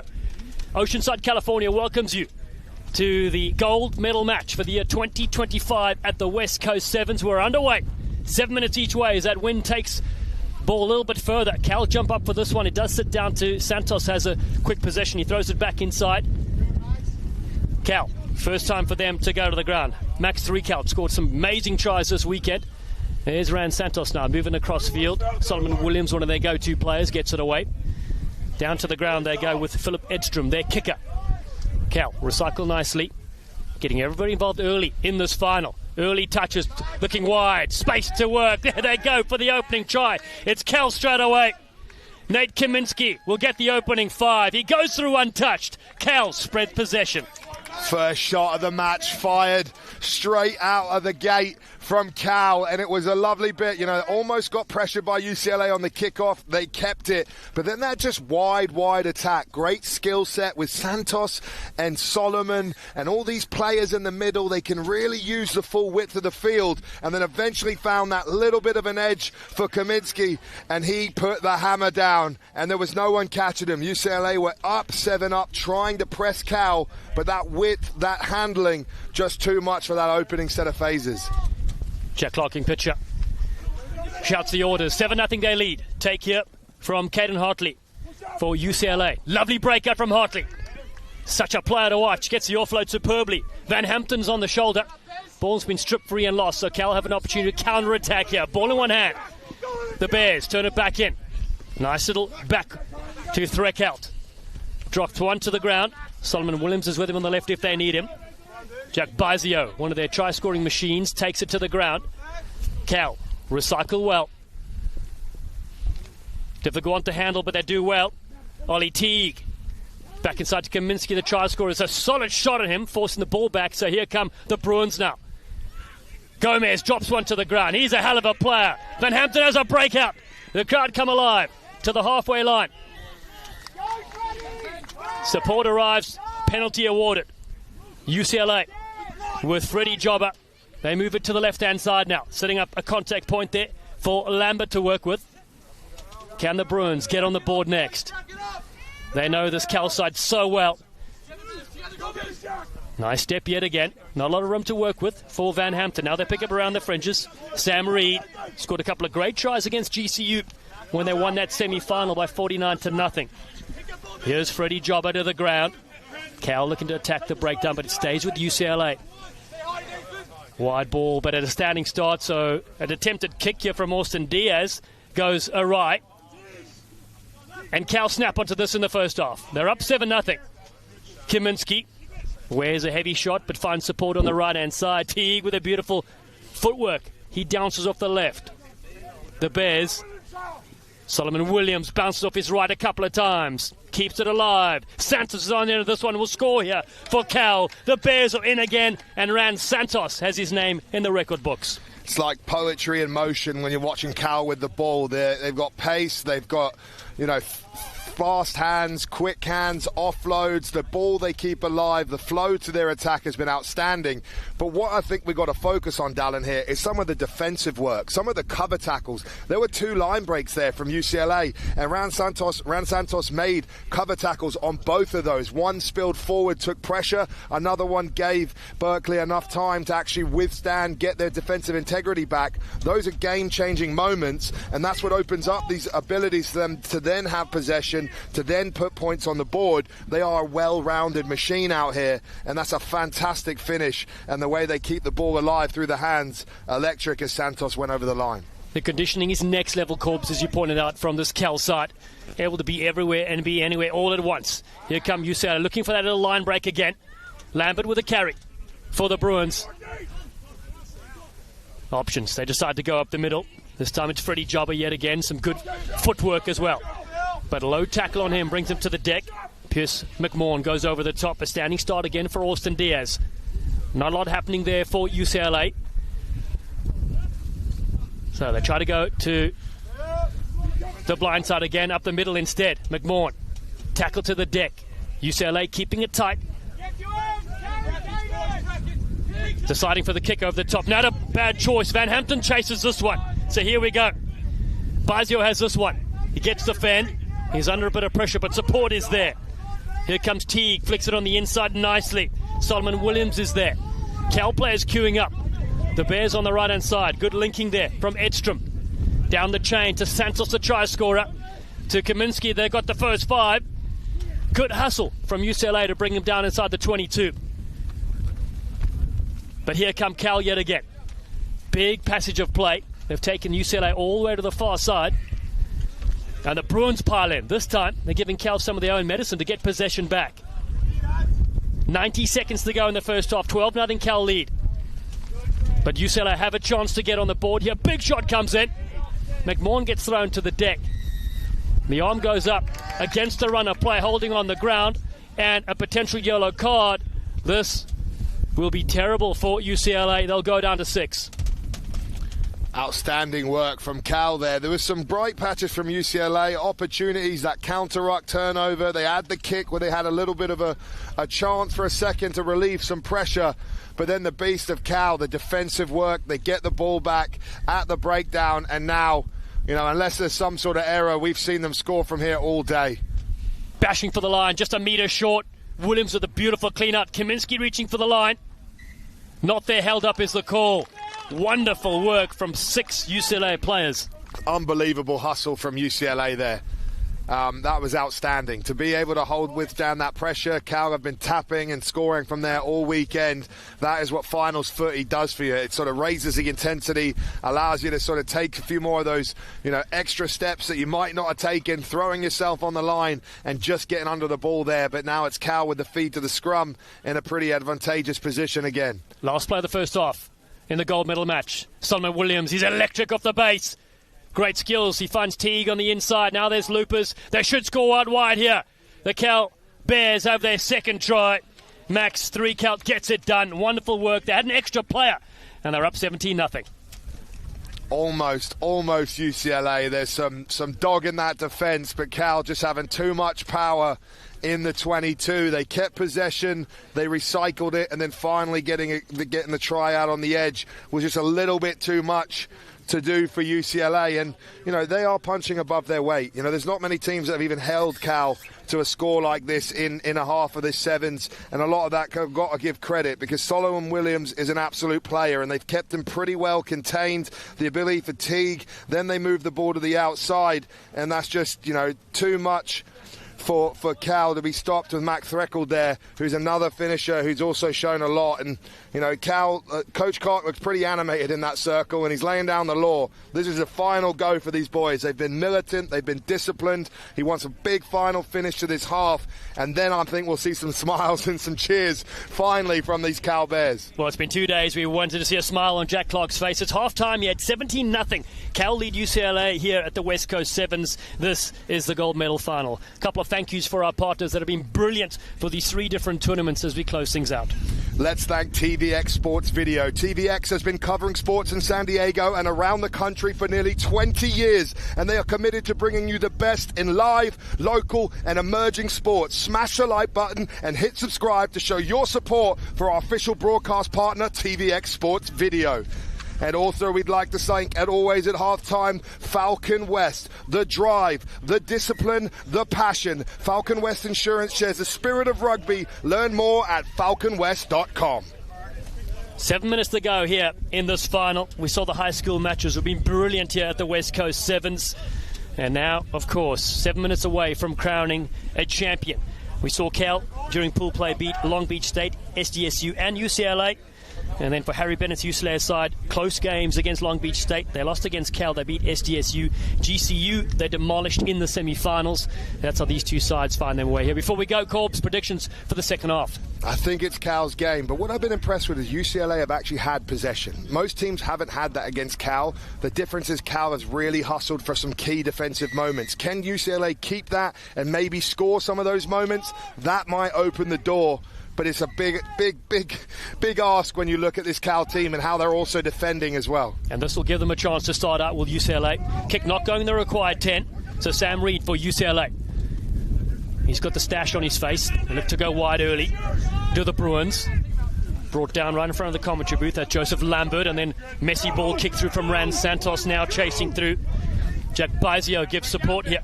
Caden Hartley dancing around. UCLA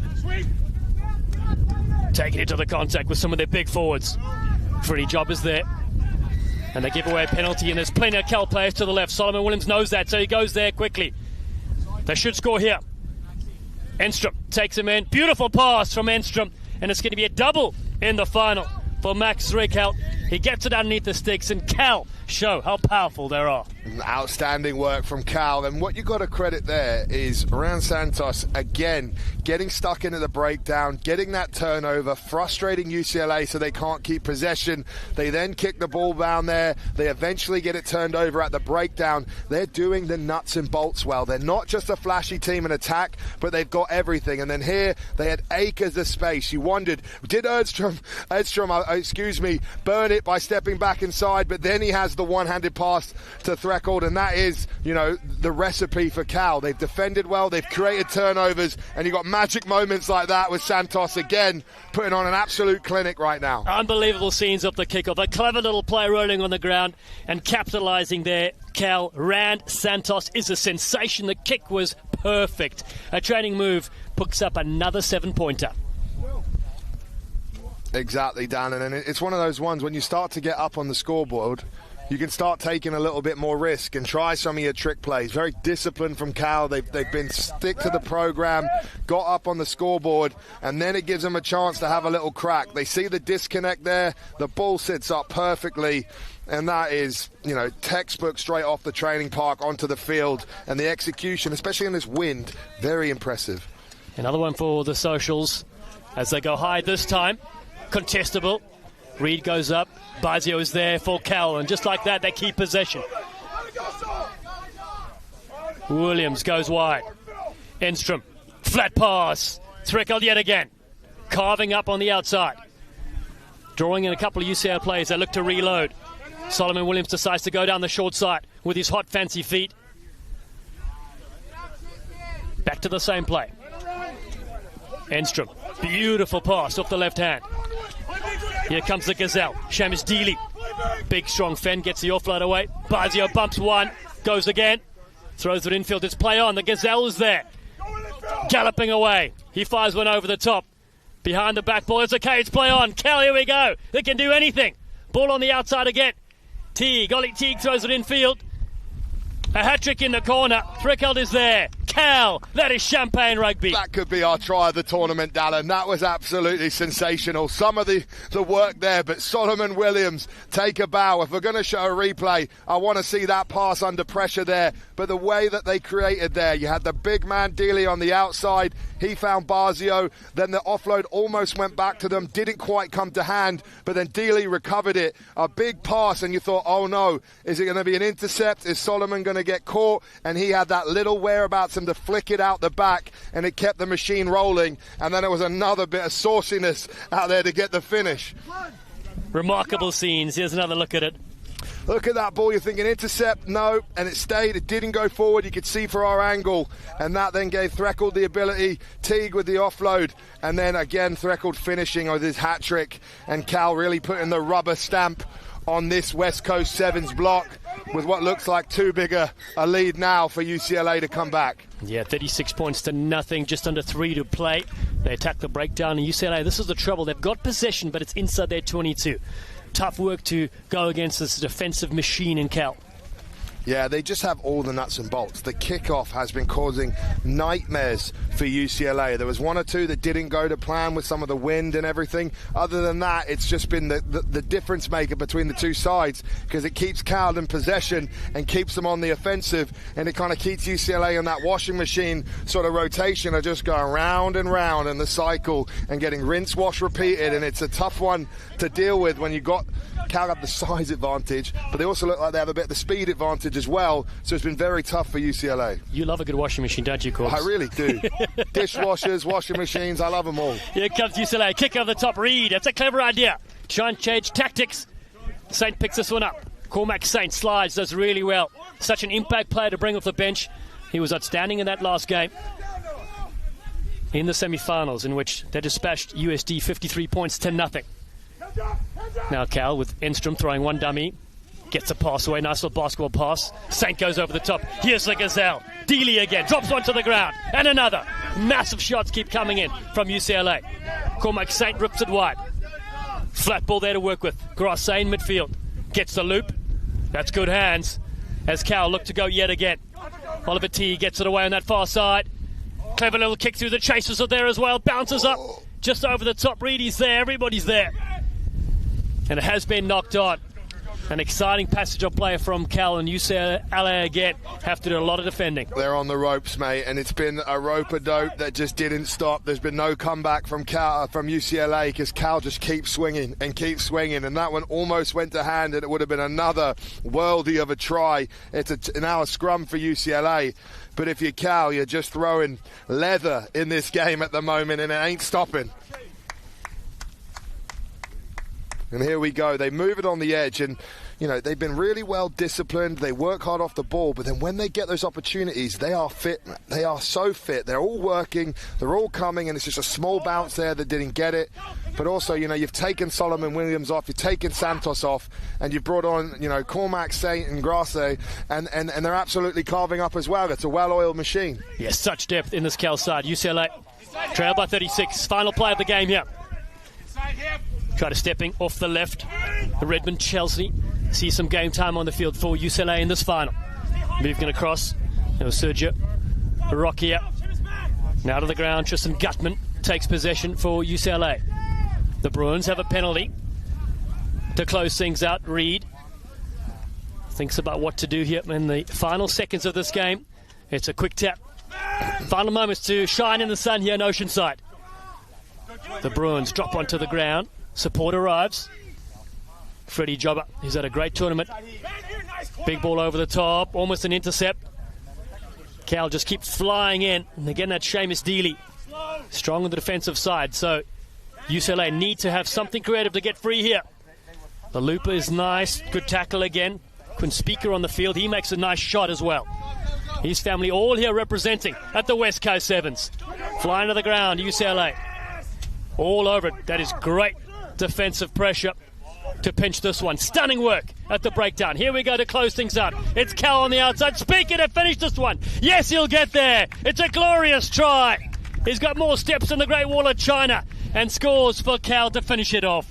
Wow, what a way to finish. And what I love about this Cal side is they're up by 35 points, and they're screaming from the sideline to keep working, to stay in system, to go get that ball, to finish everything. And that is where you get to this elite level of the game, when you don't take a second off. And in sevens, you only have a certain amount of time. And this Cal team has maximized that in every game that we've seen, especially this final weekend of the West Coast Sevens, where they've really excelled. And that is the final whistle and the icing on the cake. 43-0, Cal versus UCLA. Champions in Los Angeles, champions at Stanford, and our champions here in Oceanside. Cal holds strong. 3 wins from 3 brilliant West Coast Sevens tournaments. They are king of the Sevens games. The three-peat, Dallin. The three-peat, back to back to back. And now we see Coach Clark smiling and clapping, same as Billups. I absolutely love it. The stoicism is over. They can take the iron mask down and show the emotion and the heart that they pour into this team. To have a program like this, to see some of the prestigious alumni that have come through, the way they speak about these coaches, their time at Cal, they absolutely love it. Remarkable scenes here. 7 tries scored in the final from Cal. They put on an absolute display, taking out UCLA in this final. There's Jack Clark and his side. Tremendous to have them here at the West Coast Sevens year after year. What a well-organized tournament this has been. 3 unbelievable events. We'll have the prize giving in just a few moments. We've some unbelievable high school action as well happening across these 2 brilliant days. Sevens the winner in total, Corbs. It's just been outstanding. A huge pat on the back to every team that committed to the stops of this tournament. Some, all of them, some, the ones that they could make. It's been absolutely fantastic. The rugby, the development of the players, the competition, the whole sort of aspect from coaches to everything, even from us on the broadcast. It's been an absolute pleasure to evolve over these 3 legs to get to where we are now, and it really is special. And both teams put their heart into that final, but really Cal deserve a massive pat on the back for the consistency and the execution across 3 tournaments where in sevens anything can happen. This team delivered, and they should be very, very proud. I'm proud to be here at the West Coast Sevens. I think a huge credit to all the people from this organization who made it happen. There is no doubt in anyone's mind watching that this is one of the premier collegiate collegiate 7 stops. We have high school as well. It's only going to grow. The future is very, very bright, and a huge thank you to everyone that put it on, the staff, but also the speaker family, because you can't underestimate how much they pour into this as a family effort, and they have grown it from the ground up, and they are behind something that has a really high ceiling and special. It's remarkable to have been here, and brilliant thanks to everybody you said involved. The fans shooting as well. Brilliant to see their colleges in action, their high schools doing the magic here as well. Ombak were brilliant in that, taking out the championship as well. But you got to say, Sevens on the rise. The Olympics will be here in Los Angeles, just up the road in 2028, and some of these players will be representing Team USA in a few years to come. We got to see Steve Thomasine, we got to see Perry Baker here as well. Zach Test, the current USA Sevens coach. A wonderful moment for this game in the sun, and prize giving is just moments away with all these brilliant sides. Absolutely, Dallin. I think you hit the nail on the head. It was fantastic. And what's exciting too is the Sevens is bright with the Olympics, but nearly all these players now are going to transition into their 15 season. And you got Cal, you're defending national champions. You got a home World Cup here in 2031, a pathway through to the MLR or the Olympics. It's absolutely a treat to be a collegiate rugby player at the moment, and it puts a big sort of marker as well for our high school players to aim up to see what's coming as well.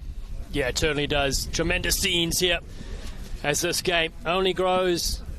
The women's sevens side getting a bronze medal. The USA putting sevens on the map for those who didn't know about rugby, particularly for our North American viewers and fans. And our 2 champions will be crowned in just a few moments' time. It's been such an honour to be back at the West Coast Sevens. We can turn it over in just a few moments to former USA Eagle Will Hooley and his crew, Jeremy Ognall, Warren Speaker. They will take over proceedings in just a moment.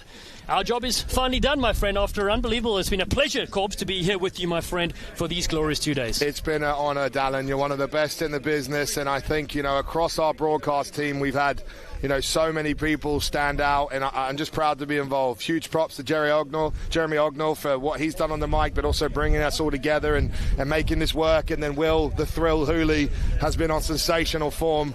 He's marketing some of the merch now as well with that little turquoise hat, and loving it. All right, we can go to the presentation right now with Will Hooley. Thank you, Dallin and Alex Corbusiero upstairs, or whatever upstairs that is in our scaffolding area in the booth. What a fantastic West Coast Sevens, this last of 3 legs here in Oceanside. Credit to everyone involved. And actually, I will just take this very brief moment before we hand out these last prizes to thank everyone in West Coast Sevens, from the referees to the volunteers, to the production team, and of course the tournament organisers. So we can all just give a round of applause to everyone involved in West Coast Sevens.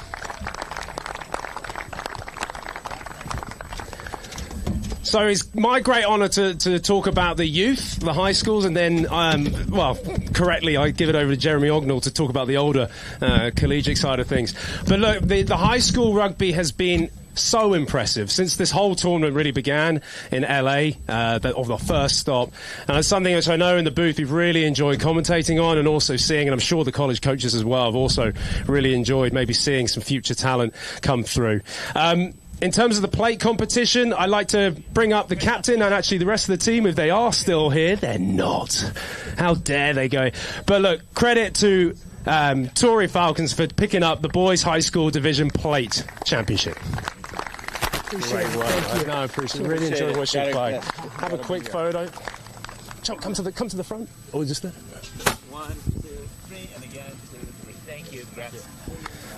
Well done, guys. Go and enjoy the rest of your Sunday. And then for our high school boys, what a final. In fact, the semi-finals were also fantastic. But really credit to Cathedral Catholic and Ombak on the display they put on. A great showing and a fostering of talent that's coming through here on the West Coast Sevens, of course, in the high school boys. And the winners in the end, credit goes to Ombak. Congratulations, guys. Come up, the whole team. Well done, guys. Well done. Just come forward. Just come forward. You step in front. Step in front. Step in front. Hold on. Give it that there. Yeah. Hold it up. Hold it up. Hold it up. 1, 2, 3, and again 2, 3. Can you raise it up? Throw it up. Yay! Congratulations. Jameson, just stay there, buddy, and stay everyone here. Just a quick word from you.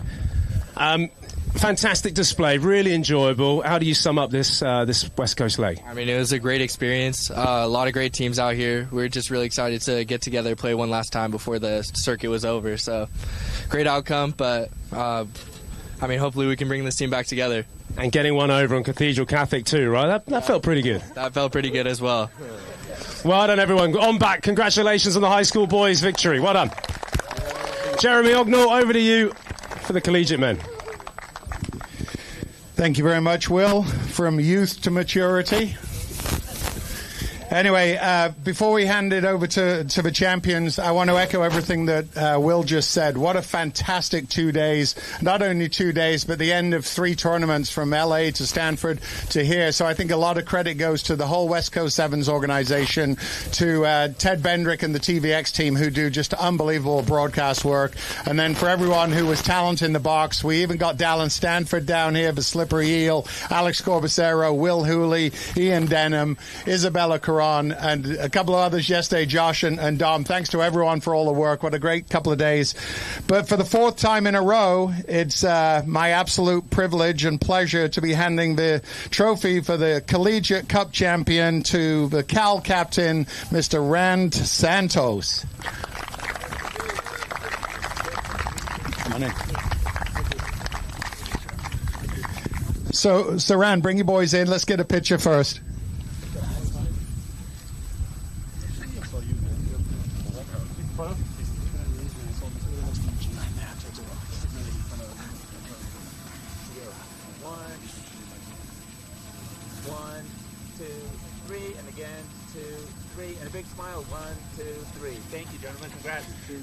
So, Rand, while we have you for a second, and the boys stick around, please, tell us your feeling on winning, your feeling about the whole tournament, the feeling about the last 4 West Coast Sevens tournaments. Yeah, I think just super grateful to be here. Credit to UCLA on such a great tournament. They pushed us in both games, and yeah, I mean, we're very grateful to be able to have this opportunity to play a 3-leg sevens kind of circuit. So thanks to the speaker family, the West Coast Sevens, and everyone that kind of made this happen. I know it was a village to make this happen. So yes, many thanks, and thanks to all our staff, coaches, and trainers that kind of made the experience. So yeah, I appreciate it. So a quick question for you. Obviously, it's been, long several weeks, some really intense sevens, some great wins. Do you think that Coach Clark and Coach Billups might actually give you a day off? No days off. No days off. No easy days. Well, thank you. Congratulations to Cal. And if we could, I'd love Coach Clark to come up here for a quick word.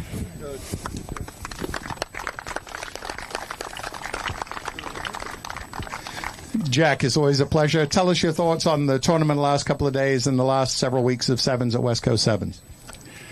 Yeah, just appreciative of the tournament.